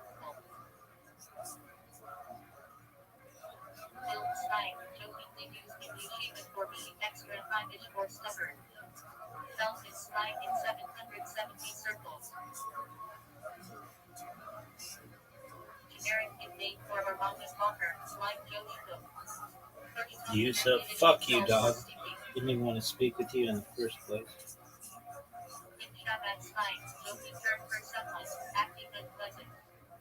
Peter Yiddish for uncle. Used affectionately in family Shabbat settings. Sick short slang for far-bred in indoor. Sick hard yeshiva slang. Casual far-bred with a couple of guys in a boardroom. Sick slang. Someone who always initiates little things. Thinking of galactic chastity discussion of a possible X-ray cut of line and message not practice, but mentioned. Thick blue miniature letter refers to the Rita Rashov Rabbi Shalom Dr. Spearson. Thick for thick Baptiste sick Yiddish for 5 or 55. Sometimes used in yeshiva slang. Thick arcade rank slang for a tiny farm with only 5 people. Thick type joking slang. Making everything revolve around 5 links to chastity number symbolism. First blue miniature letter refers to the altar with the Rabbi Shner's almond and Leonim. First Gemar reference to the altar with the S, or Derek as first chastity discourse. Fish Friday slang. Friday yeshiva meal tradition. Fish with shallow before shadows. Flying Yiddish for meat. Refers to pelagic meat category flying. Flying Yiddish for meat eating. Dietary category of kosher food, opposite of vegetarian. Flying A-rank slang. Some are rendered with heavy food meat instead of just mash. Flying jokes Yiddish Shabbat slang. Off-color or overly earthy jokes, frowned upon. Flying Yiddish for physicality, coarseness. Inchassidus represents worldly desires. Without slang. Becoming governmentally religious quickly, sometimes used jokingly for all life ashita. Continued in slang. When someone keeps changing the term to often that of pay-rag. Water for pay-rag slang. Stories, or fact, or personal struggles shared in a partner. As a place where they would rest, which is actually what the word means in Hebrew. Polin means here we will rest. But then finally, after the persecutions that they had endured in Western Europe, many Jews felt that Poland was this paradise for them. Poland writ large, meaning the entire region, including the Ukrainian area that was dominated by the Poles. And so for a certain period of time, some centuries really, Jews actually enjoyed their existence in Poland tremendously. The Khmelnytsky rebellion would be a dramatic turnaround for them, a period of phenomenal persecution and upheaval and disruption that would color their memory of Poland for centuries to come. Let's look at the economic status of Jews in the Council, in the Polish-Lithuanian Commonwealth, which will be extremely important for understanding the basis of the uprising. Here is a remarkable early 20th century representation of a typical Ukrainian krechma, an inn, which was an institution that was actually dominated by Jews for a very pragmatic economic reason.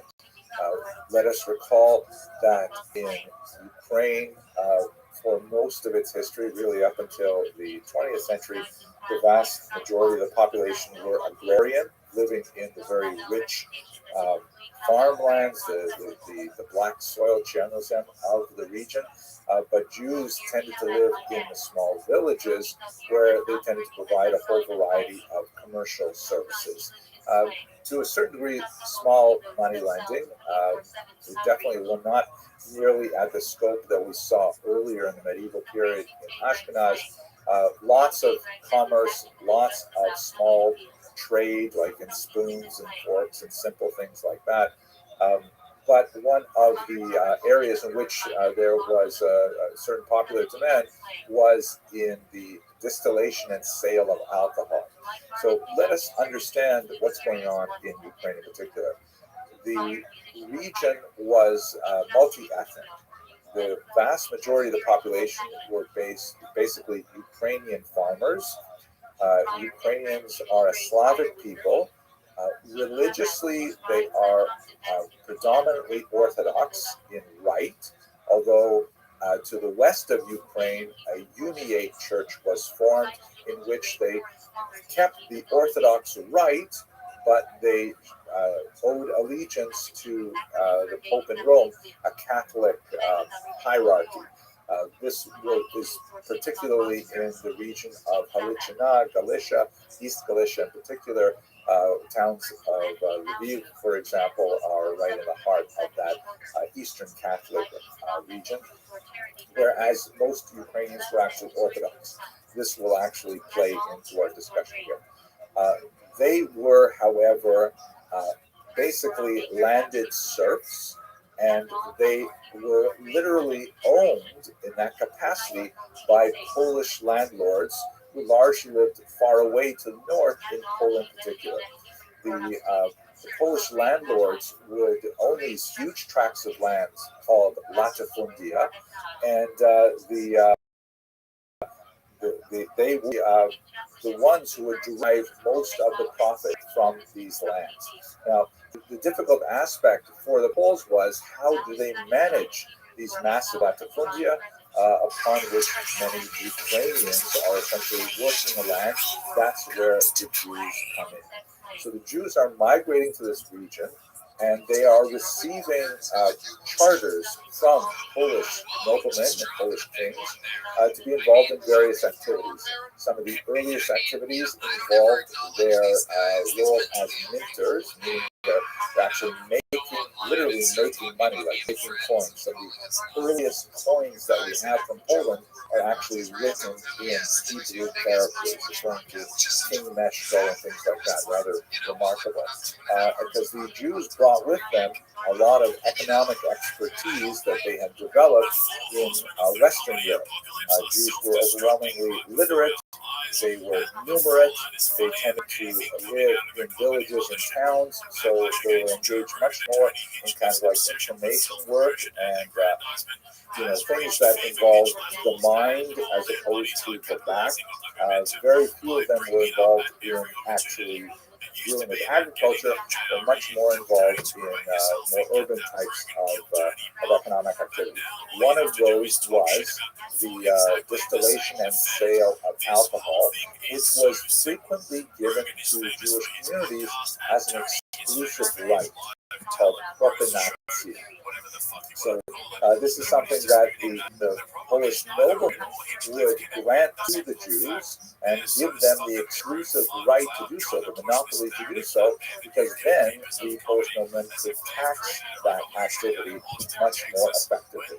And they banned the production of moonshine, samahon, things like that, rather directing it through Jewish auspices, which were frequently conducted in these taverns, these inns, as you see in this particular picture here, where you have, very, typical types of activities. There's a Jew standing behind the bar who is, pouring a drink of vodka, and you have another Jew involved in music, also very classic Jewish occupation, and then you have well-dressed Ukrainians who are coming to enjoy the environment of the tavern.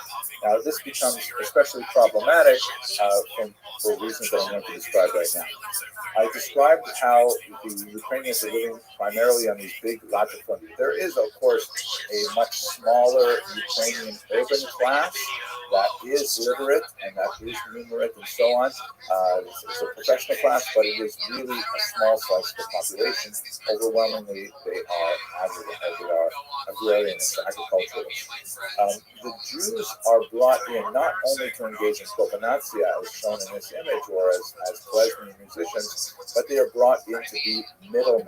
They're brought in by the Poles to manage these large estates and to collect the income, which is then taxed by the noblemen. And this was done through a system called the arenda. The practitioners were called arrendators. And it's really basically something which is called in Western Europe tax farming. And it goes basically like this. You'll recall how we discussed this sort of feudal aspect of Jewish structure, or really social study and structure in general, that people were grouped into their caste-like classes, like peasants as a whole, noblemen as a whole, and Jews had their own little box out. Rather than being addressed as individuals, they were dealt as a community. So the noblemen who literally owned the entire town, not only the serfs, and in a technical sense, the serfs who worked them, but also the buildings, the flour mill, the church, all kinds of properties were actually owned by the noblemen. And the noblemen would essentially say to the Jews, listen, I don't want to live way out in right bank Ukraine. I want to live here in Warsaw, where I have a lot of my other Polish noble friends. And so I'm hiring you to act as my arrendators, my tax farmers, and I expect you to collect from these properties X amount of money, let's say 10,000 zloty.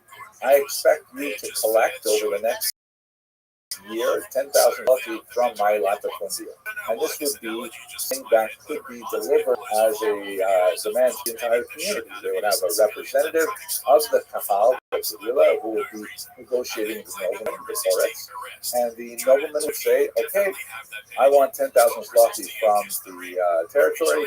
You can collect it any way you want.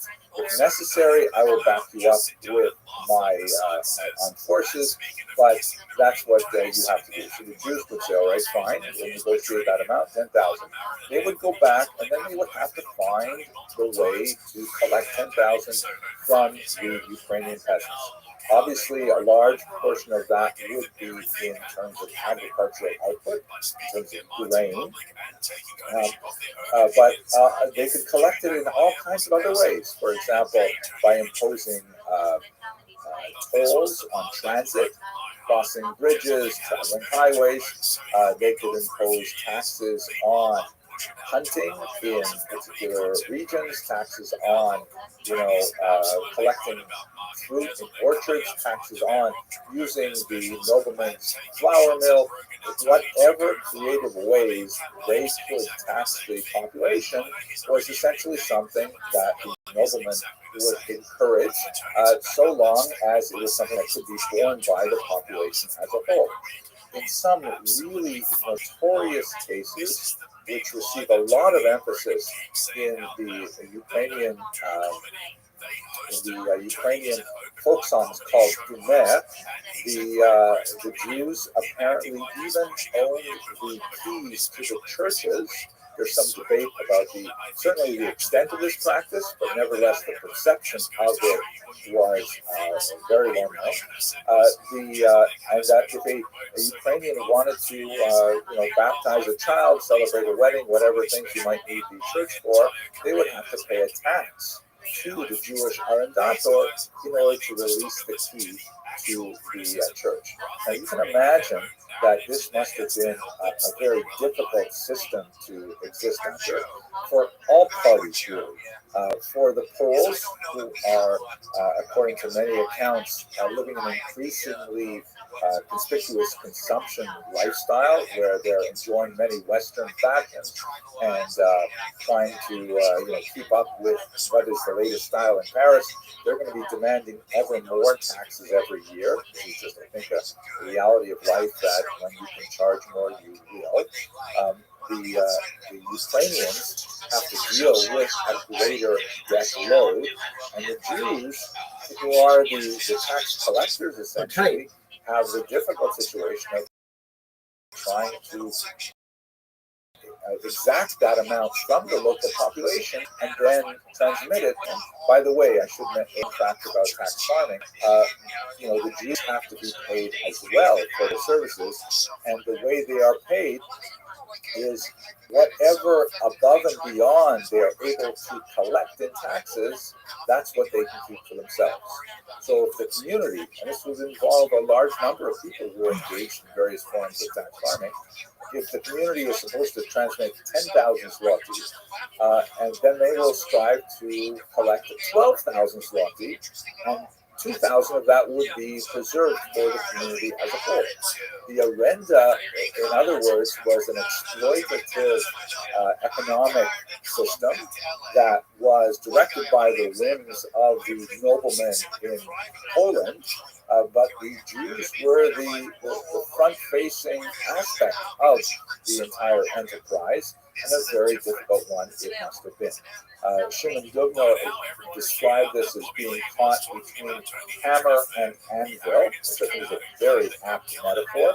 The hammer being, of course, the Polish demand, the anvil being the Ukrainian peasantry, and the Jews are sitting in this very difficult situation.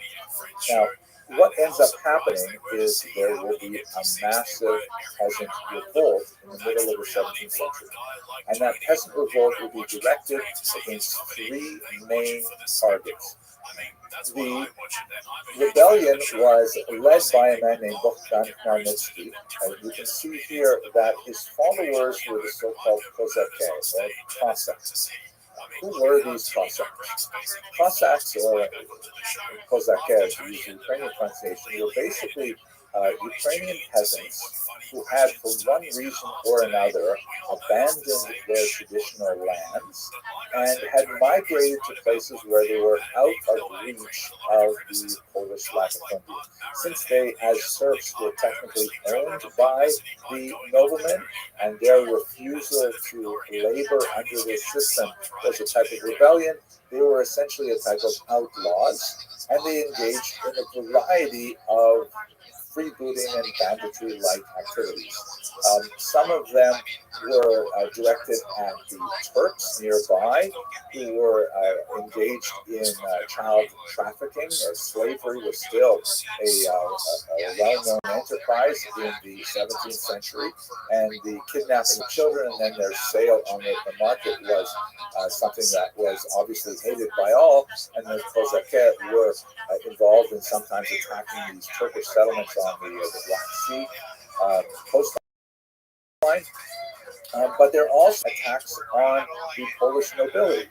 Let us understand that the three principal enemies of the Kozakh were the Polish noblemen far away in Poland who were demanding so much of the peasantry, the Jews who were their local representatives, middlemen, and also the Catholics, specifically and in particular those Ukrainians in the western region who had adopted this new Uniate Church affiliation.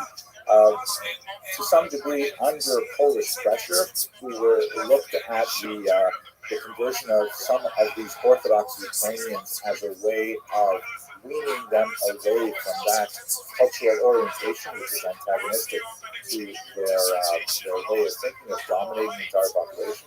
And so what happened is this individual, Bogdan Khmelnytsky, who was one of the minor Ukrainian noblemen, he found him a large number of followers from regions like the Zaporizhian Siege, which was one of the major locations where Kozakh were living, and he led them on a massive series of attacks against these Polish noblemen. The attacks, of course, had to make their way through right bank Ukraine up towards Poland in order to achieve their objective, and they actually ultimately achieved their objective, created their own state at the time. But of course, on the way, they are wreaking tremendous havoc against Jewish communities.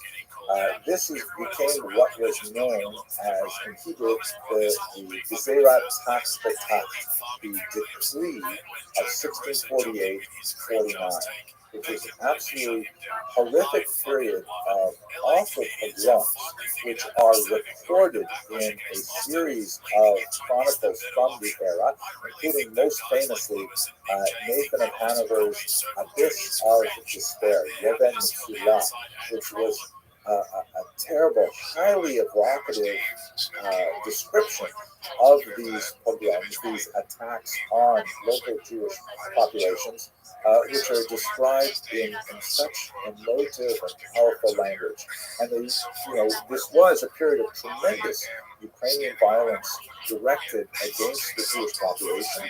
But surprisingly, most people who have a passing familiarity with Ukrainian history will look to this period as one of great devastation and great anti-Semitic activity. But if you actually read Nathan of Hanover, you'll see that he describes much of the uprising as a reaction to the economic conditions under which Ukrainians were living. In other words, he hardly soft pedals the anti-Semitic attacks on Jews. In fact, his descriptions, the detailed, grisly descriptions of the violence are really heart-rending. But he also, applies blame to the Jews who were engaged in exploitative economic practices, which Nathan of Hanover argues was a major cause of Ukrainian descent to begin with. And let us recall that Jews are living in Ukraine by this time certainly since the 13th and 14th century. So they've been there largely living in peace for 200-300 years before this uprising occurred. There will be more of these uprisings in the future, including the 1768 Haidamach uprising, which was similar in nature, and massacres in Uman, where Nachman of Bratslav would later choose to be buried because he wants to be close to those Jews who were killed in similar uprisings, and it would become a trope in Ukrainian Jewish history of Ukrainian violence directed against Jews. But if you look at it from the perspective of the chroniclers, although they clearly have an interest in describing the pogroms with a tremendous amount of emotive value, they're similarly still discussing the economic roots of this particular uprising. Now, what about how many Jews died in this uprising led by Bogdan Chernetsky?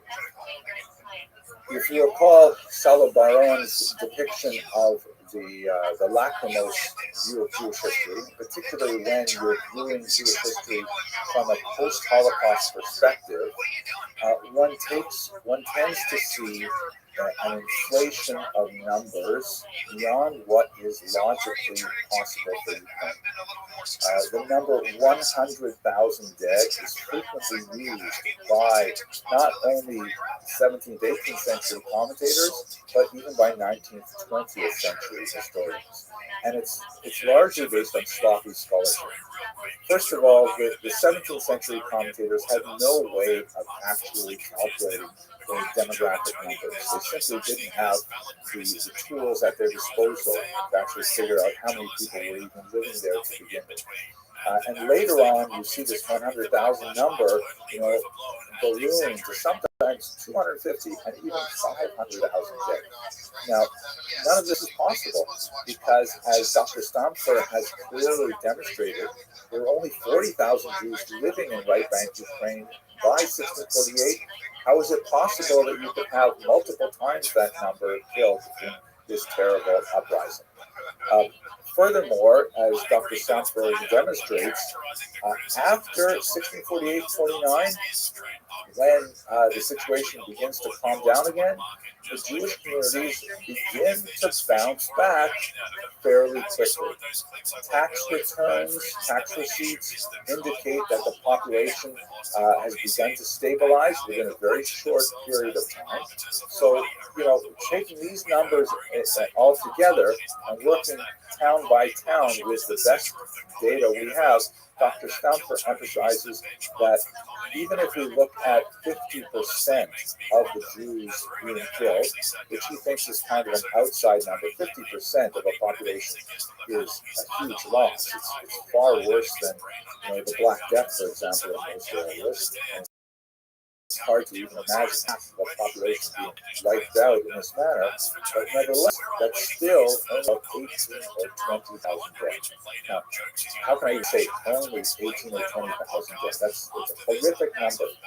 I'm only saying it, though, to contrast with the hyperbolic numbers of 100,000 or 250 or 500,000 that really make no sense. This is, in other words, a period of tremendous anti-Semitic violence, largely of an economic character, but it does not reach the same levels that we would have later, and it cannot be compared in any way to the Holocaust in terms of its genocidal intent.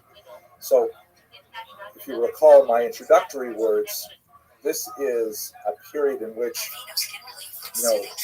we definitely look Ukrainian anti-Semitism in the eye. This is a period of tremendous violence against Jews. But we also have to understand some of the economic background of that violence, and that's often difficult for historians of this period.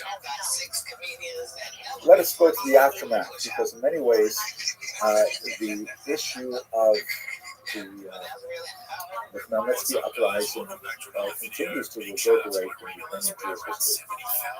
This is a 5-page note from contemporary Ukraine. And as you can see, it features Bogdan Khmelnytsky on it. And this should not be surprising for anyone who has even a passing familiarity with contemporary Ukrainian culture. Bogdan Khmelnytsky is widely regarded as a major Ukrainian hero. This is because on a surface level, he was able to wrest Ukraine from Polish control and for a brief time actually create an independent state of Ukraine in the middle of the 17th century. The Cossack state was, of course, supported by these freebooting cowboy-like individuals called the Kozake. And so Cossacks as a whole are kind of like a major heroic image in the Ukrainian mind. Jews, of course, look at Bogdan Khmelnytsky with fear, trepidation, and revulsion. I remember in my first trip to Ukraine, when I first met someone who was dressed, and this happens in contemporary Ukraine, he was dressed in contemporary Ukrainian costume with the traditional walrus mustache and, the embroidered shirt, things like that. I felt real fear. I said, oh my gosh, a Cossack. But for Ukrainians, they look at a Cossack and they say, oh, that's our, Marlboro man. That's our hero. There is a clash of perspectives on this 18th century, largely because both Jews and Ukrainians look at this same event from very, very different perspectives. It's not uniform. But before I explain that, let me also illustrate this by showing you one of the most famous monuments in Kyiv today is a statue of Khmelnytsky. And he is famously pointing off, it's just behind his shoulder, famously pointing off to the north. And one of the reasons for this is because after a short while of independence, Bogdan Khmelnytsky decided to orient the Cossack state to Moscow. Rather than, creating a peace treaty with Poland and recreating something like either independence within a Polish-Lithuanian Commonwealth or even just a peace treaty with an independent Ukraine, he chose to sort of shift the balance of power towards Moscow. And ultimately, that would degrade the independence of the Ukrainians to a dramatic degree in which they would be absorbed within the Russian Empire, the Tsarist Empire. By the way, here is an earlier version of that statue, a bronze model, which had a couple of details that were not included because they were felt to be in poor taste. But among the figures at the bottom of the statue are some Jews and others, Poles, who were downtrodden literally by Khmelnytsky's horse. They felt that was just a little bit too graphic for the image. And you see it also, for example, in the Ukrainian national anthem. Here it is. It's got this interesting beginning. Ukraine is not yet dead, which may sound jarring to the Western ear. They translate here, nay, thou art not dead, Ukraine. A little bit of a kind of poetic translation, but literally, Ukraine is not dead yet, is what it begins with. The Poles have a similar kind of refrain, and even the Jews in Hatikva, we had Odlo Avda Tikvatenu, right? Our hope is not yet lost. So it's not an uncommon trope during the national uprising. But a look at the very end of the national anthem, which refers to Ukraine as Bratia, Kozatskohu Rodu. How do you translate it? Okay, it literally is translated as brothers, the Cossack people. They translate here poetically as ourselves, proud Cossacks are. The literal translation is that we're all Cossack brothers. I don't know how many Jews actually feel like Cossack brothers. That seems so foreign to them, but they're not alone. here are the original lyrics of the poem that inspires the national anthem. And if you look at the last stanza that I've shown here, there's actually another stanza that I can speak on. There's this lament, Oy Bogdane, Bogdane. Oh, Bogdan, Bogdan, our great hetman. What for did you give Ukraine to the wretched Moscow? Why did you give us to Moscow? Why did you forfeit our sovereignty for the Russians? There is a strong thread among many intellectuals in the 18th, 19th century, later, including, some very, very harsh words from the great poet Taras Shevchenko regarding this decision of Khmelnytsky to orient Ukraine to Moscow. So it's a complex story altogether, from the perspective of Ukrainians, from the perspective of Jews, and from a global perspective as we meditate upon this 17th century in the 21st. Thank you very much for your experience. Have a good day. That's comedy, according to Ari. In fact, it was so funny that the New York Comedy Club cancelled his show after receiving threats about hosting Ari's show. At the time, the representative for the club confirmed that we're no longer working with him anymore. And shortly thereafter, his talent agency dropped him as a client. Following the backlash, Ari switched his Twitter account to private and posted a long statement on Instagram that read, Let us continue our discussion of the history of the Jews of Ashkenaz by looking at a really important movement of the 17th century that had remarkable repercussions really for the next 200 years usually, and then I'd say even into the present day. Specifically speaking about the neo-messianic movement of Shabbatai Tzvi, shown here in this background image, and also to some degree of a successor movement of Jacob Frank that has some significant differences, but in many ways fused to the same path that Shabbatai Tzvi delineated. And just while we're on this image, have a look at the Shane upon him, the visage of Shabbatai Tzvi, and on the right you can see there are some strange sort of scratches. One of those words looks like the word Ezekiel, Ezekiel. Hard to make out the rest of it.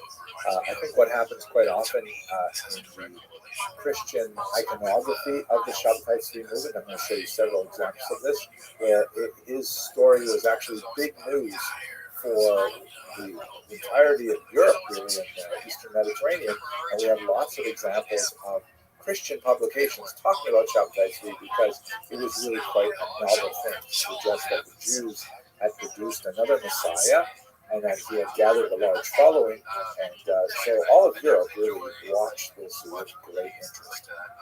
But let us try and understand first some of the intellectual, political, and technological background to this really important movement that reverberated throughout the 17th century. I think the most important thing for us to start with is the dramatic rise in Kabbalistic study that occurred in the city of Sfat in northern Israel, Safed, northern Israel, in the 16th century, prior to the act of Shabbatai Tzvi, to use perhaps the word Advent inappropriately. There's, everything is connected. The great expulsion of Jews in 1592, the subsequent slow emigration of Portuguese Jews after the first conversion of 1497. This had a dramatic impact on all aspects of Jewish life in Europe, certainly on a demographic level, with the huge numbers of Jewish refugees fleeing the Iberian Peninsula and desperately seeking solace and refuge elsewhere in Europe and also in the New World.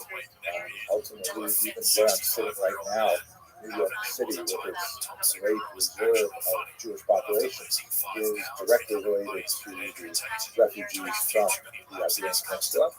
It also represented a huge religious upheaval, a split in the earth theologically for many Jews who regarded Spain as such a major important center of the Jewish diaspora, and to see it turned upside down after having created so many phenomenal works of religious literature and other works that many Jews were convinced that the Messiah was right at hand. That was 1492. We were convinced that something this devastating could not happen unless we were living to Exesa the Mashiach, in the footsteps of the Messiah, meaning you can hear the footsteps of the Messiah approaching. That we're talking really about being on the cusp of a diamond era. One of the focal points of this energy was undoubtedly this northern city of Spa in Israel, which has recently been opened up to Jewish migration by the Ottomans, who controlled the land of Israel at the time, and they instituted some favorable tax policies that attracted Jewish merchants, particularly textile merchants, and it was a site of significant attraction to a lot of these refugees from the Iberian Peninsula, including the family of Rabbi Moshe Cordovero, one of the early Kabbalists who ultimately settled here in Spa. It was also kind of like a specifically spiritual attraction to Spa as well, because the graves of many of the righteous individuals of the distant Talmudic past had been identified in the environment of Spa, and so many Jews moved there to be close to those holy sites. A little bit like we talked about in the very first lecture, or perhaps it was the second, the centrality of a cemetery as being kind of like a centripetal center where Jews are drawn to it, not a centripetal center for Jewish migration. That's certainly true of the Holy Graves of Spot. And of course, once a lot of these Kabbalists in particular moved to Spot, creating cemeteries like this famous one with their characteristic blue stone, a blue painted stone, including the color associated with warding off the evil eye. Not quite the shade of the background behind you, but you sort of get the idea. These graves in turn also attracted tremendous pilgrims and so on. The men standing in front of the grave there of the famous Rabbi Isaac Luria, the Ali Zal, the Holy Lion, who was originally from Egypt, who had migrated to the area. Just below him, in front of him, is the grave of the Ramak, Rabbi Moshe Cordovero, who I mentioned earlier. Up on the top right, you see the marker for Rabbi Shlomo Alkabetz, the father-in-law and teacher of the Ramak, and also the composer, among other things, of the famous Yo, dog. How are you? Nolan lost YouTube. What up, Ned? What's good, son? Can you hear me? Oh, dude, you can't hear me. That was such a good introduction. Didn't you think it was a good introduction? All right, well, do your thing. So very dearly, all associated with this remarkable explosion of activity that occurred in the 16th century in Scotland. It ended fairly abruptly towards the end of that century. There were a series of earthquakes that blew affect northern Israel from time to time. There was a cholera epidemic that laid waste to much of the population. And Scott, while always retaining its reputation as a great spiritual center and as a Kabbalistic center, never quite got to the same level that it did in the 16th century. Now, what was really going on there spiritually? There was many different activities. By the way, I forgot to mention the greatest figure was the elderly Rabbi Yosef Karo, who went to Tzfat towards the end of his life. Rabbi Yosef Karo, a tremendous Kabbalist himself, but principally known as the author of the great Shulchan Aruch, the Code of Jewish Law. As I mentioned to you when we were talking about religious history, he's kind of like a transitional figure between the Rishonim and the Acharonim, and he was also someone who fled the Iberian Peninsula to eventually seek his home in Spa. So what are they doing? What's going on here? Well, one of the major energies of activity is the research of Jewish mysticism, the Kabbalah. And, Rabbi Moshe Cordovero was especially famous because he was the first individual to produce what we could call sort of like a scientific systemization of Kabbalistic wisdom. Much of Kabbalistic doctrine is, of course, very hidden, arcane, and buried in elusive language, and it's associated with a heavy reliance on a deep oral tradition and so on. Really trying to follow some of the main Kabbalistic texts like the Zohar can be extremely difficult. Even if you are fluent in Aramaic, it can still be really hard to do. You've got to have a teacher there to walk you through it. One of the major contributions of the Lamak, Rabbi Moshe Cordovero, was he said, okay, let's explain all of this from A to Z, working from general to particular, and he produced a book which was published in his lifetime. We are now talking about a period where publishing is a reality for Jews, like actual printing. That will become very important, and we're going to return to it in just a minute. And this initial sort of like introduction to Kabbalah, called Pardes Rimonim, the Orchard of Pomegranates, was incredibly popular, cemented his reputation even during his brief life, and he went on to create many other great works, including Tornado Divorce. One of the things that he describes in the Pardes Rimonim is this chart that I set up here, which is essentially a chart of what they call the spherot in Kabbalistic language, the spheres, which is sort of like a metaphor for how God communicates reality to the universe. To take just a moment to explain it, and then you're going, well, actually, I have to tell you, you can't understand it otherwise. You can't understand the rest of the lecture otherwise. The basic question that Kabbalah deals with, and the Ramak explains, is that how do you have an infinite being communicate existence to a finite universe? Right? How is it possible if God suffuses the entire world and has no limits, that we live in a world that has limits? How does the infinite and finite, how do they reach that formula base? So the idea in Kabbalah is that God, first of all, shrunk himself, a process called tzimtzum, shrinking, limited his influence over the universe, creating kind of like a vacuum of godness in the universe. These are very different concepts. I'm not a rabbi, by the way. I'm just going to walk you through them as best I understand them. But God created kind of like a space within himself that was empty of himself, sort of like, I remember when I studied chemistry or biology in high school, like an amoeba, I imagine like a hole opening in an amoeba. That's not a very good metaphor, but it's what I'm working with in my mind. And then he slowly reinserted godliness into that vacuum through a multi-stage process, which we'll call the spherot. One of the most important metaphors is the idea of like hot oil poured into clay vessels. Like you've ever seen those kind of like dessert fountains at weddings or something, where they have like the punch flowing out of a faucet, and it goes into a container, and then it overflows to the next containers, and then overflows to the last containers, and you can take a container for yourself to drink if you like. So that's kind of like the idea of the hot oil pours into one of these containers, called a keli, which is essentially a model for the spherot, and then it overflows into the next keli, into the next keli, and so on, until you get to our world at the bottom, which is the repository of all of these emanations.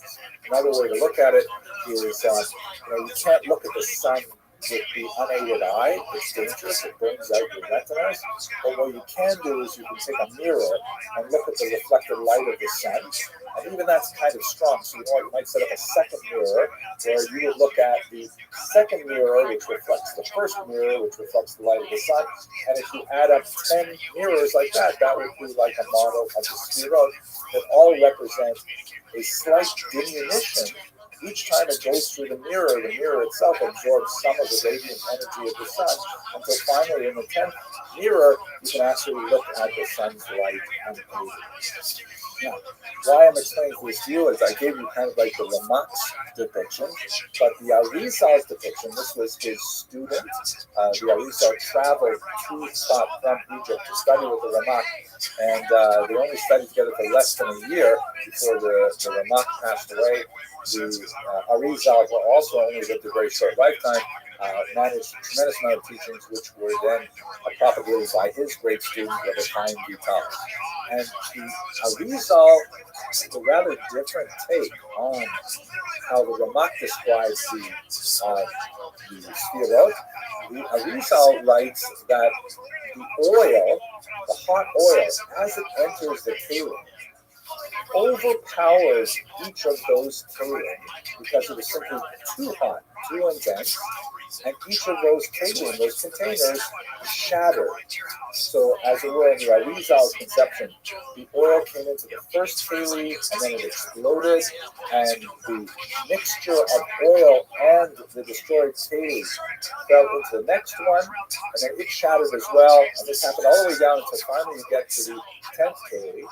And the heat of the oil is sufficiently reduced, and it's also mixed with the actual material of the broken vessels that it's able to exist in this world.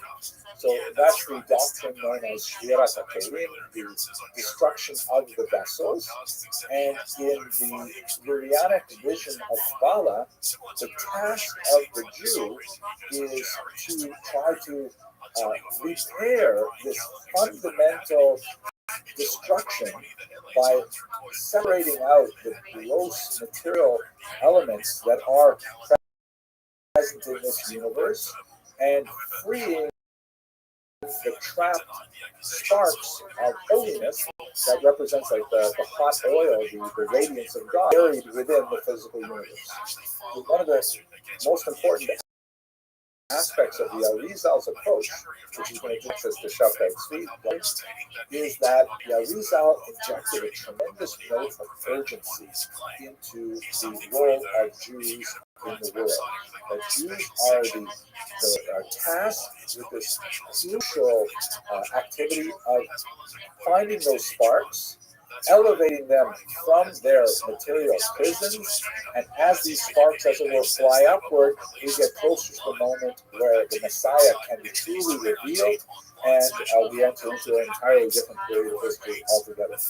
The Kelim and the model of the Sfirot, as the Ramak presented it, was much more kind of like a description of the theological view of creation, but the Arizals added a verb to it, say an imperative.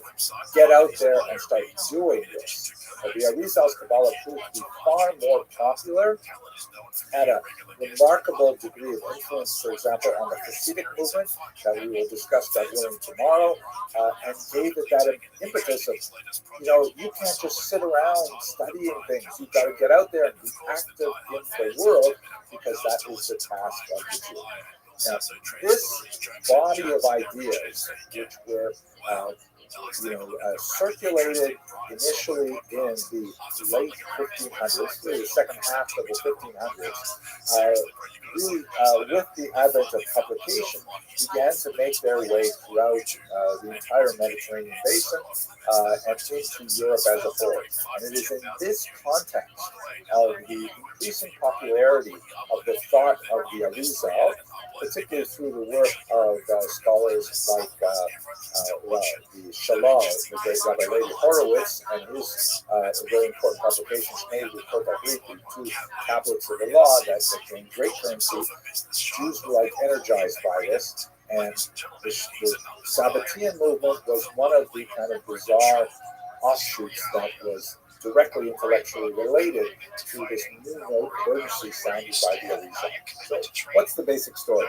So Shabtai Tzvi, shown here in a rather interesting German depiction on horseback, he was an individual of great potential as a young man. He was very highly regarded.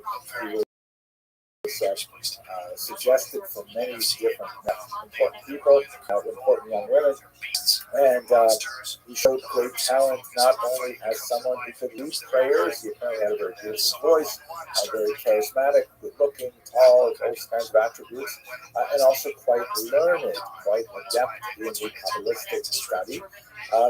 He ultimately got involved in the group of ideas that in the end suggested to him that he was in fact the Messiah. Now, for a long time, Jewish historiography viewed his delusion of grandeur as a type of criminal activity, that he had intentionally, wickedly deluded the large number of followers that he garnered throughout Europe. More modern scholarship, in particular, since the work of Gershom Scholem has been widely circulated. He was one of the principal biographers of Shabtai Tzvi within the movement of Kabbalah as a whole. There's been the growth of a more sympathetic view to Shabtai Tzvi, understanding him as someone who was subject to some kind of mental illness, perhaps something like bipolar disorder, because he would have like these manic phases where we call illuminations, and then you would have these depressive phases as well. Obviously, I'm not a psychiatrist, I can't speak to these things, but he definitely was somewhat eccentric, to put it mildly. So let's look at the political context and the technological context, and we're going to look at his life and activities. The political context should be broadly familiar with us now that we just spent an hour in the last lecture looking at the Mitzvah Rebellion. This is a period of tremendous political upheaval. According to Dr. Stamfer, possibly 50% of the Jewish population of Ukraine was destroyed by the Cossacks in that period. The overall number, he estimates, is much smaller than earlier, rather inflated estimates, maybe 18,000 or 20,000 people. It's a huge tragedy, but nowhere near the scale of what some other historians have opined without sufficient research. But nevertheless, losing half of the population is incredible devastation. A large number of displaced populations were dispersed through Europe. Nicola Hamon, the famous memoirist that we mentioned several weeks ago, actually describes how her family, like many others in Germany, took in refugees from these upheavals in the middle of the 17th century. And Shabtai Tzvi's main activity really occurred in the 2 decades following this tremendous peasant upheaval in the 17th century that had such havoc wreaked on the Jewish world. But let us not forget the really important element of publication, which is something that the Jews, once they discovered it, they really loved it. Jews had been publishing from the very early period of print. In fact, there are some possibility that it was actually Jews in Provençal who even invented movable type, which was a key element in the technology necessary of efficient printing. But although that particular thread has not been completely developed, we do know that by the late 15th century, Jews were already publishing many titles, including the Talmud. And in the 16th century, in Venice in particular, publishing just exploded for Jews. Jews rushed to it, and because it was great, right? It meant that all of a sudden, all of these works which had previously only existed in manuscript and could only be copied laboriously and expensively by professional scribes, and then they were very fragile, easy to lose, and if they were seized by the church, as happened several times, they could easily be burnt and hard to replace. But with publication, with printing, all of a sudden the price drops out the bottom. That no longer we're talking about, like to use contemporary terms, a Torah scroll I think costs about $50,000 to produce because of all the man hours that go into actually writing the scroll out. Whereas you can go to a Judaica bookstore and buy the same information for $10, $15. I mean, it's a tiny fraction of the overall cost. And Jews love the idea of being able to read so much more. So over the next few centuries, Jews become passionate purchasers of books. They really become the al-kitab, the people of the book at that point. Previously, before that, they were the people of the scroll, I guess, the people of the manuscript. And works like this one here, the Shnei V'Chot become extremely popular. And ideas circulate with accelerating rapidity throughout the 17th century and onward. This also has tremendous impact on the democratization of knowledge. Once information can be distributed at a much lower cost, it becomes accessible both in terms of an expanded range of classes of people, but also to women as well. Women who, were typically much more literate than non-Jews historically, but generally not as literate as the men folk. They typically would be literate in the vernacular, like Yiddish, but less so in the language of the state, and less so in the religious languages of Hebrew or Aramaic. Only very exceptional women could make out more than, let's say, perhaps the prayer book. In fact, in Ashkenazi synagogues, it was very common to have one educated woman sitting in the women's section of synagogue and repeating the Torah reading, or if there was a sermon in Hebrew or something like that, repeating it to the less educated women who had no access to Hebrew whatsoever. So with printing, all of a sudden you begin to open up the possibility of, hey, we can afford to teach this stuff to our daughters as well, and that will play a great role in Shabbatai Tzvi's movement, which was actually very, very sensitive to both printing and to women, as we shall see. So what exactly happened with the movement? So the basic story is that you have this individual, Shabbatai Tzvi. He's born in Smyrna. Here's a quick map where you can see where he wanders around the Eastern Mediterranean. He begins in his late teens to experience these emotionally unstable moments, where, as I mentioned, he describes periods of great euphoria, followed later by some depressive episodes. And although he is very highly regarded as a youth, he begins a period of wandering. And while he is engaged in these wanderings, he's also quite an educated young man, studying Kabbalah, very conversant with Kabbalistic ideas. He ultimately runs into an individual known as Nathan of Gaza. Nathan of Gaza recognizes the potential inherent in Shabbatai Tzvi, and he becomes not only his sidekick, but also his major propagandist, his publicist, who ultimately would reveal his friend as the Messiah, as the long-awaited Redeemer of the Jews. And amazingly, this idea gains tremendous popularity in Europe. Now, we can certainly opine as to the basis for this fact. You can certainly point to the desperation that Jews felt after the 17th century Franciscan uprising. You can point also to the influence of the Kabbalah of the Arizal. Certainly Jews have been at this now for 100 years since the Arizal, and maybe it's time already that since the Arizal's teachings have been revealed to the world, another century has passed, and now it's actually coming to fruition. You can point to the rapid change in society that's happening all over Europe. Non-Jewish society in particular is going through many changes in the 17th century, and this all comes together, and Shabtai Tzvi actually attains a significant following, sometimes among very well-respected figures in Cairo and in Jerusalem, and he eventually perhaps egged on further by Nathan of Gaza. He believes it all the more himself, proclaiming himself as Messiah, making all kinds of interesting proclamations about his life and so on. He goes through several phases as his, let's say, dementia grows and grows. He engages in ever more bizarre activities.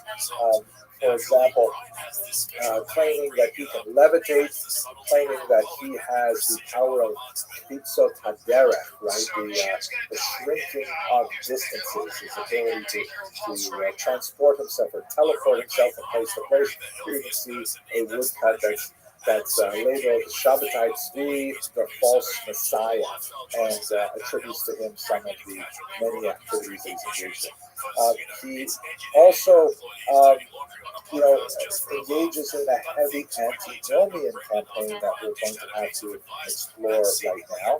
Here is one of the prayer books that were composed by his followers associated with his new teachings. What were essentially the teachings of Shabtai Tzvi? Well, the first is obviously the notion of messianism, that he has come to actually represent the end of history and the beginning of a totally new era.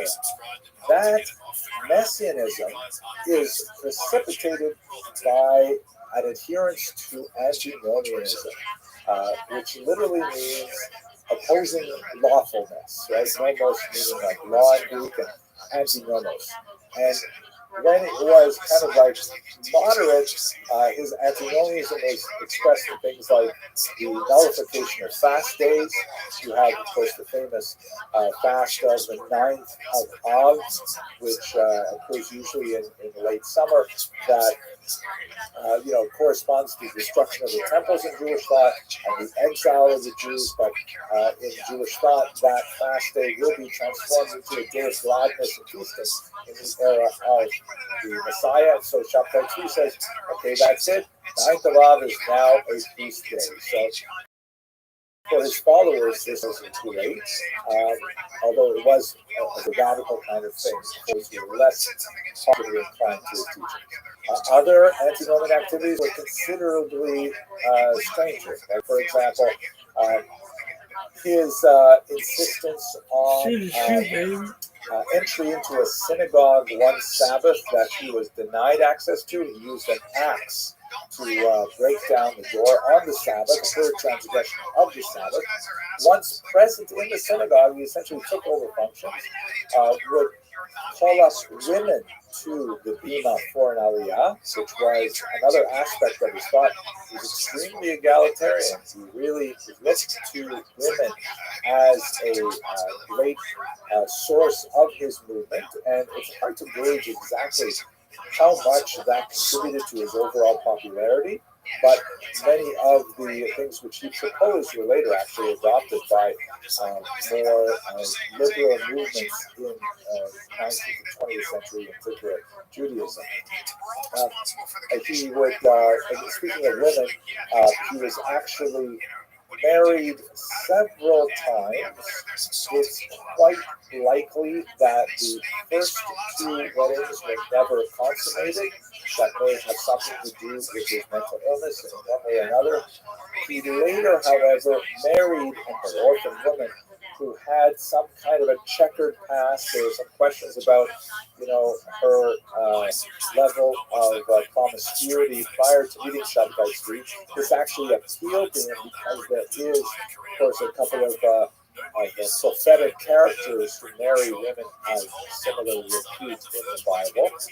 She was actually an orphan from the Chmelnytsky rebellion itself, which distinctly appealed to Shabtai Tzvi. She proved to be his most devoted supporter, and we'll meet her in a moment. He also at one point actually married a Torah school.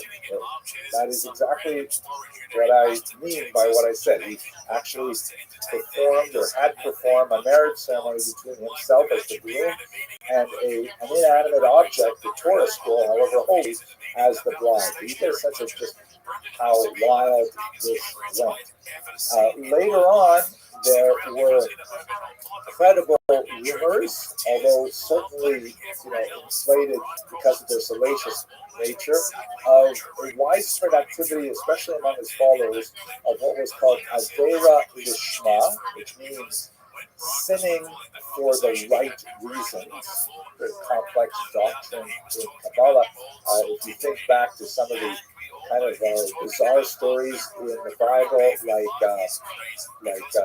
Tamar dressing herself as a prostitute in order to have relations with her father-in-law in the book of Genesis, a chapter, I think it's 37, that's usually skipped over in kids' classes and things like that. And this idea that even for, or on a lesser level, Rebecca, deceiving her husband Isaac in order to make sure that Jacob gets the blessing rather than his brother Esau. So difficult discussion theologically, but his followers definitely picked up on this idea of a very Lishma and used it principally to nullify many commandments in the Torah, including the consumption of non-kosher food, the violation of the Sabbath, and the violation of marital vows as well, which was perhaps one of the more popular elements of Sabbateanism. It was certainly one of the elements that gained wider circulation when people talked about Sabbateanism, saying, do you know what they do? Things like that. So that was definitely part of the story surrounding him.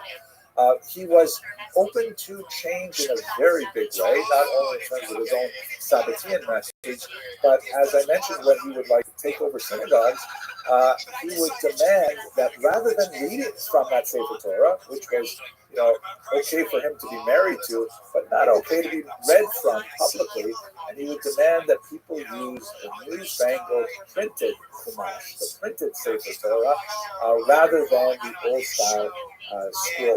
Now, as he's moving on his career, his mania increases. Those periods of euphoria become larger and larger and more longer lasting, and egged on by people like Nathan of Gaza and his increasingly enthusiastic followers, he decides that it's now time for him to reveal himself to the Ottoman Sultan, to demand that the land of Israel be turned over to him as the Jewish Messiah, and then he will initiate the Messianic age. So this interesting sort of comic book version, like the issue of the broadsheet that we saw a while ago about the post-registration of Passover, sort of tells the story of Shabbatai Tzvi. We'll just zoom in on a couple of elements of it. So Shabbatai Tzvi goes with Nathan of Gaza, sails off to Constantinople to meet with the Ottoman Sultan and to say, okay, I'm here, give me the city of Jerusalem and the land of Israel so that I can begin my Messianic period of Messianic age. I think that's Nathan of Gaza in the front there, blowing the trumpet, here comes the Messiah, that kind of thing. He meets with the representative of the Sultan. This picture here shows him actually meeting with the Sultan. That actually didn't take place. The Sultan didn't want to give him the time of day. He sent an emissary to him, but he lays out his case, and the Sultan says to him, that's so nice to meet you, Mr. Messiah. Do you mind if I call you Shabsi? Is that okay? I have a counteroffer. I'm not prepared to give you the land of Israel. Sorry, I kind of like it. But I will allow you to remain alive if you agree to accept Islam. That is, you may leave my presence and authority unscathed, as long as you become a Muslim. And to the great dismay of his followers, Shabtai Tzvi accepts the offer, and he converts to Islam, and his thousands of followers. There's a lot of debate over exactly how large his following was, but it's certainly very significant. From all across Europe, they are crestfallen because he has abandoned Judaism. And the whole reason they were following is because they thought he was the culmination of Judaism. Here is him being taken away to by soldiers to be redressed in ornament turbans and so on. Here is his wife Sarah, who joins him in his Islamic conversion, his apostasy. I find Sarah especially interesting. Actually, it was a great book written by Ada Lepkot Albert that discusses women and Sabbatianism and what's right. But I note that she was early a trendsetter. Look at that hairstyle.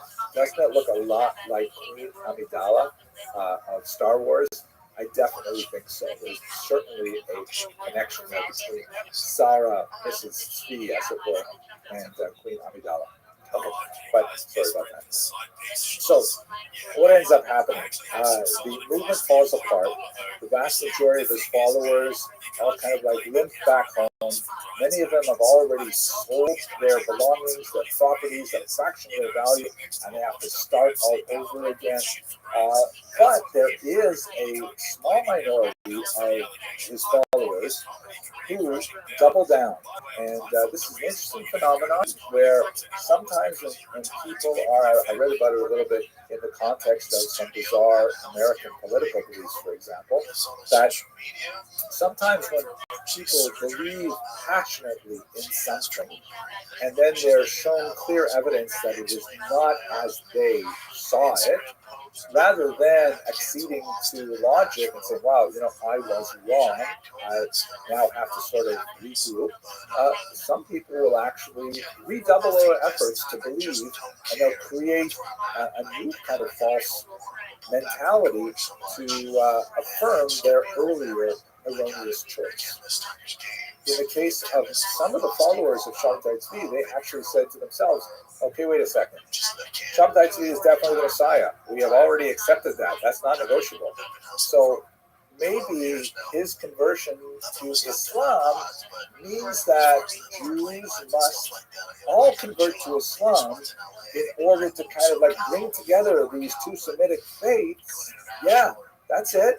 And so many of his followers elected to convert to Islam along with him, and they constitute a coherent community that lasted well into the 20th century called the Dumna. This is one of their mosques in Thessaloniki in Greece. They actually had a strong presence in Turkey and Syria and elsewhere, and there's an older presence of them in 23 Turkish politics now. Quite fascinating.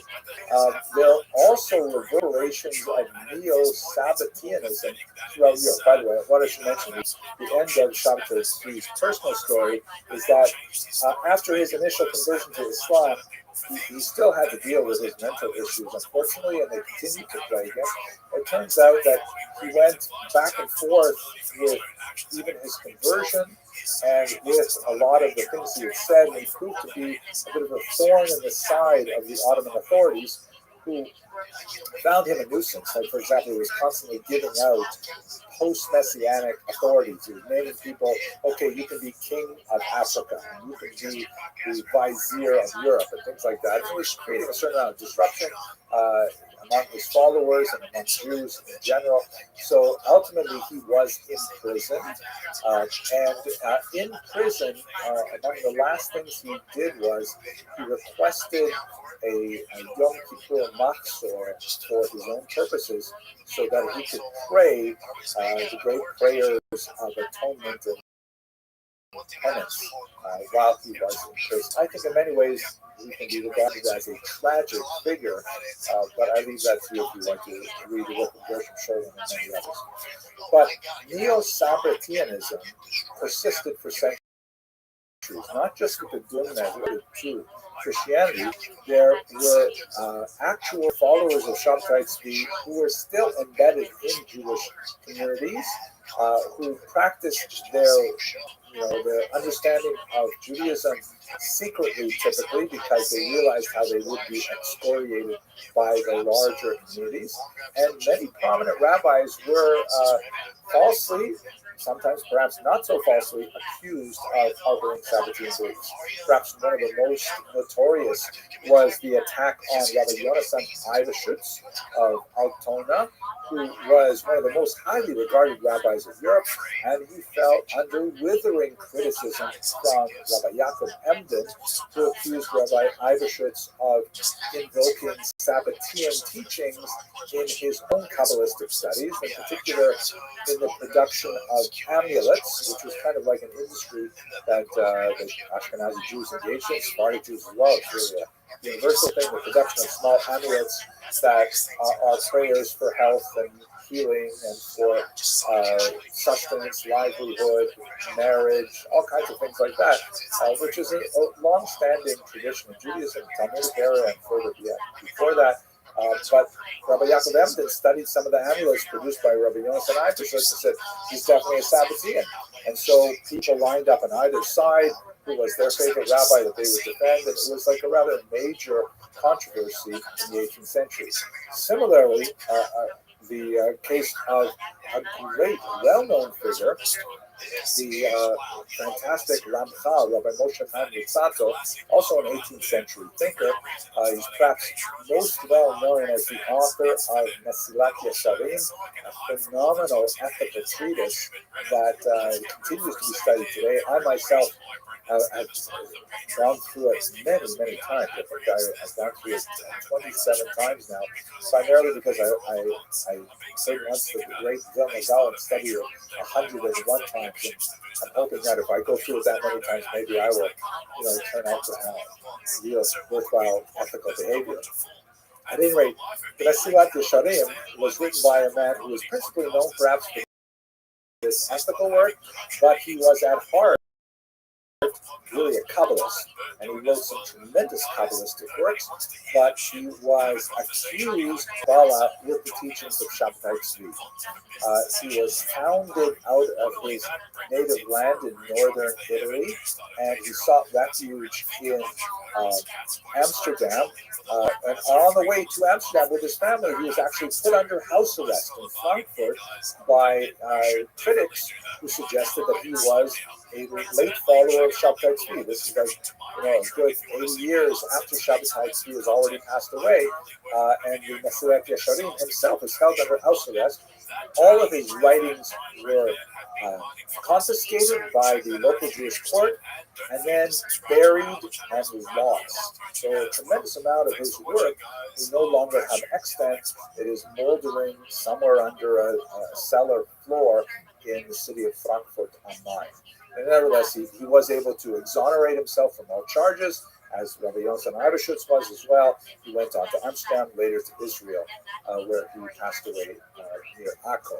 But at any rate, the reverberations of the Sabbatean debacle continued throughout Europe for a couple hundred years. And perhaps the last expression of this, or the last really meaningful, organized expression of this, occurred in Poland under the leadership of someone who claimed personally to be the reincarnation of Shabtai Tzvi, one Jacob Frank, shown here.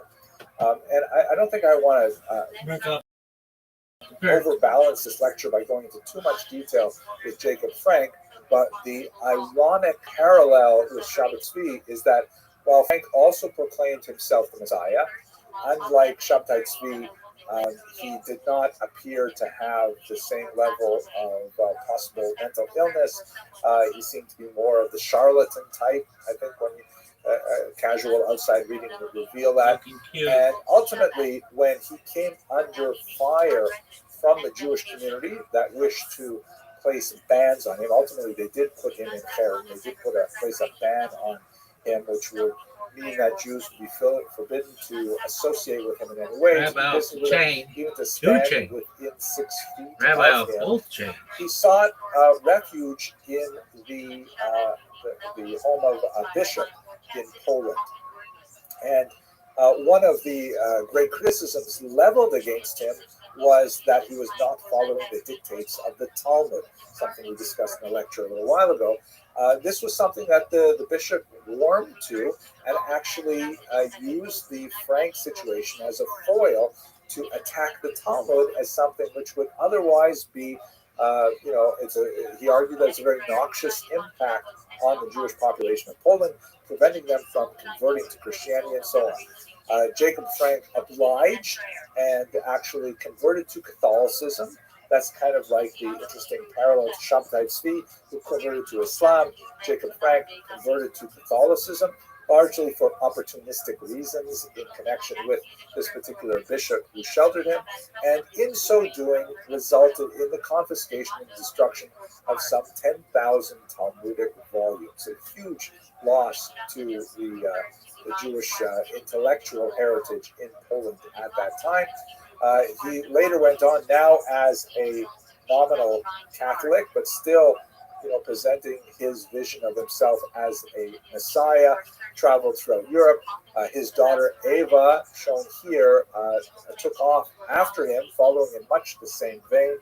Also, both of them involved with similar activities, credibly accused of engaging in antinomian behavior. The sexual aspect of their practice is definitely widely known and the subject of many salacious rumors. And ultimately, the entire movement ended in defeat. Eva Frank herself died penniless, but nevertheless, you see the same kind of readiness for the Messiah that characterized a certain number of the Jewish followers of both Shabtai Tzvi and Jacob Frank. That kind of like sums up this huge intellectual, spiritual whirlwind that had tremendous impact in the case of Shabtai Tzvi over most of Europe, in the case of Jacob Frank, particularly in Eastern Europe. But that's where I think I'd like to leave it for today. Let me thank you all for listening to this brief overview. Have an excellent day.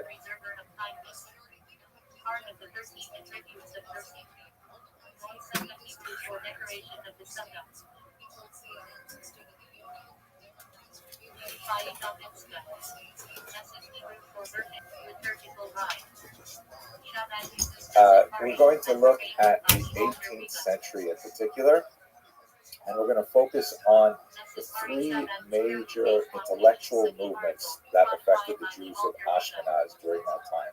Specifically, we're going to look at the rise of Hasidism, the opposition of the Menagdim, and then the innovations of the Maskilim.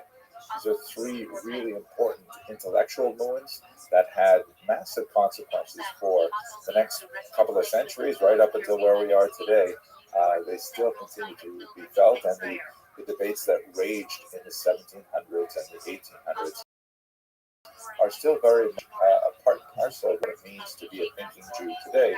One has to orient oneself within those three movements and triangulate, so to speak, a place for intellectual productivity and self-satisfaction. The word I'm looking for here is sikut nefesh, the satisfaction of the soul, trying to figure out exactly how one must relate to one's God, one's community, one's family, oneself, all within these three basic modern Jewish movements. So let's go straight to the material. We had lots of long introductions in the previous lectures, so let's have a shorter one today. Here's a great photograph from a recent popular series on cable or streaming services, Shtisel. It shows a couple of characters, a father and a son, having a direct together. And I kind of like this picture for reasons that I'll demonstrate in a moment. But we are going to be looking at essentially the long 18th century.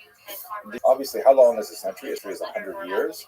But Eric Hobsbawm, very important historian, pioneered the use of the term long 19th century, which goes from basically the French Revolution in 1789 to the beginning of World War I, 1914. So that's kind of somewhat longer than 100 years. And then he also pioneered the short 20th century, which goes from the beginning of or the end of World War I, 1918, to the fall of communism in 1991.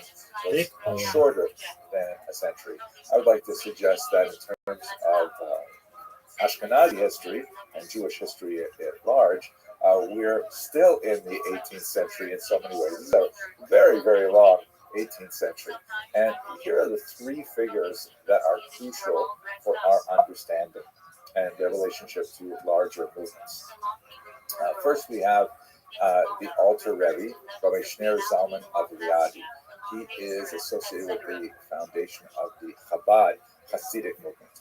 I would include a picture here, perhaps more appropriately, of the Baal Shem Tov, Israel Ben Eliezer, who we'll talk about a little bit today, God willing. But we don't have any reliable pictures of him, and this is an iconic image that one sees in Chabad houses all over the world. And Rabbi Shner Zalman, although he is really a third generation, he was extremely influential in advancing a Hasidic vision through the rest of the world, as Chabad is today, in fact. And so he's appropriate for our 18th century focus. So he represents, obviously, the Hasidic mindset, the Hasidic movement, which we will explore over the course of the next hour or so. Then there is, of course, the great Rabbi Elijah of Vilna, the Vilna Gaon, who represents really the counterpoint to that position. He is the acknowledged head of the movement known as the Mitnagdim, or the Misnagdim, as it would be pronounced in Ashkenazi pronunciation. Literally, that term means opponents, and they oppose the Hasidic movement, and so ironically, they derive their name from their the way in which they orient themselves to this innovative movement known as Hasidism. In reality, they could have called themselves, let's say, the traditionalists, because the Misnagdim represented the sort of follow-through of the earlier Talmudic tradition, which obviously predates Chabad by centuries, if not millennia, depending on how you want to define the text-based Talmudic culture. Nevertheless, the term Mishnagdim stuck, and so they're very important elements in our discussion of the three major intellectual movements of the era.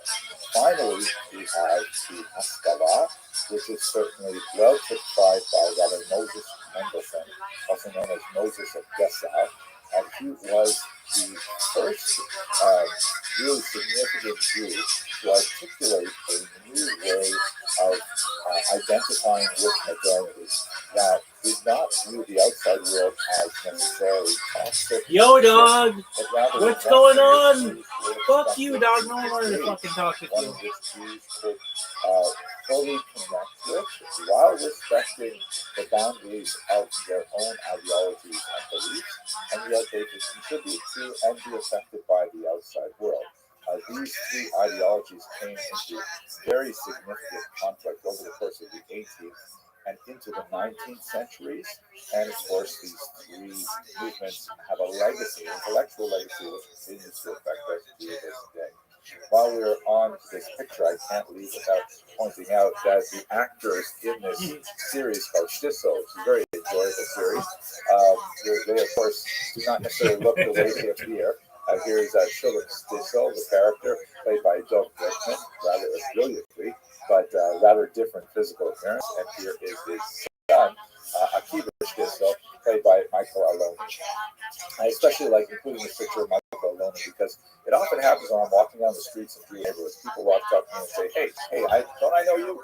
Aren't you that guy, Michael Aloni?" That really doesn't happen. Occasionally, though, when I'm in Manhattan, I'm misplaced. I'm often mistaken for other people like Will Smith and things like this.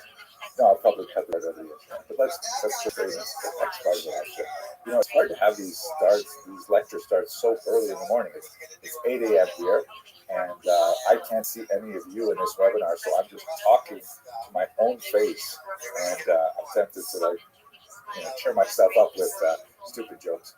Okay, so what I'd like to say about the three movements is I'd like to phrase them in terms of rebellions, because even the traditionalists, even the Misnagdim, who lay claim to be like following through on older tradition, they also have rebellious elements because they are forced by the birth of the Hasidic movement to redefine themselves in opposition to something new. So that requires a certain amount of repositioning, as we shall see. So all three of these movements represent significant intellectual rebellions, upheavals. Let me explain what I mean. First, let's start with the rebellion of discovery, which is chronologically the earliest of these three rebellions, and that refers as a term I've used for the Hasidim. Here's a wonderful picture of Jews dancing at Tzfat, Hasidic Jews, you can see. Now, there are some Misnagdim scattered in here as well, by the way, maybe a few Spartan.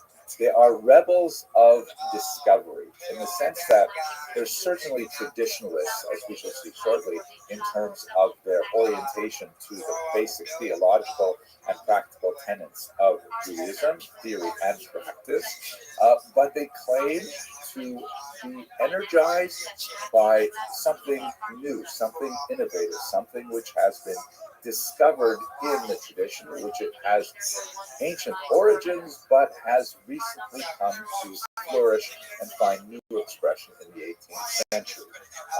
They perceive that innovation as a restoration, or as a coming closer to perceived core, something that has always been within Judaism, but has been much more constrained and focused and restricted to individuals. And now with this new movement of Hasidism, it is suddenly made more available, like the overflowing of a well and spreading out of its waters to many other people.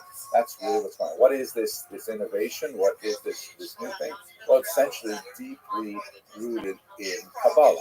As we discussed yesterday, the Tzfat explosion of intellectual, spiritual, religious creativity in the 16th century had strong reverberations through the thought of the Arizal, one of the great Kabbalists of that city and that era, and found expression later in the Hasidic movement in particular.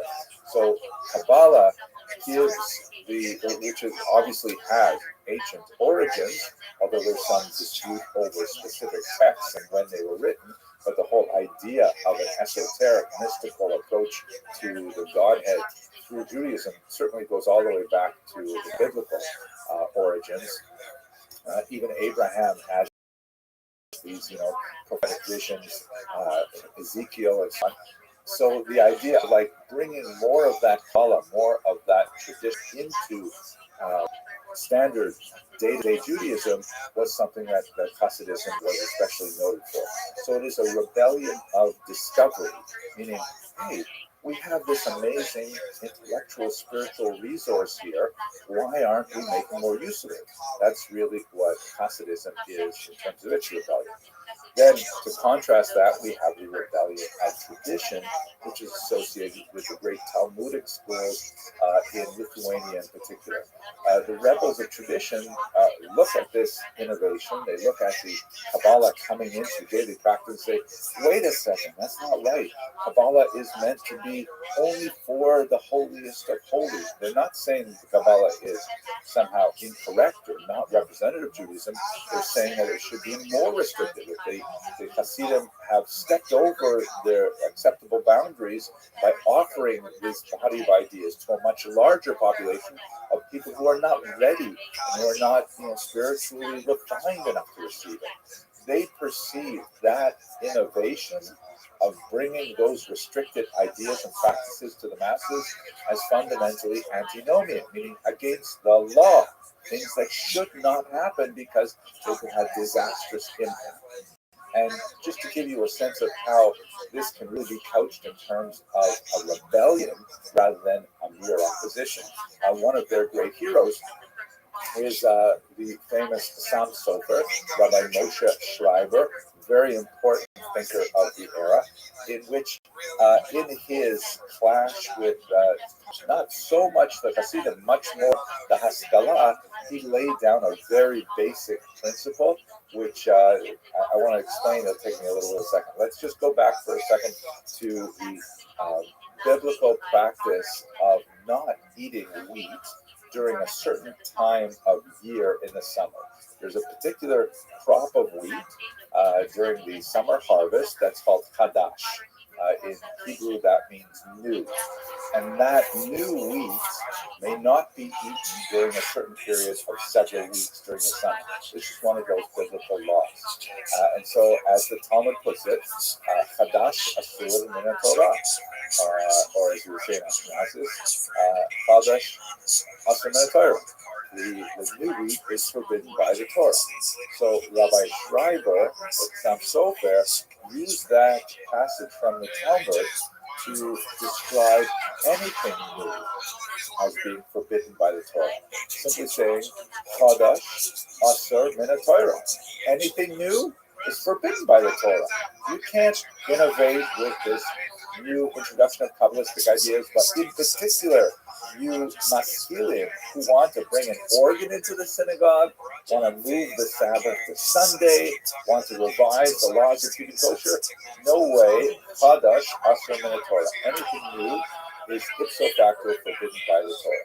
So that's kind of like a pretty strong statement. And I don't think that some sort of meant it literally and universally, but it was definitely a way to kind of coalesce thinking around an approach to these new ideas. So it is a rebellion, but it is a rebellion for tradition.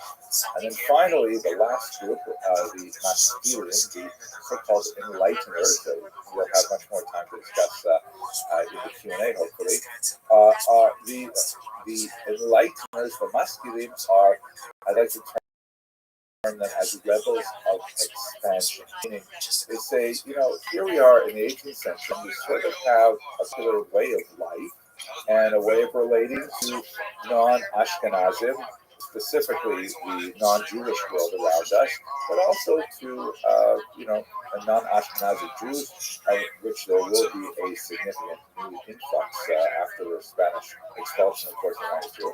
And they say we should rather be expanding our horizons into other areas of political, social, especially cultural and intellectual endeavors that we've never really engaged in before. This background image is a beautiful medieval representation of a Jew and a Muslim playing chess together. Chess was seen for much of the second millennium of the Common Era as kind of like a leveling factor that regardless of one's ideological background, one could engage in a game of chess without necessarily sacrificing one's personal beliefs and practices. So they're seen as kind of like a safe meeting place for ideologically divergent players like Jews and Muslims, Jews and Christians, Christians and Muslims, and so on. So this rebellion of expansion sees innovations in the tradition as corrections, as ways of addressing artificial phenomena that had developed over the centuries that may have been intrinsically harmful to the advance of Jewish civilization and thought. And they're great heroes. That we will see some of the 18th and 19th century figures who are involved, but they tend to look backwards to figures that they feel are well representative of their values, such as Moses Maimonides, who was one of those very unique figures, who of course lived quite a bit earlier. We're talking about 8th century before the time we're talking, 6th century. And Moses Maimonides, however, was one of those rare Sephardic geniuses who was adept both within the Jewish intellectual tradition and extremely creative, writing things like the Mishnah Torah, the Guide to the Perplexed, but at the same time, very, very active in the secular world. As a physician, he wrote many treatises in Arabic on various medical conditions and so on, and he's seen as kind of like a golden age individual and a prime figure for modern Jews to emulate. It is not inconsequential that many schools that sort of lean towards this Maskilik approach name themselves after Maimonides, Rambam schools, because he's seen as one of these figures who's able to, join general and Jewish knowledge together in such an appealing way, while certainly not sacrificing his rigor in either area. So those are our three rebellions that will occupy us for the next, really, the rest of this lecture and the next one as well. Now, let us not forget the background, which we have explored in somewhat greater detail before, but let's just touch on these things because it's very important to understand the context in which the 18th century develops.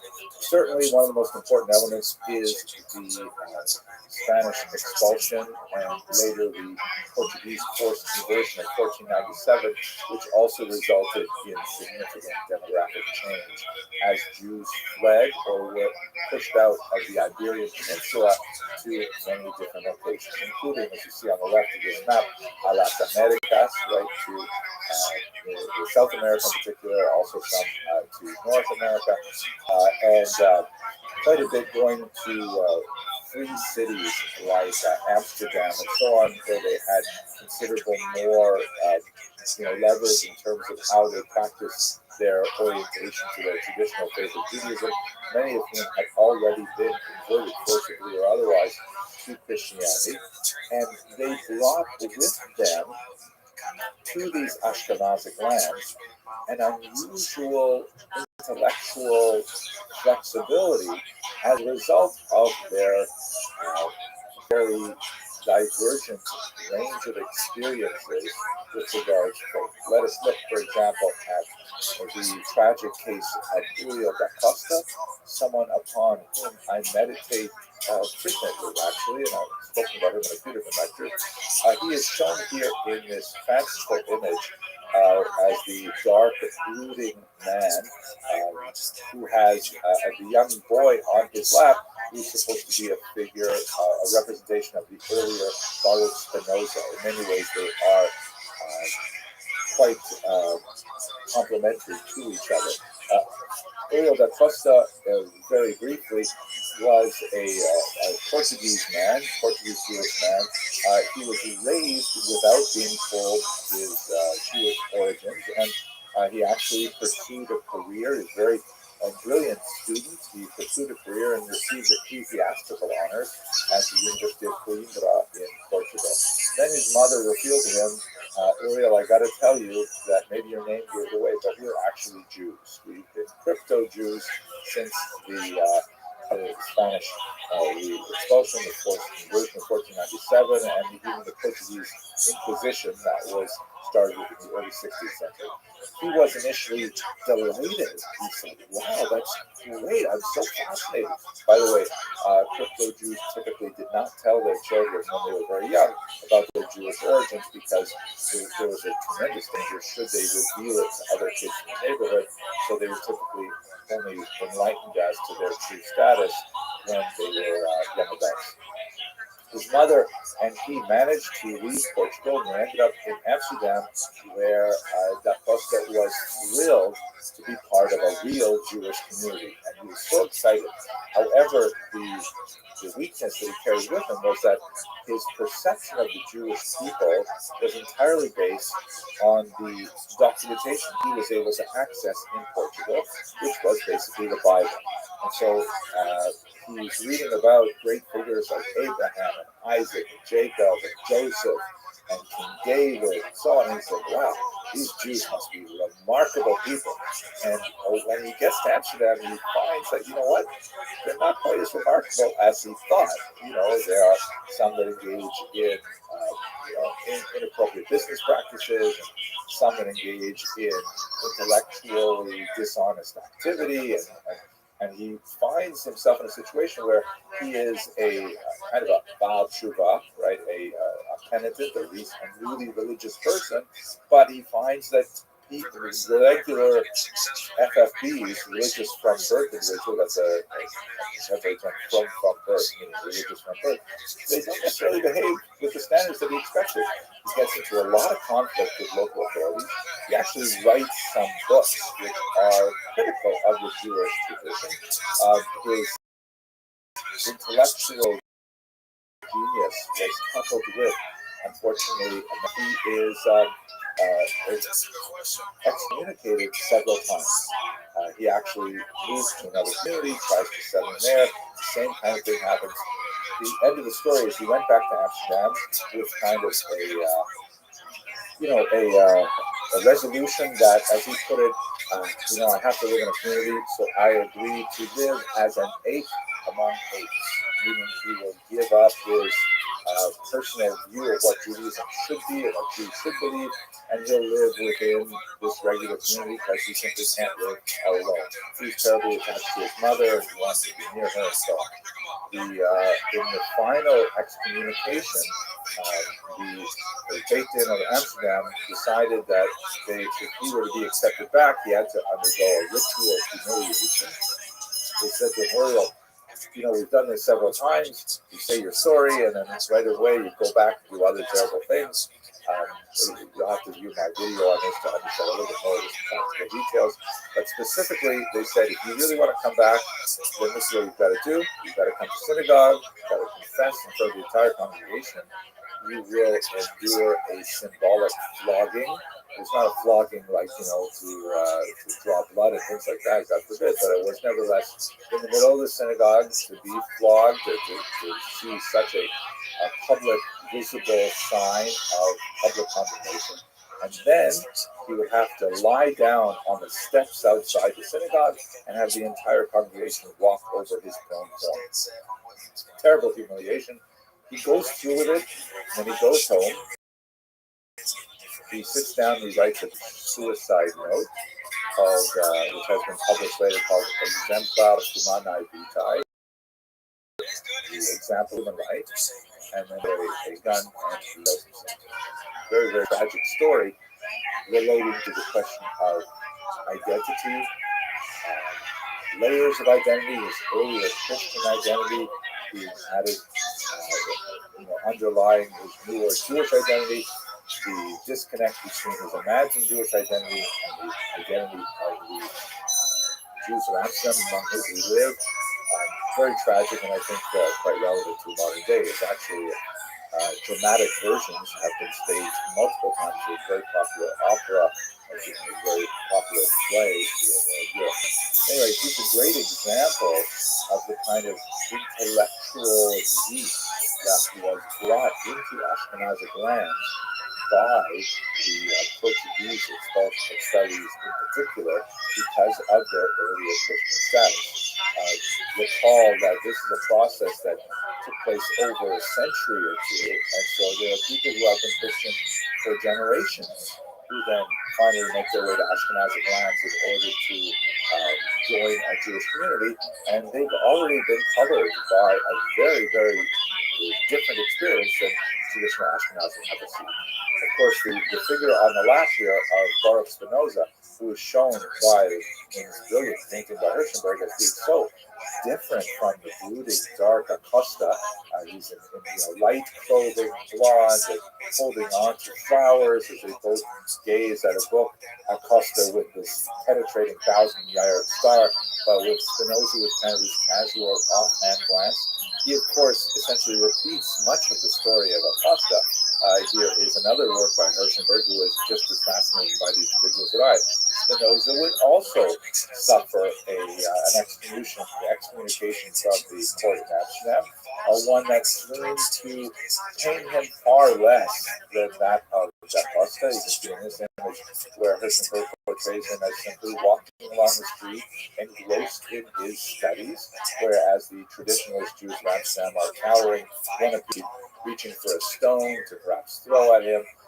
And Hirschenberg is definitely sharpening his axe with this rather polemic image, but nevertheless, it points to the narrative that I want to describe here of intellectual ferment that's going on in Ashkenazic lands, particularly in Western Europe, that will eventually find its expression in, at the very least, the Haskalah and really quite a bit more, as Spinoza, of course, has a much longer arc of influence on Western thought. So we also have, as we discussed yesterday, demographic upheavals with the horrible pogroms associated with the Khmelnytsky rebellions and large displacement of peoples into Europe, where again ideas are circulating, as many Eastern European Jews are encountering some of these Western European ideas. And then we are immediately following the Khmelnytsky rebellion with the whole Shabbatai Tzvi debacle, which we discussed also yesterday, and that's followed up by Neo-Sabbateanism. This is one of the amulets that we mentioned yesterday, in which Rabbi Yonatan Eibeshitz was accused of being a Neo-Sabbatean, and even figures as phenomenal and as important as Rabbi Moshe Chaim Luzzatto were accused of heretical views. So going into the 18th century, we've got so many ideas kicking around, lots of challenges to the status quo, and they will ultimately find expression in the three movements that I've described. Let's just look, before we move straight to the Hasidic movement, at the demographic distribution of Ashkenazic Jews and how that relates to the the three movements that we're talking about today. This is a great map that gives you a sense of that we described earlier this week, of Jews from the Rhineland. There are still significant populations of Jews in Germany by the time you get to the middle of the 19th century, but Jews have also been admitted, not formally, but basically the earlier expulsion was ignored. So you have Jews making their way into the United Kingdom, but the large mass of Ashkenazic Jewry is primarily in the Russian Empire at this point. And in terms of the three movements that we're going to be talking about, the first is the Hasidic movement, that is chronologically the earliest in terms of its development, is the Hasidic movement, which is largely centered in what we would call today right bank Ukraine and southern Poland. That's where you have the great centers of Medjugorje and Berdichev, and so many of the towns that are associated with great Hasidic masters are really located in the southern part of the great homeland of Eastern European Ashkenazi Jews. Then slightly to the north, and it's really like a Venn diagram. Hasidim and Misnagdim could live side by side in a given street in any Eastern European shtetl. Although when you move further north, you are more likely to have fewer and fewer Hasidim and more Misnagdim. The Vilna was widely regarded, Vilnius, as the capital of the Hasidic world, the capital of the Misnagdic world, primarily because it was the domicile of the great Vilna Gaon, Rabbi Eliyahu of Vilna, that we talked about earlier. But there were Hasidic movements active in Lithuania as well, including Chabad, for example. So they're primarily to the north, but as a Venn diagram, they're overlapping with Hasidim. Finally, you have the Misnagdic movement, the Haskalah, which also has penetration into Eastern Europe, but is really based in the northern region. Berlin is one of the major centers of Haskalah in the period, and these three movements will interact with each other over the course of the 18th and well into the 19th century, and many of their arguments continue to reverberate to the present day. Well, what exactly is Hasidism? What do we mean when we say Hasidism? I did point to the Kabbalah earlier, but in terms of what's important in Judaism, how does Hasidism differ from the traditionalists? I will remind you that one of the elements of Judaism that distinguishes it from its daughter religion, Christianity, or its granddaughter religion, Islam, less so Islam, is the notion that while Judaism has some key tenets, like, for example, the idea of monotheism, the idea of life after death, these are all classic elements of Jewish thought, the anticipation of the Messiah, But these basic ideas of belief, of intellectual commitment, can be summarized in a very small number. There are various counts depending on which of the medieval authorities you look at, but you can basically count the key things that Jews must believe easily on one set of hands. It's a small number of mandatory beliefs for Jews. On the other hand, we've got a huge number of practical requirements. Judaism is in many ways much more about practice than it is about belief. Like, what do you do with your day? Judaism, traditional Judaism obviously, has a highly regulated set of rules codified in 613 commandments, which dictate, how you're supposed to live life.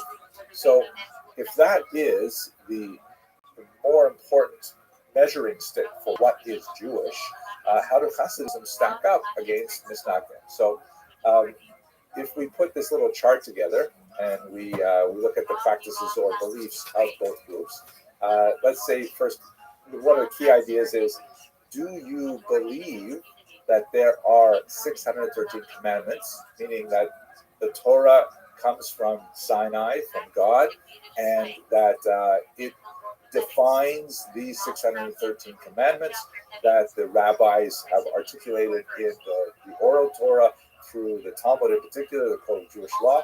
The Stagrim say, well, absolutely, that's our bread and butter. That's what we do all day, is study those commandments. And the Hasidim also say yes. So, okay, right, that's a really clear distinction. This, by the way, to jump ahead to the 20th century, certainly I could say in the 19th century, this is a key distinction with modern movements, which are now called denominations of Judaism, that might not necessarily agree that there are 613 commandments. And even though among the Orthodox there may be some discussion of, well, this particular commandment number 82 isn't really a commandment, it's just a rabbinic enactment, but you forgot one other that I included to make 613. That's perfectly par for the course for traditional Judaism, but in the 19th and 20th century, there are people who would say, in the name of Judaism, that no, we think that there are only 10 commandments, or we think that there are even no commandments, that is all, later creations.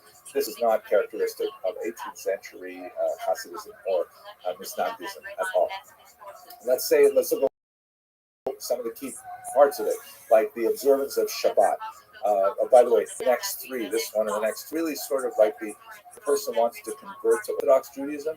These are, in my experience, limited experience with it, these are the three things that they really concentrate on. Because, learning and practicing Judaism in this traditional form is a lifelong endeavor. Study of the commandments itself is part of the whole package.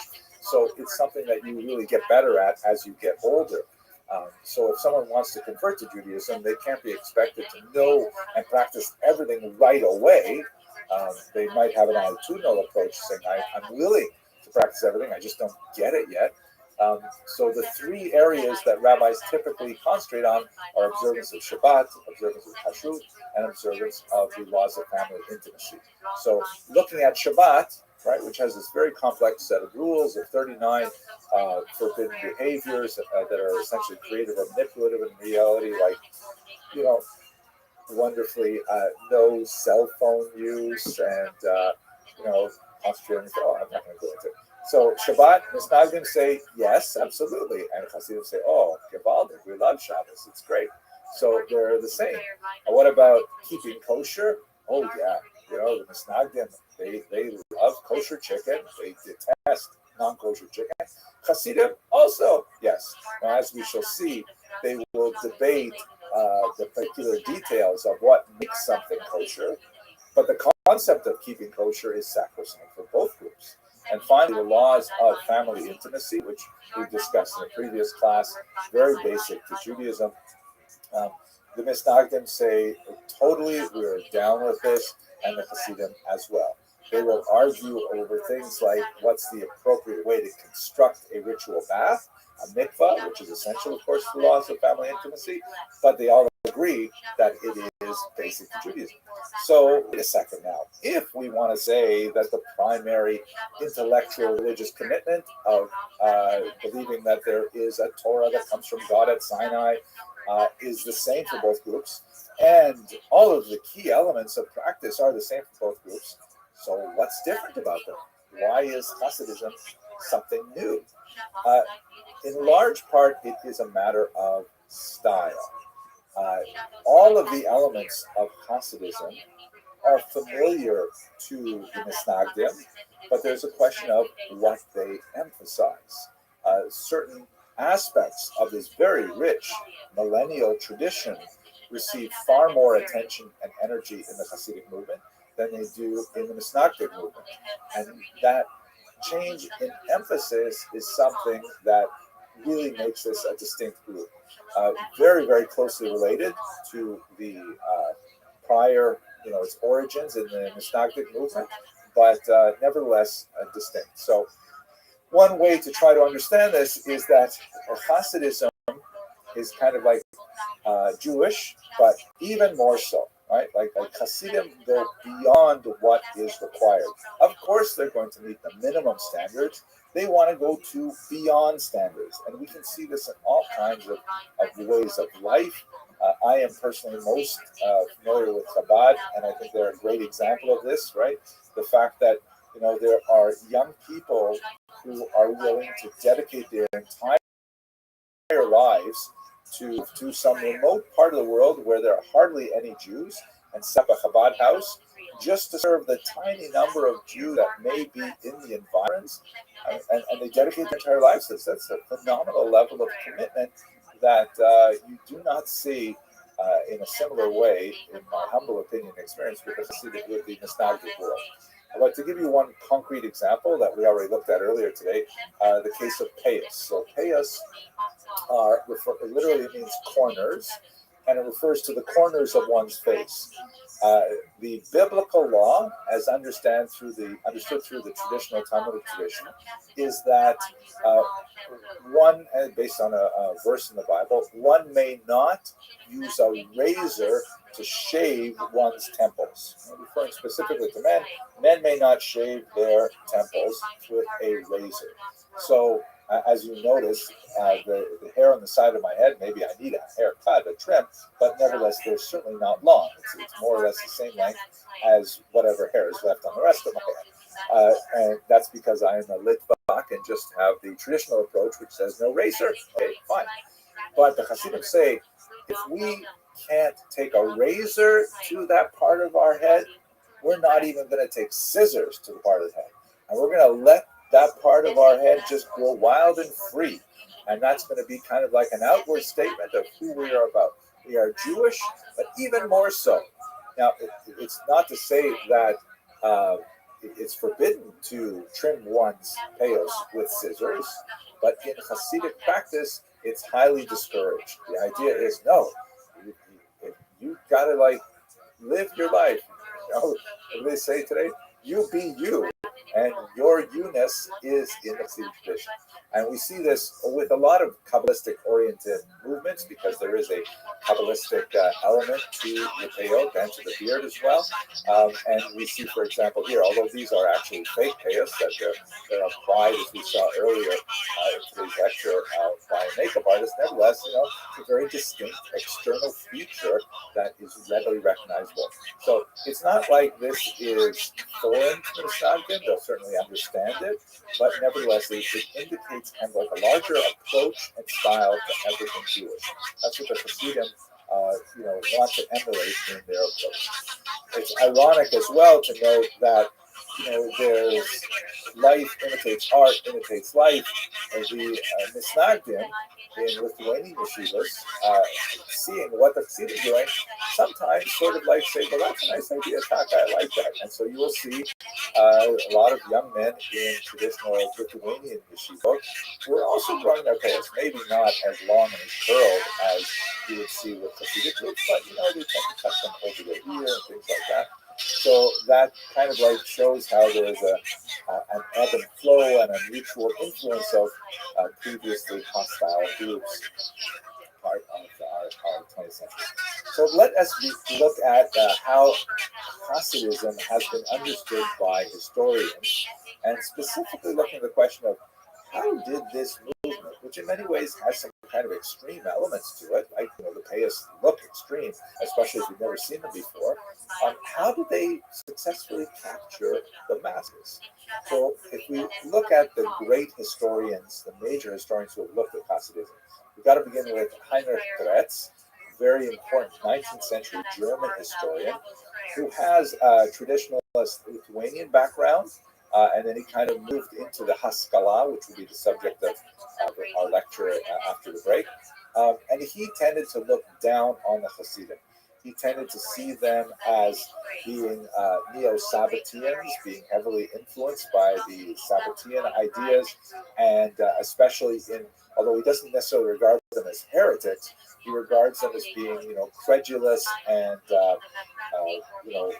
poorly rooted in the intellectual tradition, buffeted by the horrible tragedies of the Khmelnytsky rebellion, and influenced by the leftovers of Shabtai Tzvi's movement. And he says, this is something we really have to extirpate. And it's not the kind of Judaism that represents really the great tradition. And hopefully there won't be too many Hasidim moving over here to Germany, where I'm writing in particular. So he had a decidedly negative approach to the Hasidic movement.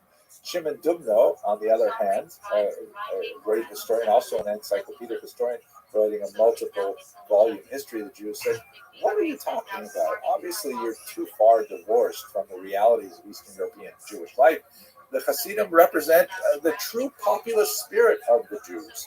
That it's true that the Hasidim down in the southern regions of, right bank of Ukraine, southern Poland, were largely divorced from the great Talmudic elite centers of the north. But you know what? They're good, enthusiastic Jews who are willing to devote themselves to the larger cause of Judaism. And if they find their religious solace in this much more popular movement that has, these charismatic leaders, what's it to you, Heinrich Gretz? And so he developed a much more sympathetic view of Hasidism as kind of like a natural outpouring of the zeitgeist, the spirit of the era, disseminating directly from the spirit of the people who really yearned for a personal connection to God.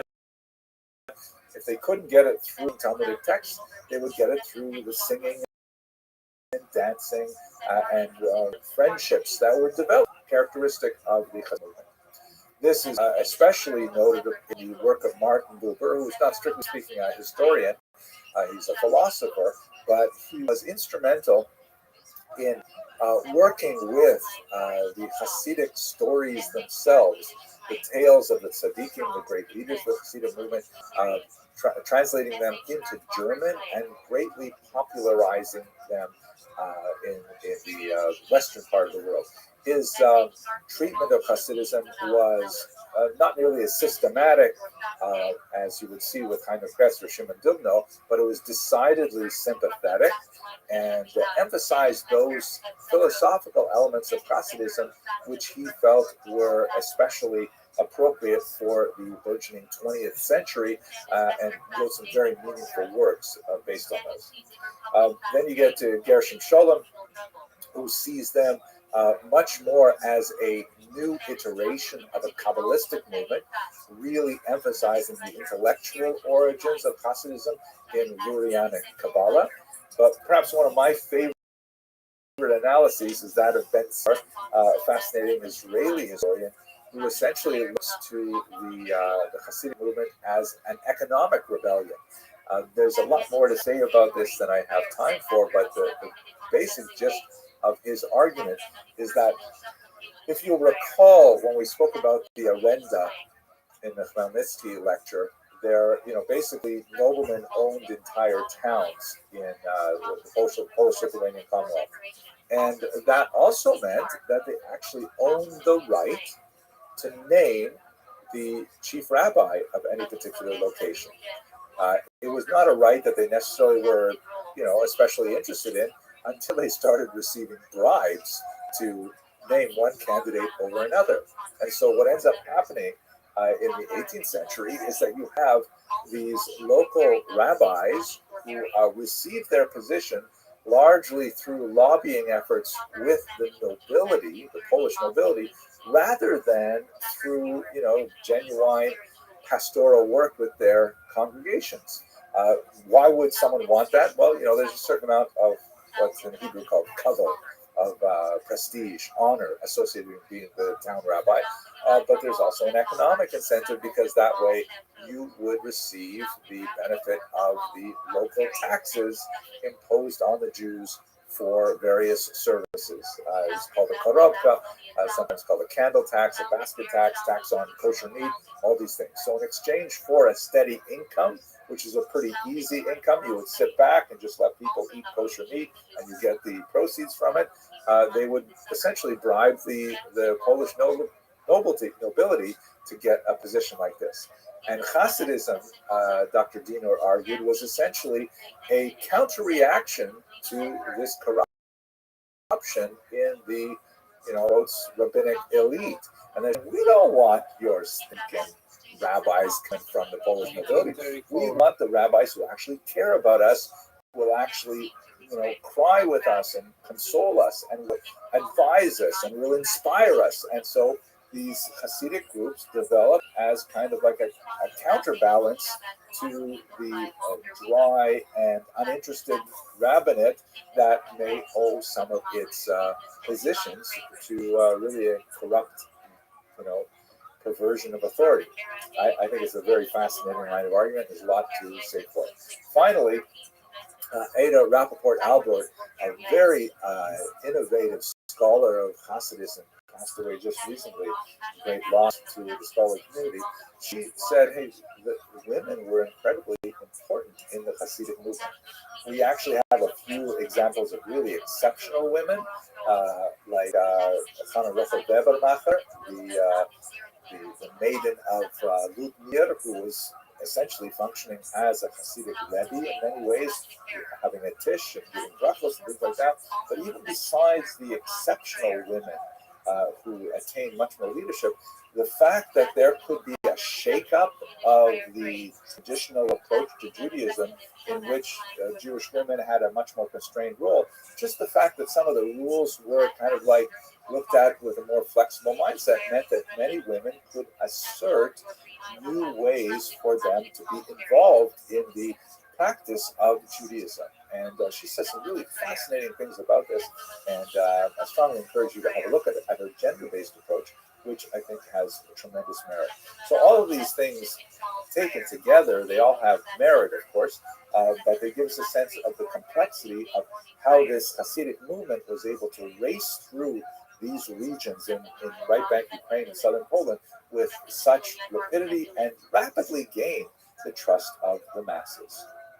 Okay, let's just talk a little bit about the origins of the movement, and then we'll pick up this lecture after the break, and then continue through the Haskalah as well. One of the most important contributions to the study of early Hasidism comes from my senior colleague, Professor Moshe Rossman at Bar Ilan University, a really great historian who's done some pioneering work in a lot of areas. And one of the questions he asked was, almost everything we know about the founder of Hasidism, who lived in the first half of the 18th century, right, Israel Ben Elita, is based on teachings of his students, testimonies of his students published much later, and often without critical rigor, and there are contradictions in some of the accounts, and some of them are hard to place or believe. What do we really know about the Baal Shem Tov with using the tools of modern historical analysis?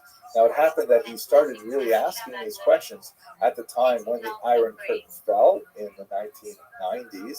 And so he was one of the first scholars to get over there and start looking in the post-Soviet archives. And when he got there, he found, among other things, the Baal Shem Tov's tax forms. He actually found that there are direct references to the Baal Shem Tov, who apparently had a position of authority in this town of Medjugorje. Here you can see enlightened, highlighted the line from the tax records that refers to someone named Baal Shem, who is called a doctor, reverend elsewhere, which indicates that he actually lived with on a particular street, a particular address that was apparently provided by the community, and that he was a figure of significant authority, especially towards the end of his life. And so he was able to discuss in his classic work, The Historical Search for the Baal Shem Tov, to derive from Polish records a much more concrete image of who this founder of Hasidism was. And it's an amazing story. What I'd like to do when we come back from the break is begin with the precursors to the Baal Shem Tov to place him in his social and intellectual context, and then we're going to get deep into the conflict with the Misnagdim and then the Haskalah. So I want to thank you all for your attention and endurance. Thank you very much for watching.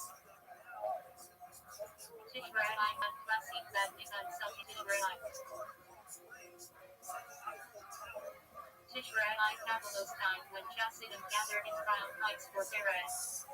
Episcopal heads of Kaddish prayer. May it be accepted. Let us pick up from where we left off.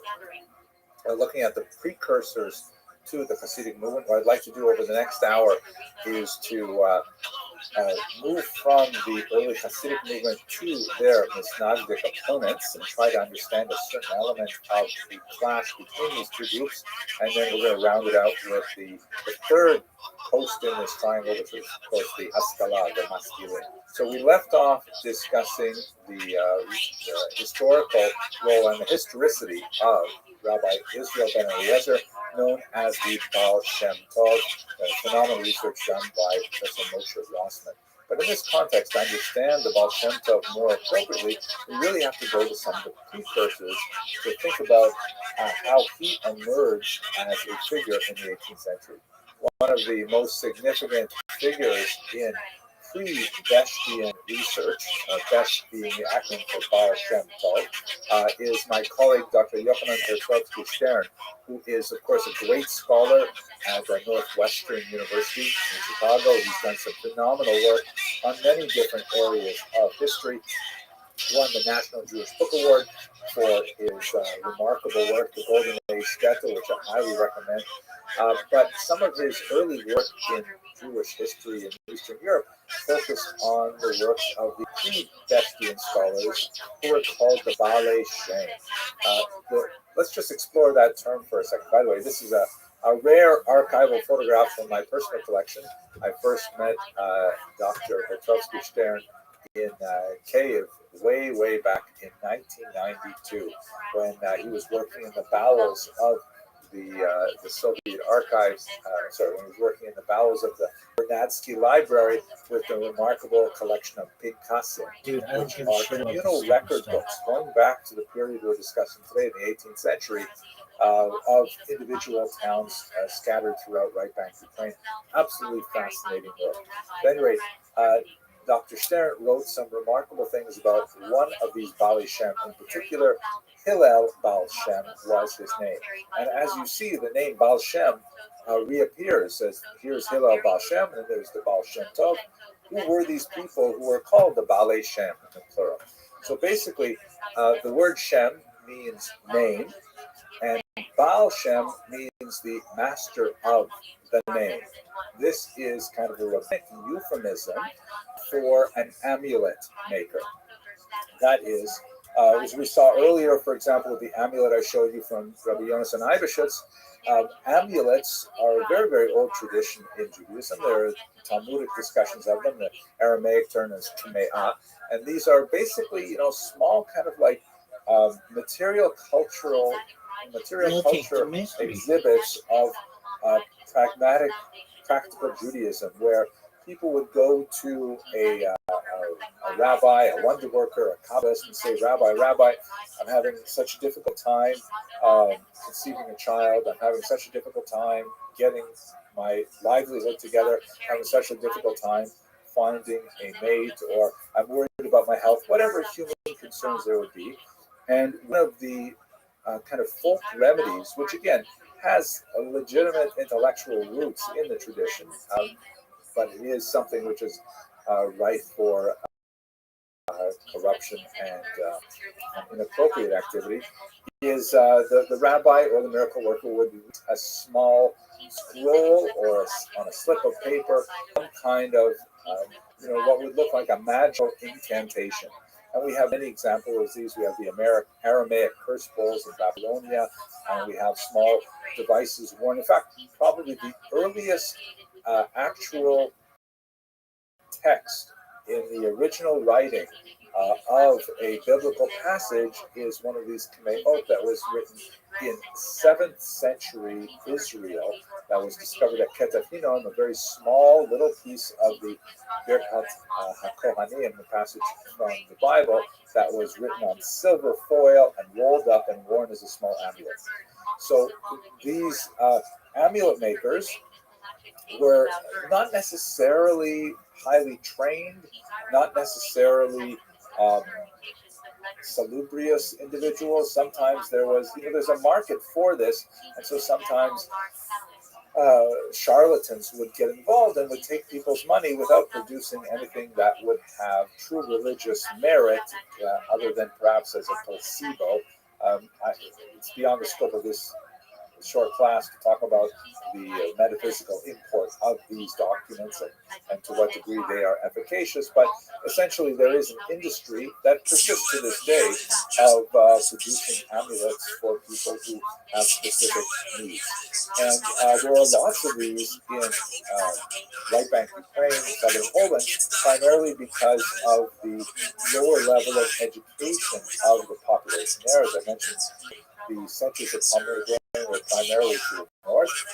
And I'm not sure of this, but I have a hunch that the market for Kameot is inversely related to the degree of Jewish education in a given place. I could be wrong about that. At any rate, a lot of these Baalei Shem were not necessarily reputable. And that's why Rabbi Israel ben Eliezer, who was also noted for his wonder-working miraculous deeds, was known as the Baal Shem Tov, meaning the master of the good name being a name of God, or the master of the name who is good, as opposed to all of those other Baalei Shem who are not so reliable. So the Baalei Shem was the backdrop for the emergence of this unusual individual, Israel ben Eliezer, who managed to bring together as a charismatic individual a circle of disciples who would follow him, and these innovative teachings of Hasidism, which I described in brief prior to in a prior lecture. And this was essentially the nucleus of the modern Hasidic movement. It also had a lot of relationship to early book culture, because while they may have lacked some of the more formal Talmudic training, literacy was proceeding apace in this area. And with the Hasidic movement came some early publications that had a very dramatic impact on moving the whole tradition from a folk culture to more of a formal culture. We see this incidentally in the work of Hillel Baal Shem, who himself refused to be published in his lifetime, despite his massive writings, which remained in manuscript. So the Hasidic movement largely spread, not so much through Israel ben Eliezer, the Baal Shem Tov himself, but rather through one of his most important disciples, Rabbi Dov Ber of Mezrich, known as the Maggid of Mezrich. He had 5 distinct students who, as you can see from this remarkable work, the Historical Atlas of Hasidism, published by Princeton, his followers spread throughout the world. The Maggid of Mezrich really represents the institutionalization of Hasidic teachings in 5 highly distinct schools led by his disciples, but remarkable impact largely focused in his activities. One of those disciples was the Alter Rebbe, who we discussed earlier, Rabbi Shlomo Zalman of Riyadi, who was the founder of the Chabad movement. And in keeping with this burgeoning book culture, he authored the Tanya, which is an extremely influential work of the era. But the idea that these rabbis really thought of themselves as kind of like a rebellious movement. They certainly knew they were engaged in something that was innovative and energetic and was rapidly gaining steam, but they only began to think of themselves as a movement, as kind of like something which is really coalescing around a body of ideas and practices that are, distinct in a useful manner from traditional Judaism when they began to be opposed. So ironically, just like the traditionalists received their self-definition as opponents, misnagdim, from the emergence of the Hasidic movement, the Hasidic movement itself really derived a tremendous amount of self-definition from that opposition. So they're kind of like learning to draw the lines that separate them, and that helps them focus their own energies into what it is they are all about. That opposition primarily came from the circle of the great Ramadan. Here's another thing argument. What exactly were the Misnagdim opposed to? What exactly was their problem with opposition? So let's have a look at several key aspects of that. The first is that the Hasidim were organizing separate. So the reason for this was the less rigorous degree of scrupulosity that was applied to the prayer times as defined by the Islam, by the Islamic orientation. Let me just explain this for a second.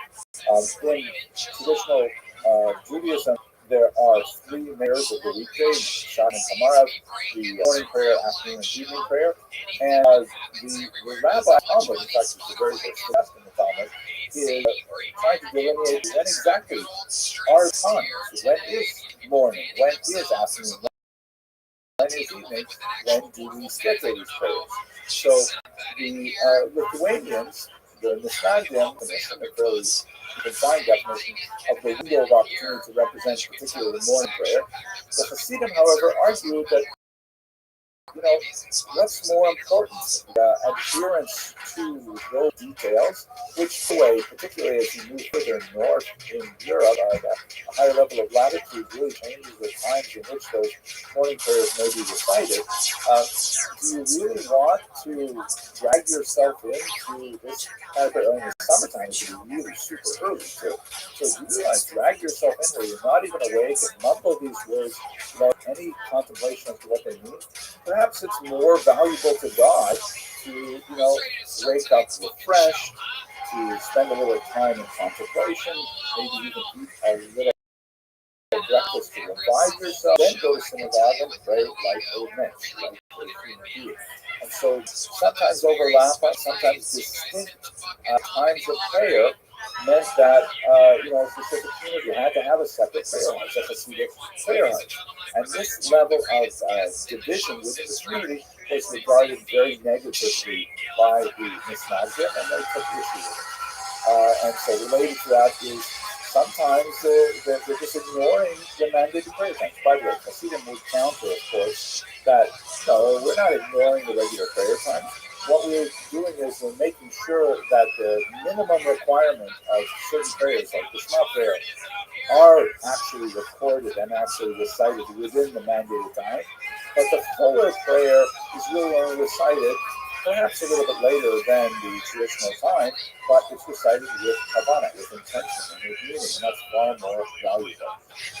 They argued that another element that contributed to this separation, this fissuring, fracturing of the community, was that the Hasidim were adopting a different prayer rite, that of the Ariz, the great Arizal, who we discussed earlier, Rabbi Isaac Luria, the late 16th century, and this was distinct from the prayer book that was used by the Mishnah. If you were a Martian landing on the planet, and you ask someone, can you please explain to me what to do to in Hasidim and Mishnah, and you would show him, he was seeing this Martian as him, I don't know what pronouns they would use, but you show him the regular sitter and the Ari sitter, and he would say, well, it's not like there's a huge amount of difference here. The percentage of words that are different or in different places are, I'm guessing, single-digit percentages. Is it really that huge a difference? And of course, they include a Martian heretic, because it a lot. But the has an issue with the for changing the players. There's a significant issue. And by the way, I'm not going to make a big deal out of this, but Ben Ciondino really did dig deeply into each of these issues to look at the economic roots. Oh, there's no Kill Tony this week. And how that had implications for the revenue streams that were generated by the Jewish population, and more significantly, did those streams flow?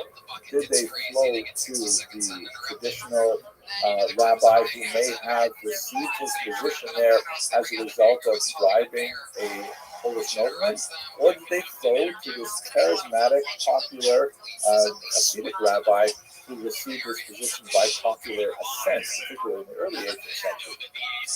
So one of those most taxed issues was kosher slaughter, right? Because when you have a kosher meat produced, then there's taxes that have to be paid to cover the supervision and things like that, and also that not all animals, when they're slaughtered, are slaughtered correctly, or they turn out to be healthy enough to be consumed for kosher stipulations. So that means an element of loss for the kosher butcher. What is he supposed to do? So that's why there's a huge tax applied to try and offset those costs. So the Hasidim and the Misnagdim differed on a fairly fine point of Jewish law regarding the sharpness of the blade that is used to slaughter the animal.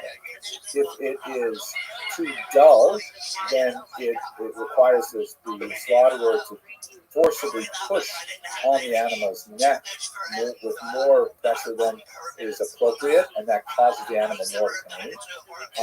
But the thing is, if you make the knife too thin, you sharpen it too much, then even the slightest ding, if it hits the table incorrectly or something, that can cause a tiny nick, would rip the neck of the animal rather than slice it, and as a result, that would also cause the animal pain, and these have implications for whether or not the animal is. So the Hasidim and the Misnagdim disagreed to the degree of which the knife was owned, and therefore Hasidim said, well, we really, since we differ, we need a separate shofet. We need a separate slaughter, or ritual slaughter to prepare our meat. Of course, there's implications for the refugee stream. One of the charges of the Hasidim by the Misnagdim was that they disregarded the study of the Talmud. That they were so deeply involved in the ethereal wisdom of the Kabbalah that they weren't studying the Talmud as deeply as they should. Probably true for the early period, especially because, as I've described, the distribution of higher education in the Jewish world at that time, but certainly go through the 19th century, it's no longer true. Hasidim are just as deeply involved in the Talmud as Misnagdim are. But related to that was, instead of studying the Talmud, they're studying Kabbalah. And as we mentioned in the last lecture, this was like, oh my gosh, the Kabbalah is like super advanced study. We respect the Talmud, the Kabbalah, say the Misnagdim. We consider it the Holy of Holies. But it should only be studied by a very, very limited coterie of highly advanced students who are highly qualified, who have already completed the entire Talmud and all of the commentaries and things like that. What are you doing giving the Kabbalah to regular people like this? Even in kind of like popularized versions like the Tanya, which took esoteric doctrines of the Zohar and elsewhere, and then sort of digested them in a much easier format for popular readers, you can't do that. That's not okay, says the Misnagdim. And then they get a little bit more serious and say, you know what we heard about these Hasidim? They engage in raucous, unruly, even drunken behavior. Doing things like turning somersaults in the middle of the synagogue, wildly gesticulating during prayer, clapping during prayer. They engage in farbrengans, which are like gatherings with a lot of alcohol, and they sing all kinds of songs, but then they go into other tangents which are really not appropriate, and they argue about the general sense of decorum that the Hasidim manifested, which they said was totally against their much more sober, staid, rigid Lithuanian behavior. It's kind of interesting to look at Hasidim and Misnagdim today because they kind of borrowed from each other. Hasidic prayer today is certainly, with some exceptions, there are certain groups that definitely have some rather unusual practices, but most Hasidim pray today with a lot of the discipline that the Misnagdim were cherishing. And a lot of Misnagdim, on the other hand, can also, chuckle and, bow back and forth with great violence and intention. That is probably an influence of the Hasidic movement back in the 19th century. So they really borrowed from each other quite a bit. Finally, one of the most nasty charges was that they were breaking laws, they're not following halacha, and they abused a variety of things, big and small, and even they were following the teachings of Shabtai Tzvi. Now, interesting that usually the charges are laid out in a similar order like this, which goes from things which are much more objective and easy to quantify to things which are much more kind of fuzzy and theoretical and people aren't really sure about. But it certainly gave a certain amount of impetus to the nature of the charge against the students. So how did they respond? So the Alter Rebbe and Rebbe Menachem Mendel of the Tips said, wait a second, what is going on here? They went to meet with the Vilna Gaon to explain where they're coming from. They say, no, we're not trying to represent a different movement, and a lot of these things that you're saying are like not true, and the Sabbatean things like that, but the Vilna Gaon would not meet with them. The Misnagdim pronounced a formal ban in 1772 and even burned some Hasidic texts in consequence of that ban. This is, by the way, something that will happen quite a bit in 18th century Eastern Europe. They'll be banning a lot of the Hasidic texts shortly as well. The Hasidim, who are now, demographically quite strong, they issue counterbans and their own book burnings. So it's pushed back onto the Misnagdim, and both groups begin to reify their relative positions to each other. A very, very strong social ban was reissued in 1781 against the Hasidim in an attempt to kind of extirpate this nascent movement, but it was already too late. The movement had already done so many willing, happy adherents in the southern part of the continent, and it just was not going to go away. And perhaps one of the most focused moments of this group was when a particular rabbi in the city of Pinsk, a traditionalist rabbi, lost his position to a Hasidic candidate in 1794, and then this Pinsk rabbi took the step of going to the secular authorities, the Russian government. We shall discuss the implications of what that meant shortly, and said that the Hasidim are essentially rebels not only against the traditionalist Jewish community, but by extension against the state. They represented a disruptive element in Russian society writ large. They had to be controlled. As a result, the Alter Rebbe was arrested and interrogated. He was ultimately released, which forms one of the many release from prison holidays that you'll have in the Hasidic tradition. But by this point, the movement had really bifurcated from the Misnagdim. It was very difficult to repair relations. Although that would be coming, it would be several decades away. So the Misnagdim, during this period of the late 18th century and the early 19th century, are seeking to define themselves primarily in opposition to the Hasidic movement. This is one of the great centers of the Misnagdim movement. It is the yeshiva of Volozhin in the northern part of the region in Lithuania. It is perhaps the greatest of those yeshivas. It was founded by the principal student of the Instagram sucks, and Chaim of Volozhin. It took all my videos and made them all sideways for like the whole trip. We have to define ourselves. But again, that's why I am live on so many different platforms, because I know the Bezos is divisive and his software sucks. The only thing that he can do is fucking get you tube stocks by Tuesday. But everything else sucks. Zuckerberg sucks. I was just looking at my account and I wanted to do music or just see music, and it says music's not available for some accounts on Instagram. It's like, well, what the fuck, dude? That's what I do, baby. What? So because I'm too tremendous amount of good looking. emphasis devoted Anyway. to really re-energizing the emphasis Rebetson, on the Talmud itself, on its commentators, and so on. Rebetson's a So fucking. really huge commitment to the text. And in fact, in common parlance, when a Litvak says that there's someone like says nappy-headed bowl? Bar Look at Torah, this. an interpretation of some Like a Torah rappy passage, head. and Anyway. it's kind of like sort of Look at stretched. this. Look at this Say, move, well, that girl. sounds a little bit Anyway, you get lost in the jungle. It's I'm a not walk really diver. I can true. do anything It's with kind this. of like It's like a inventive, and maybe basketball. It's clever, tight. but Anyway. it's not the real deal. What does None it of actually it's all say? sideways, probably. What's up, That's kind of sideways? like a Shut the more fuck of a up, bitch. Lithuanian cultural Anyway. organization. The Talmud This is the worst. You're just waiting on people to make picks. All right, we have had some more picks, though. If you want to see them, we have. Okay, so I have Lamar Jackson. So Hurricane Nate, I think, is just has Yo-Yo, the commissioner, is just picking for him. Malik Neighbors, that's what he picks, sucks. Lamar Jackson, great. Brock Bowers sucks. Jonathan Taylor sucks. Nico Collins really sucks. And